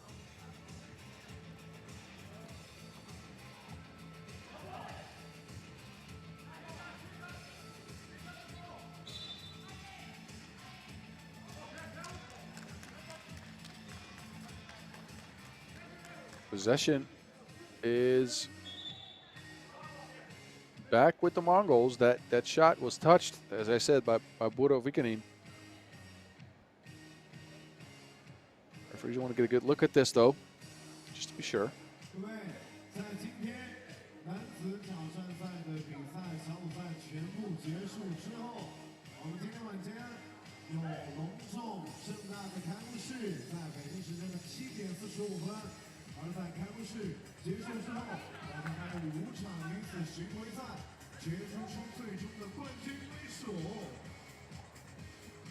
All right, Dundgol back in possession.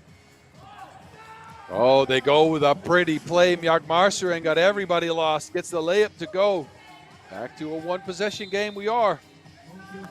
Dundgol making things interesting. Finally shake off whatever was holding them back, and they're getting their action going now. I don't mind this whatsoever. Make it a contest, young fellas. There you go. Uh-oh. Erkembayar from the corner, splash ball. We are tied at 11. Bodo Vikanin driving to the rack, easy layup. Quick transition for the Mongols. Better Erdin.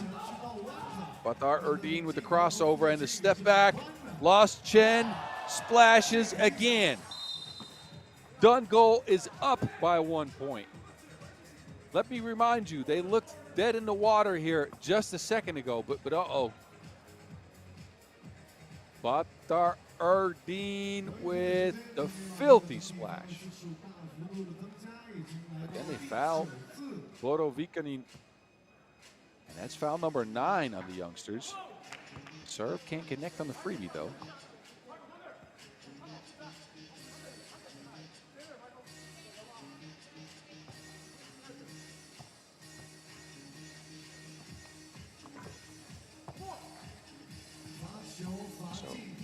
Tied game here. We're under 3 minutes. Winner will be in the knockout rounds. Loser will go home.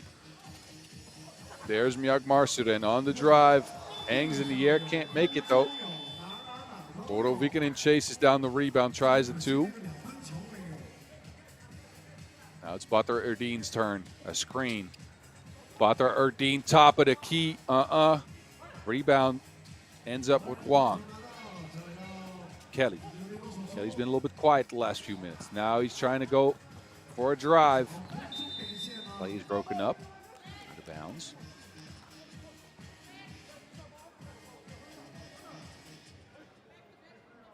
Kelly tried to get it to Bodo Vikanin.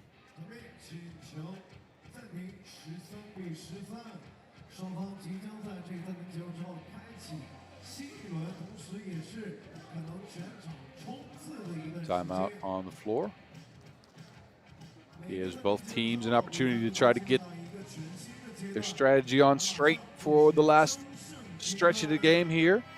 And again, this is win or go home, so whoever keeps their poise the longest will probably be featured here tomorrow. That was a beautiful play, and then we saw this splash ball go down. Badr Erdin got involved with a nasty splash. It's the 2-point prowess of Dundgol, I mean, that's been keeping him in the game. Or Kembayar bumps, loses to Wilson. Andrew Kelly picks it up. There's Borovikanin again. That connection's been working. Wuxi is up by 1. Badr Erdin behind the screen, stepping back. Oh, he lost him. Kicks it out. Another 2's up. And yeah, there you go. Mungochir. Dundgol. We're up by 1, but things are tied again. They go right down to Andrew Kelly. Kelly's fired up, trying to coach his troops. But a great kick-out pass, and Mungochir takes advantage. Great shooting performance by Dundgol so far. Wuxi's been living on 1s. Everything inside the arc. Dundgol, the complete opposite. Borovikanin, great fake, easy make. Wuxi again with the lead. Kembayar, side rim. And Wuxi continue to score underneath the basket. Now they got a 2-point lead again.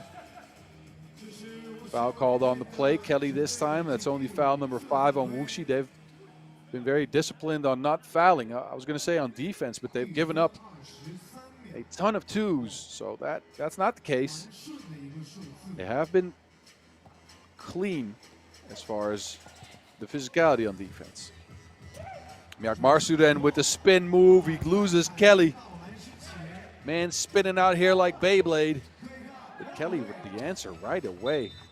And Dundgol just don't have enough physicality underneath the basket, especially being at 9 fouls. They can't do anything with Kelly and Borovikanin underneath the basket here. We are at the minute mark. A 1-possession game.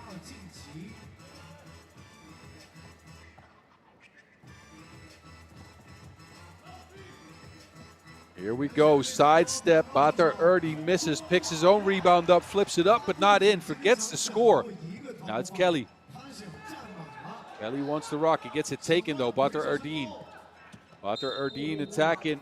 Speeding past Kelly. Is that an and one? Yes, it is. He gets the bucket to go. Kelly with the late foul on the play. Take a look. Takes his cookies. And then Kelly compounds the mistake by letting Badr Erdin get by and fouls him. And then this counts. An and one opportunity here. Dundgol could be tying the game up here. Badr Erdin ties it up at 18. A tight contest here from Langfang. Kelly. Oh no. See? You pick up a tie in the game and then you foul Kelly, the 10th foul. So 2 free throws. That's a double bonus. A 10th foul, 2 free throws and possession for Wuxi coming up. That's just that's not a smart play.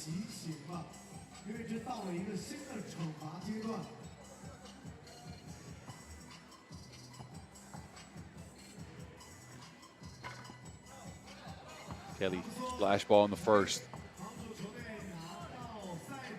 Would love to knock down the second one here, as that would put Wuxi at game point. And he does just that. So now Wuxi gets the possession back, and with 44 seconds in the game, they could end things.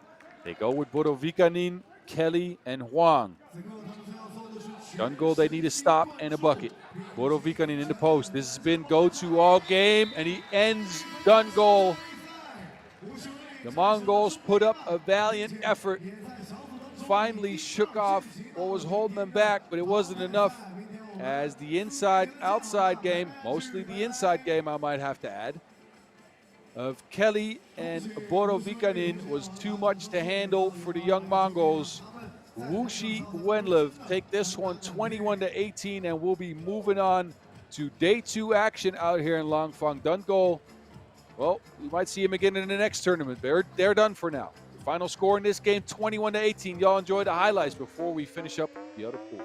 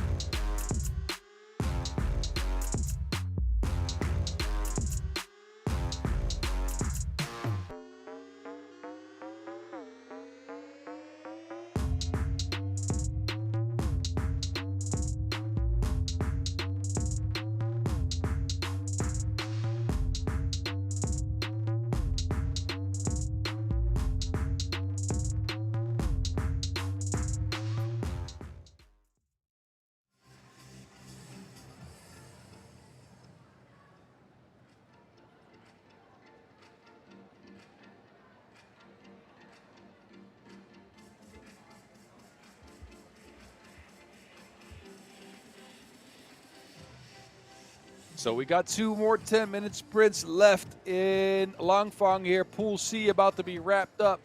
A win or go home game yet again between 3 Mongols and 4 Japanese fellas. Sansar, they're playing with 3. Lost a tight one to Beijing. Ran out of gas late. A 21-19 defeat sees them staring down the barrel of elimination. Fujisawa was a little bit more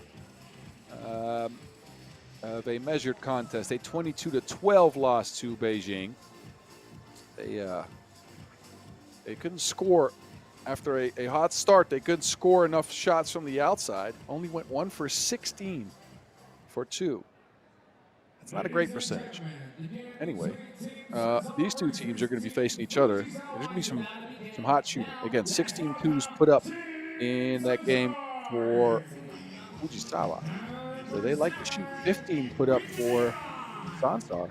They got a shooter named the Archer on the squad.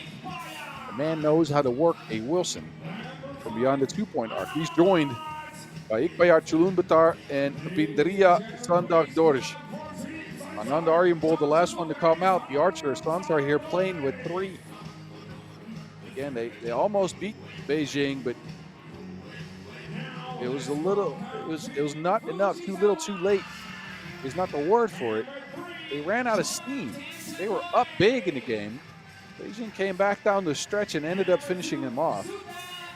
Fujisawa now coming out. There's Sota Okuyama, joined by Kotaro Shirai. And there's your man of the match in their first game. Out of 12 points, he had 8. Hayate Suzuki, 8 points, 4 rebounds, 4 highlights for the man. He went 1 for 9 from 2, so he was the only one hitting a 2-point shot. But 1 for 16 isn't going to cut it against this Sansar squad. These Mongolian Warriors went 5 for 15 from beyond the 2-point arc. The Archer knocking down 2 of 9. Aryambol couldn't get any shots to go from inside the arc, though, but put in 5 out of 6 free throws as well. Oh, She almost dropped her coin. Miroslava Jovic in there as well. And we will see. Winner again will be featured tomorrow.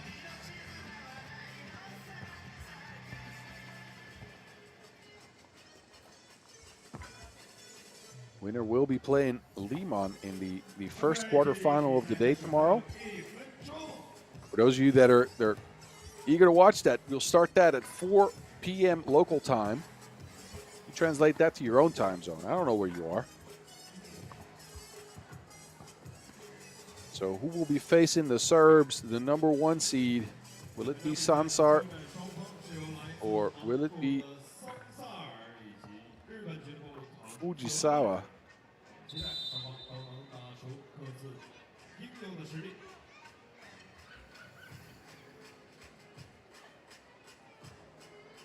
So 2 more 10-minute sprints left here in Langfang on day 1. We just wrapped up Pool B and Pool A with a St. Pauli victory and a narrow win for the Wuxi WenLv squad, who make it out of the pool phase and beat the Dundgol Broncos, another Mongol squad representing out here. After this game, we got Pool D action coming up with Dusseldorf, LFDY, and Chongming, who already know they'll both be moving on to day 2 of action, just not in what order. So look, it's been an interesting day so far, to say the least. But we're sprinting again. Sansar will get us started. The Archer. And a whistle on the play right away. First foul on Fujisawa. Chulabata to Aryambol. Aryambol gets a screen. Working behind the screen, stepping into a 2, and that is money. Sansar off and up and running.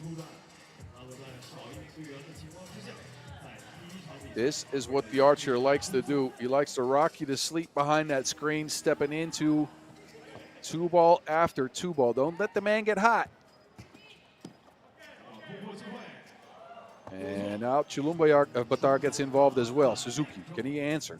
They go down to the block. Not sure if that's the spot where Fujisawa wants to be at. They're not the tallest squad in the field. They're also not giving up that much height to the Mongols, I have to say. Look at Tulun Batar off the glass. Great patience on the shot there. A free throw here is missed, so Fujisawa still not on the board.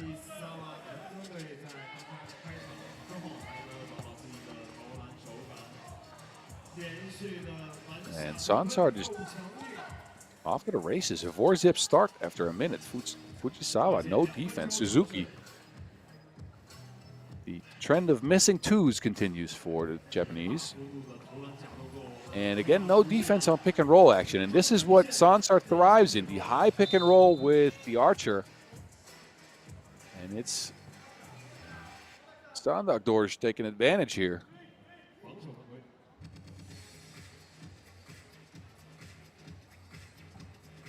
Good poise to turn into that shot.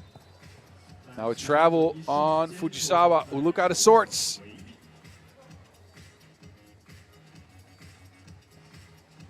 A minute in, it's 5-zip Sansar. They come out ablaze. Another foul on the Japanese.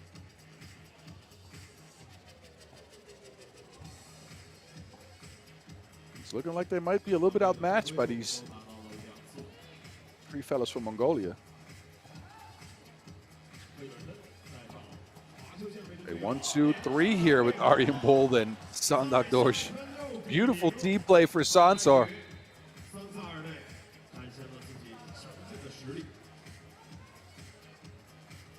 Take a look at this hot potato. 1, 2, and he gets it right back to Dundgol, who finishes up it in the air. Team basketball here from Langfang. A quick trigger. Finally, Fujisawa is on the board. Pick and roll action again. The archer. Look at the patience. Wide open layup as a result. Again, this is where the archer thrives. Suzuki with a quick answer, though. 7-3. Still a 2-possession game. Chulenbatter. Dundgol wants it on the block. Bumps. Spins into a righty hook up and over the rim. Fujisawa now with an opportunity to get closer. Another 2 balls up. So they finally got one to fall, but missing again. And another pick and roll action. This time the pass is off the mark.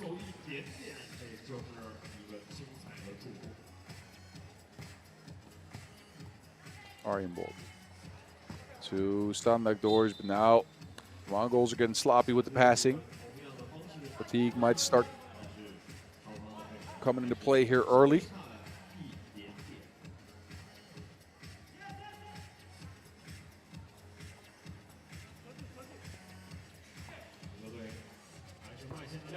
Oh, another 2-ball in for Fujisawa. Look, if they can continue that, it could be interesting.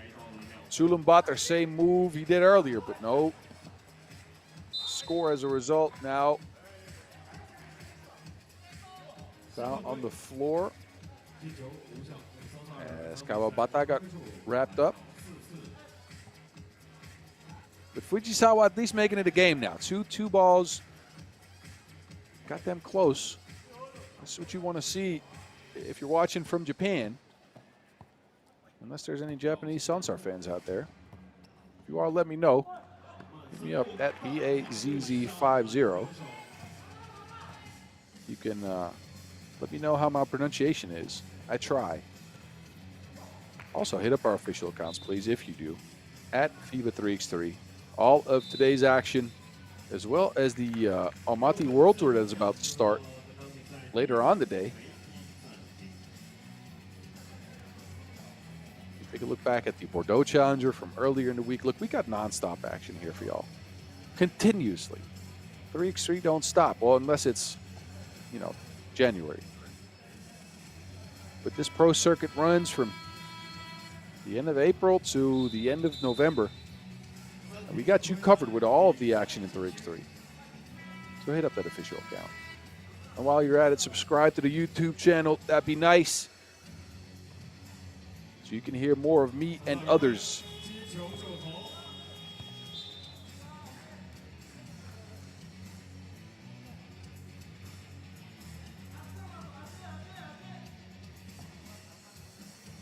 各队在上方开局，现在非常慢热之后呢，逐渐到。 Suzuki sidesteps into a 2, no good. Rebound over to Sansar. There's the archer.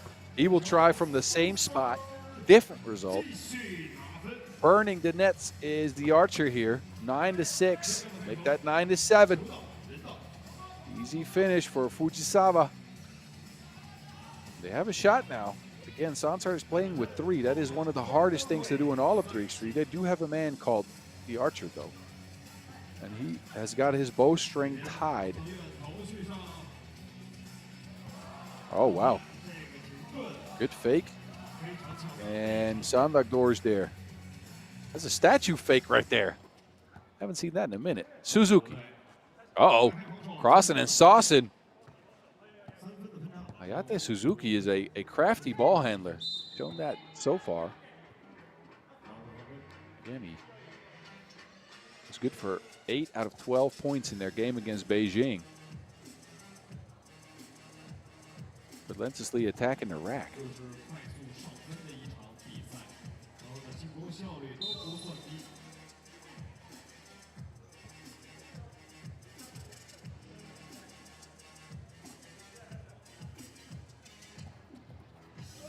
There's the archer. Pass is broken up. Fujisawa now. There's Suzuki underneath. Told you he's a crafty scorer. He keeps his team within a possession. Chulunbata. A screen. Dundgol can't handle the Wilson though. Suzuki back to it. Suzuki driving left. Easy scoop. And don't look now, but it's 11-10. Arianbold looking for space. Takes the contact. That's foul number 4 on Fujisawa. And the archer will set up shop on the free throw strike. Arianbold, a member of that Mongolia team that tried to get a spot at the Olympics, had 2 opportunities to get there. Arianbold, unfortunately, no longer a part of that team at the time. He couldn't continue the tournament due to a disqualification. They got so very close, but didn't manage down the stretch. So Arianbold now focusing on the pro circuit here.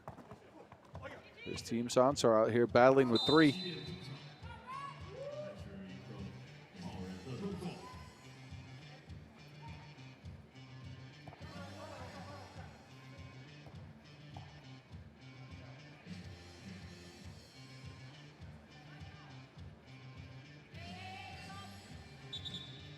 So we are right past the halfway mark. Sansar holding on to a 1-point lead. Fujisawa has found some offense here, but the archer, well, found an open shot, but couldn't get it to go down. Suzuki working behind the screen. Ayate Suzuki. Can't get past Dundgol, then loses to Wilson as well. So good defense on Sansar. Namely, Bindaria Dundgol. 20-year-old. He's got the Wilson in hand here. Finding Arianbold. Beautiful play action. And then a turnover on Fujisawa. Momentum shifting back over to the Mongols. Take a look at the screening action. And there is the archer wide open. Backdoor cut there, sharing is caring. Chulunbata on the receiving end of that. Sansar now taking control of the game. Fujisawa needs an answer. Suzuki, front rim. An opportunity for Sansar to extend the lead here. Screen action with Chulunbata, and there's a layup again. That Sansar pick and roll is deadly. 15-11 for the Mongols. Suzuki running into traffic. They let him get a 1-point bucket. No contest on that one. Here we go again. Chulunbata, oh, a bit of a miscue there. Possession over to the Japanese.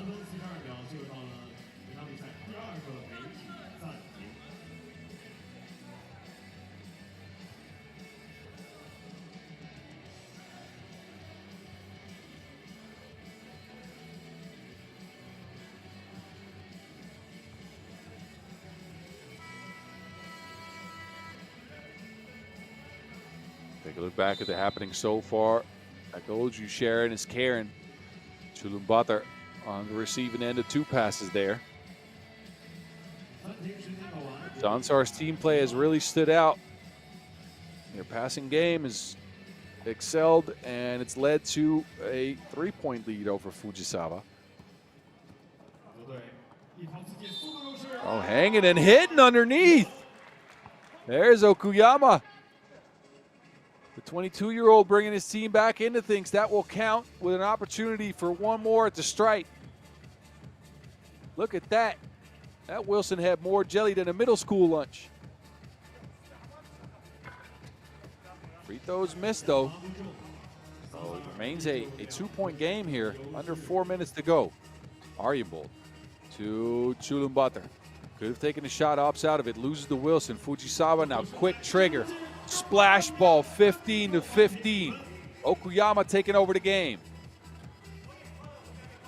Aryambold, pass is broken up, gets it back, steps into a 2. The Archer. 2 down. 17-15.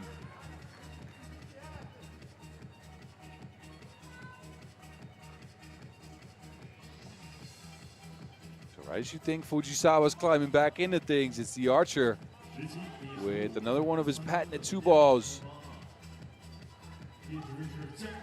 Fujisawa come back. And this is win or go home. Mid-range is money. 17-16. The Archer gets a screen. This is the matchup he wants. Steps into another 2. Same spot. Front rims this time. Rebound over to the Japanese. Oh, filthy crossover and the lay. Shirai. Now Chulumbatar is open. Gets his own rebound.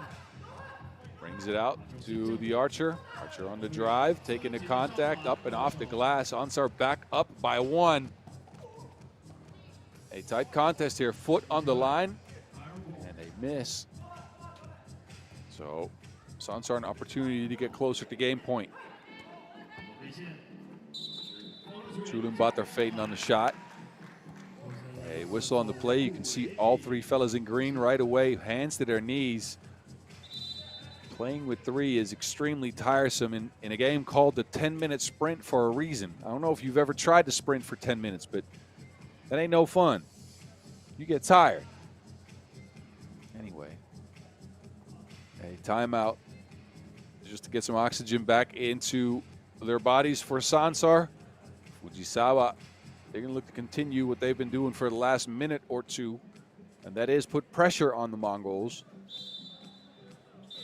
If they speed up the game now, that might be in their favor.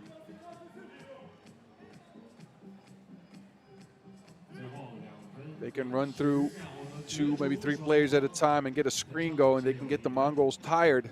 They got possession here. They do want to tie it up here if possible, get a score. They go to Suzuki. Suzuki, 2 or 3 players. I told you this is 2, and they got a bucket right away. Shifty by Suzuki there. 18-18. Might call that a Suzuki Swift. Yeah, I just did that. Anyway, Sansar is up by 1. They're at game point. Suzuki right back to it. Misses the shot, though. It's the Archer. A 2-ball would mean game here, and there's one man that has a specialty there. The behind-the-back pass is broken up. Suzuki picks up the Wilson. A quick shot is missed. Oh, but Fujisawa with the rebound. They go back to Suzuki. He's facing Sandagdorj. Gets a screen. Suzuki with the fake. 2 on the shot clock. Goes in for the lay. It's 19-19. Who wants it more? A minute 20 on the clock, but I do believe that won't matter. The Archer now. Behind the screen, a 2 up. The Archer is fouled in the act of shooting. So Anand Aryambold can't connect on the shot, but look at this. Hit on the hip as he opts for the 2-ball. He's at the strike with the game in his hands. Timeout called to maybe try to ice him by Fujisawa. But this is Anand Aryambold, one of the better shooters in the game on his free throw stripe. And if he knocks in both of his free throws, that means game.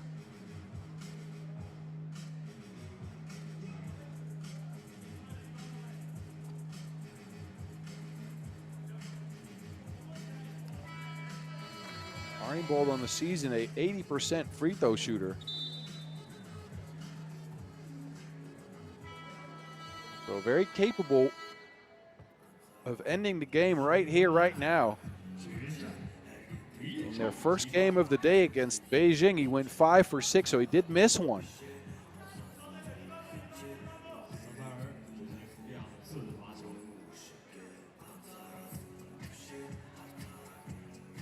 Arienbold, the first one is money. Sansar could move on here to tomorrow with a make from the archer from the free throw stripe. How cold is he? Does he have ice in his veins? The archer splashes the freebie, and the man is ice cold from the free throw stripe. And I mean that in a good way. Sansar come away with a victory, playing with 3. They take down a feisty, I have to say, Fujisawa squad. They played a heck of a game, but it wasn't enough against the archer and his companions. So Sansar take this 121-19. We will see them again tomorrow. Y'all enjoy these highlights.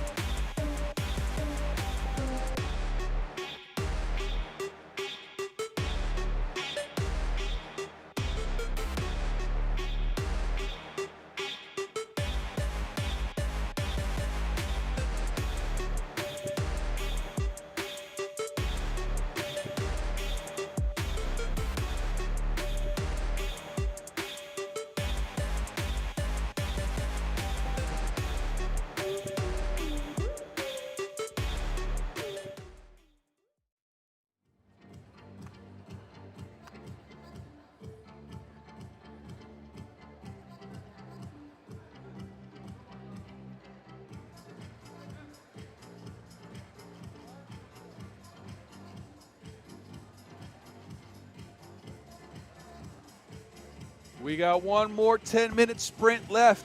This one is not win or go home, but it's first or second. Chongming and Dusseldorf LFDY both picked up a victory over the Utsunomiya BREX XE side, who are Utsunomiya BREX exit. And Dusseldorf and Chongming will try to see who comes in first or second in pool play here and pool the action. Again, your last 10-minute sprint until we know in what order these teams will be representing in the quarterfinals tomorrow. Dusseldorf, a heck of a display against Utsunomiya. 21-7 takedown of the Japanese. That's not to take away from the 21-12 beatdown that Chongming put on him. And it's going to be an interesting matchup as the advantage for the Chongming squad lies, I think, underneath the basket. Dusseldorf, they have a little more of a balanced offense, I think. See if that works for them.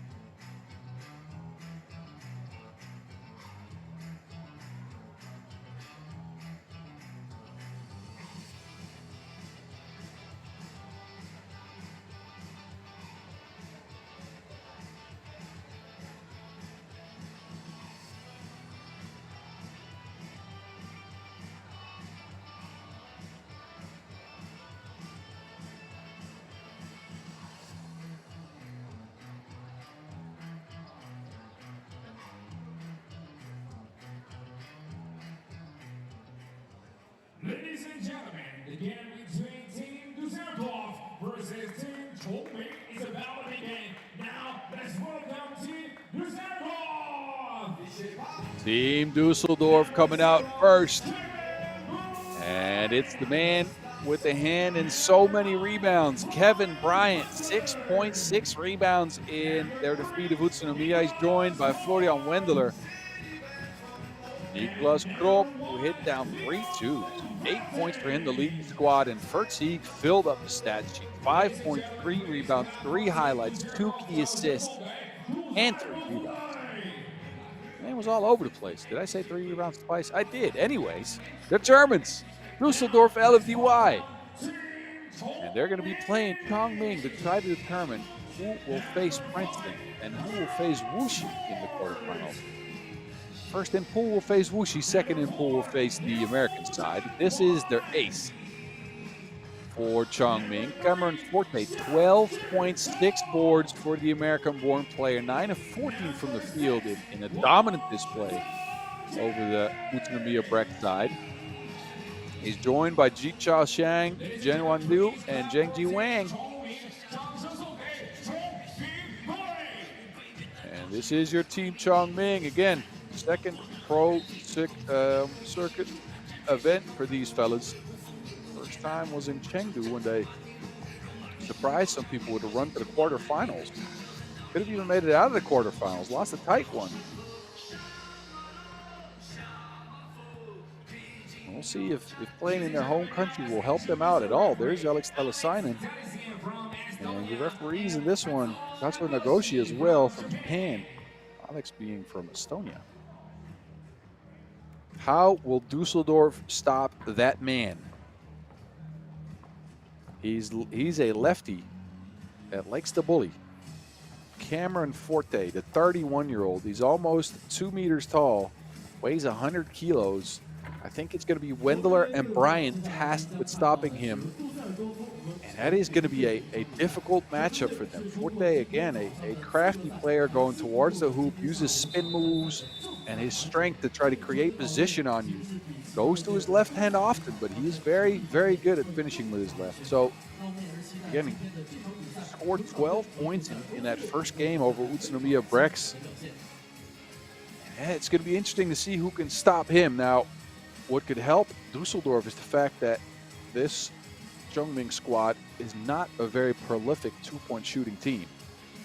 Whereas Dusseldorf, in their first game, went 5 for 10. Again, Niklas Kropp, 3 of 5. Bryant, 1 of 1. Fertig, 1 of 3. So the Germans have an opportunity here if they can get their shot going. We will see how that goes. The last 10-minute sprint from Langfang today is underway. Who will be first and who will be second in Pool D action? It's Fertig tippy-toeing into it 2 right away, and Bryant with the rebound already. Fertig now. Forte had a hand in there. Bryant with the hustle. Kropp on the move, going right. Kropp spins back to his favorite left hand. He's up and fouled.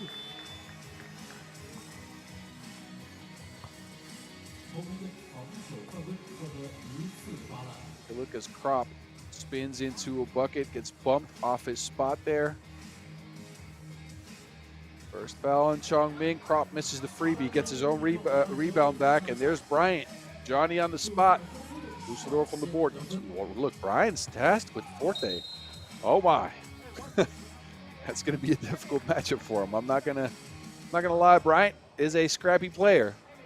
I've had the opportunity to practice with the Dusseldorf squad in the past, about a year ago. Mind you, I'm a little bit past my playing days, but Bryant is a gritty defender, but Forte is a force. Take a look at this. Using his body, somehow flips it up. Can't get it to go. Lefty, another miss for Forte. Chongming still not on the board. There's Wendler. And Dusseldorf, they look very dominant in their game against Utsunomiya. And again, that's not to take away from the Chongming game against the Japanese, but Dusseldorf were hitting on all cylinders. They were scoring from all levels of the court. They were getting all the boards, finding each other, good chemistry. Now Kevin Bryant stepped on a banana peel. Chongming, bang, bang. That's a great looking 2-ball. So the Chinese now are up. They look for Wendler. It's broken up by Forte. Forte. One-on-one action here through Kevin Bryant. So Bryant with the stop here.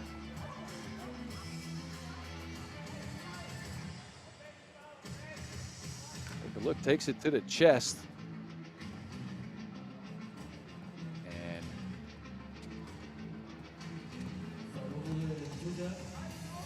possession back to Dusseldorf as a result. They know what to do with that. They get the ball back right away too. Krop. Krop on the drive, hanging, not hitting. Wendler skying for the board, but it's Forte coming away with it. Chongming.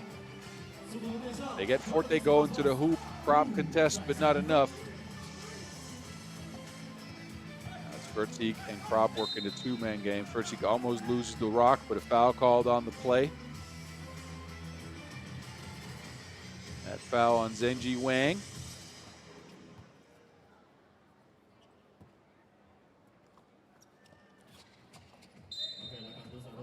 Another foul on Chongming. We're just racking them up here early. And that is for 2 minutes. They're up to 4 fouls, it seems.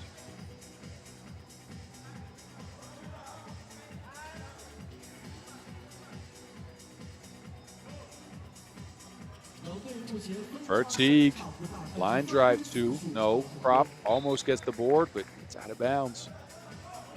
Possession back to the Chinese. Again, Bryant tasked with maybe the toughest matchup of them all. Oh, great bucket there. Chongming is up. Bryant going to the rack, kicks it out. Vertiek is open, opts not to shoot it. Now he steps back, but an offensive foul. So Vertiek, that delay might have cost him a bucket there. He's a good shooter. He didn't want to take the first one. Look at this again. Liu up and over Vertiek. Wendler to Bryant. Bryant on the move back to Wendler. Wendler stripped by Forte. 7 on the shot clock. Cameron Forte with the quick hands. 1-2 punch here, but Forte gets that Wilson out of there. 7 on the clock. Vertiek is left wide open. Shoes up but out. Krop saves it inbound. Vertiek's got his mitts on it. Oh. Forte, I think, called for a technical foul here. Some frustration showing by Chongming.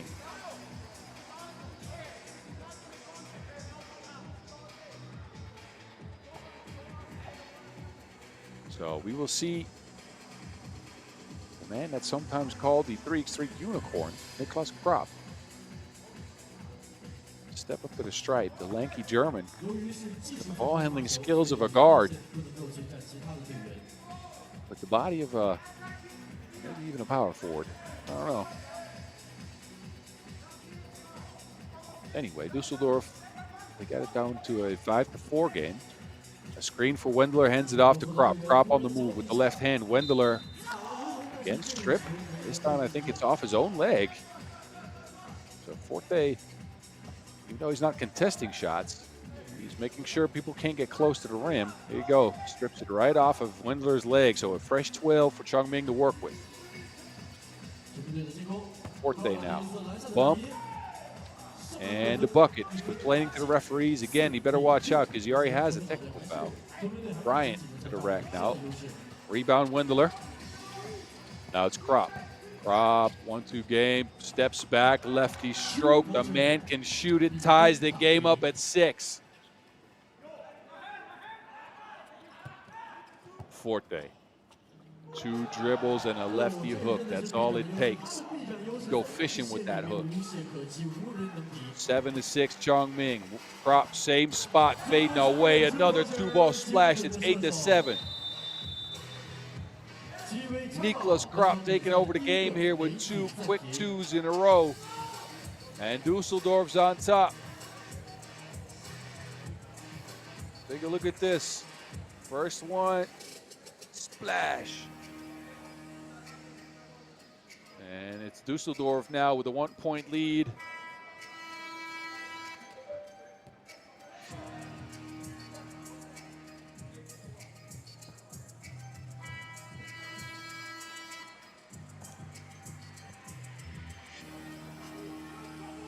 Forte.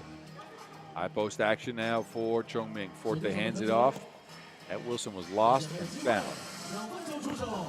And a 2-ball splash as a result. Xiang coming through with the heat.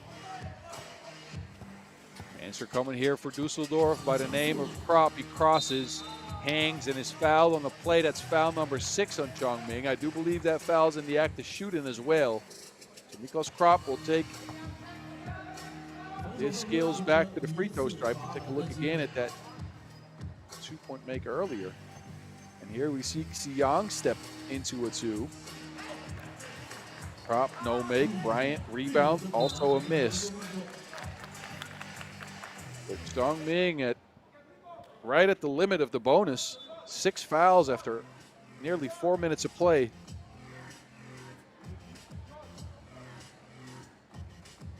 And that could spell trouble for the Chinese side as you don't want to get into that bonus early. High post action for the Germans. Dusseldorf, LFDY got Leon Fertzig with Wilson in hand.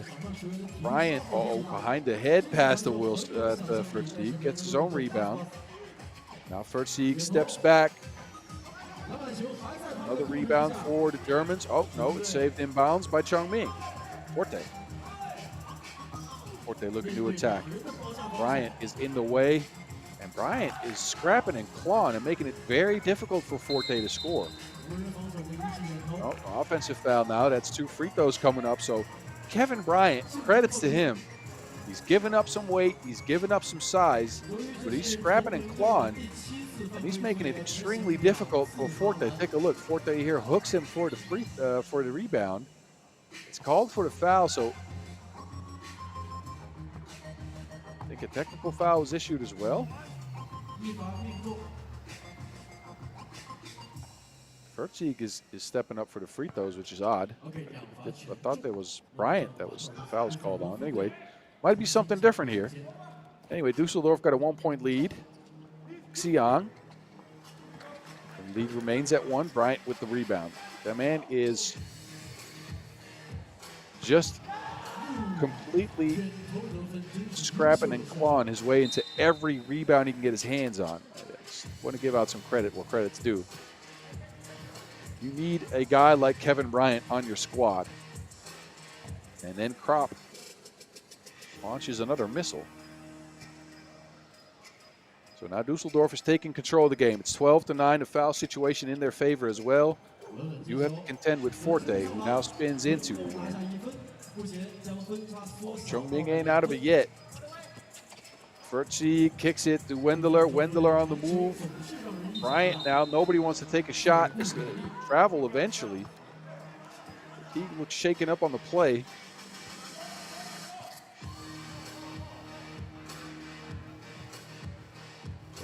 A couple of open looks there for Dusseldorf, but nobody wanted to take the shot. Fertzig now on the bench. Krop on the court.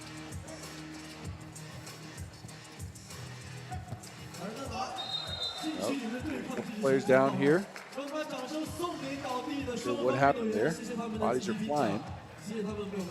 Krop and Zheng Ji Wang taking it to the floor. Right at the halfway mark. I think that's a foul on Dusseldorf as a result.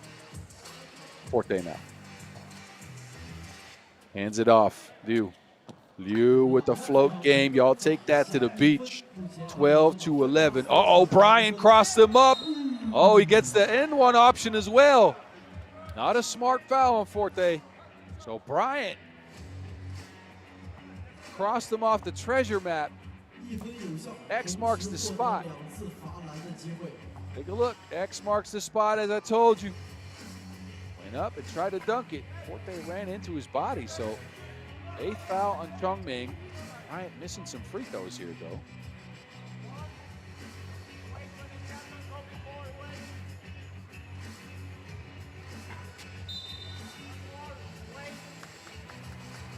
A redo here for Bryant as one of the Chongming players got into the paint early. 13-11 is the score. Bryant could make that 14-11 with the made free throw here.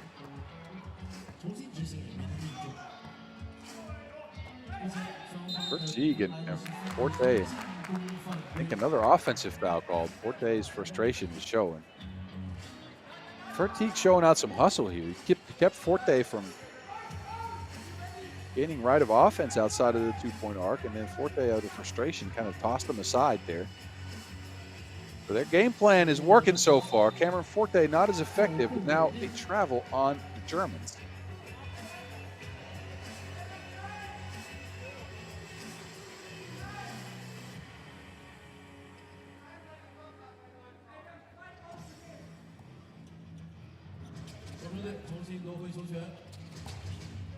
Here's Wang. Zheng Wang, 2-ball knuckled out. Oh, beautiful pass by Vertigue. Bryant with the finish. How did he find him? Wow. Vertigue with eyes in the back of his head. Again, another of those finds. What a sequence. Leon Vertigue got more passing skills than Nikola Jokic, it seems, somehow. Wow.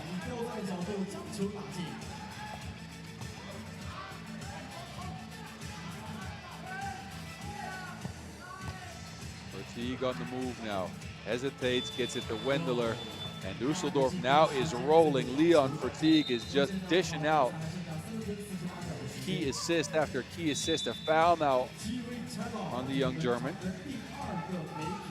And a TV timeout as a result, but I want to take a look at the 5-star dishes that Leon Vertigue was cooking up earlier.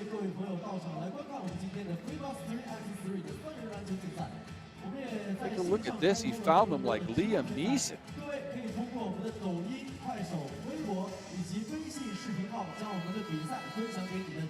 Man doesn't have 20/20 vision. He's got 40/40 vision.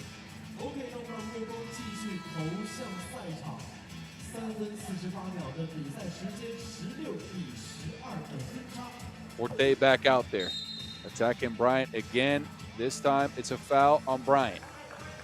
6th on Dusseldorf. We're not in the clear just yet.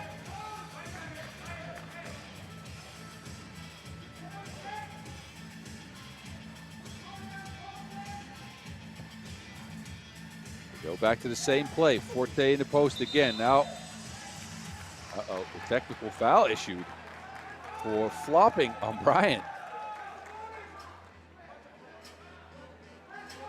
Take a look as Forte dribbles into the chest of Bryant. Takes the contact, but referees are saying that might have been a bit of an excessive showing of that contact. 7th foul on Dusseldorf. Freebie coming up for Liu here.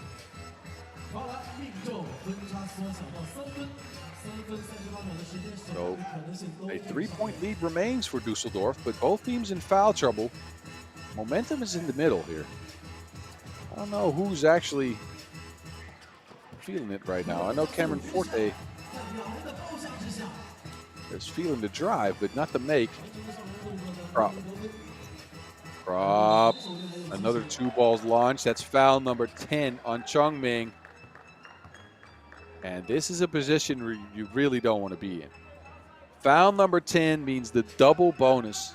That means Niklas Krop here, after being hit on that 2-point attempt, will go and shoot 2 free throws. Then possession will go right back to Dusseldorf.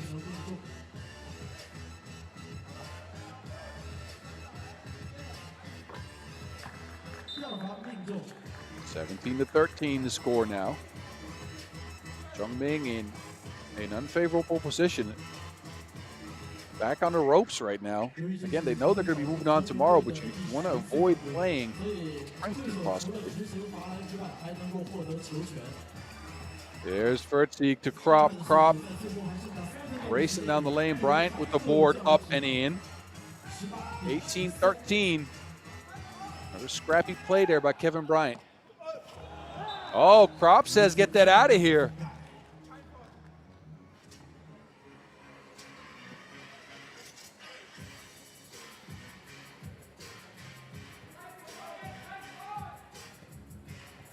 So Krop, not just an offensively gifted player, but he can bring the defense as well, protecting the paint. Dusseldorf looking comfortable right now. That lead swelled up to 5 points. The fouls are clearly in their favor. So the Germans might be winning this pool here. And avoid Princeton if they can keep this up. Oh, a lob play to Wendler. He misses the shot. Forte has taken a seat again for Chongming. So they go with Yu, Wang, and Cheng. Is that enough to bring them back? Wang. Wang steps back. This 2-ball would help, but it's not in. And who else but Bryant grabs the rebound. There's Wendler underneath. Now they have the size advantage, but can't connect on the easy shot underneath the basket. Wang again. Looking at Wendler. Wang spinning into a fadeaway. Prop. They got the 1-2 punch going here. Pick and roll action. Prop gets it. 2 on the shot clock. Prop needs to take a shot here. Flings it up. Bryant. Is that in time? Uh-oh. Nope. No, it's not. Close, but not enough. Possession back over to Chongming. We get Forte back out on the pitch. Handoff. Xiang. Deep 2-ball. In and out. Dusseldorf has been looking for Wendler in the last few possessions. Have not been able to get him going. Fertig. Bryant with the board.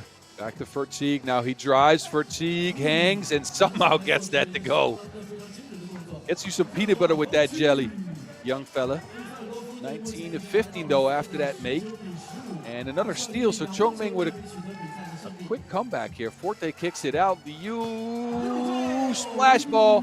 19-17. Dusseldorf's not in the clear just yet. It's a 1-possession game. Chongming fighting all the way back. Look at this. Forte with open find. No defense on the side of Dusseldorf. Now Dusseldorf could enter. 2-ball would mean game. Pick and roll action between Kropp and Bryant. Kropp steps back, not open, still fires. Rebound ends up in the hands of Liu. Forte now. Forte to the rack. Lefty scoop, no good. Second time is money in the 8th. We're at the minute mark. Seemed like a Dusseldorf runaway win here. Ends up a tight game. Now it's, oh, that's not smart. 2 freebies and possession coming up for Dusseldorf after the 11th foul on Chongming. Liu reaching in there. He's saying that Fertig might have grabbed onto his arm, but you don't want to reach in at all there. Just let him have a layup.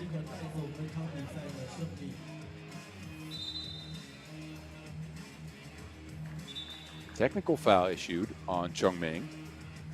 So it's not just going to be 2 free throws, it will be 3.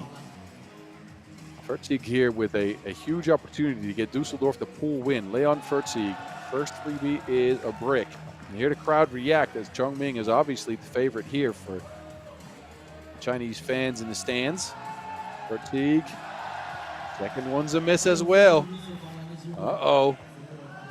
Leon Fertig. Dusseldorf do get possession back, but you want to get at least one of these 3.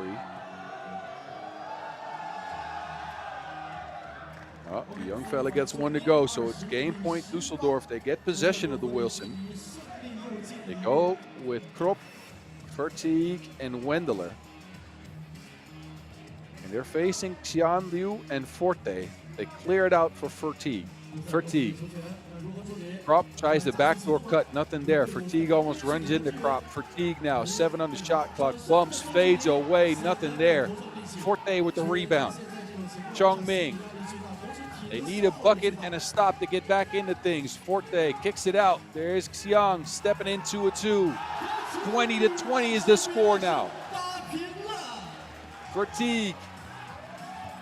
Game ball Dusseldorf. If they can get a bucket, they leave him wide open. Leon Fertig gets it for Dusseldorf. And they will win Pool D in a nail-biter over Chongming, who looked like they were done for, stormed back into the game. Dusseldorf left the door open, but closed it on this Leon Fertig 2-ball kill shot. Dusseldorf LFDY, your pool winners in Pool D here in Langfang. Chongming, we will see them tomorrow. Mind you, they're still in second in Pool D. So we know they're going to be matched up in the quarterfinals against Princeton. What a game. Dusseldorf, skin of their teeth, managed to hold on. Take a look at the highlights.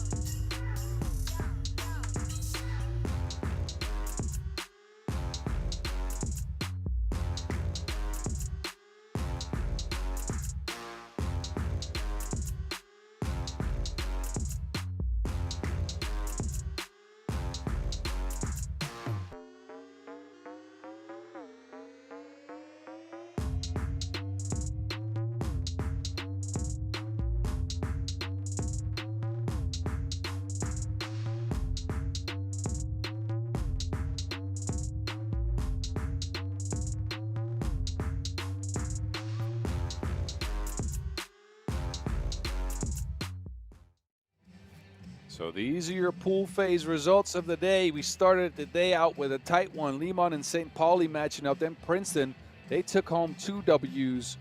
Beijing did so as well. Utsunomiya, a surprise early exit from pool play. Liman, again, a second victory over Marseille.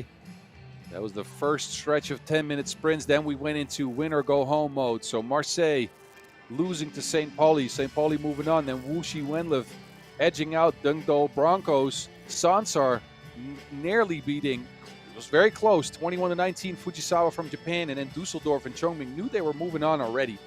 Dusseldorf moving on in first place out of Pool D. So again, these are your standings. Pool A, Liman and St. Pauli moving on. Pool B, Princeton and Wuxi, WenLv. Beijing is undefeated. Sansar 1-1 will move on as well, and Dusseldorf undefeated, and Chongming will move on as well. So that means tomorrow in the knockout rounds, we will be seeing this type of field. Liman will meet up with the Archer and Sansar. Dusseldorf, LFDY, and Wuxi, WenLv will match up. And Princeton will meet up with Cameron Forte and Chongming. And Beijing and St. Pauli in just a tasty matchup. We will start tomorrow at 4 p.m. local time with the quarterfinals. All of the other action will keep going until right around like 7:30 p.m. local time. I hope to see y'all there tomorrow. I will be there for sure with all of the live action from Langfang here. If you are done watching here, please go on over to the World Tour in Almaty. That is about to start in right around 15 minutes. That is going to be some more tasty 3x3 for y'all to watch. This was the Mountain, Bas Roosendaal. I've been with you all day from Langfang. Stay tuned in. I will see you tomorrow, 4 p.m. local time for the quarterfinals from Langfang for the round of the knockout rounds here.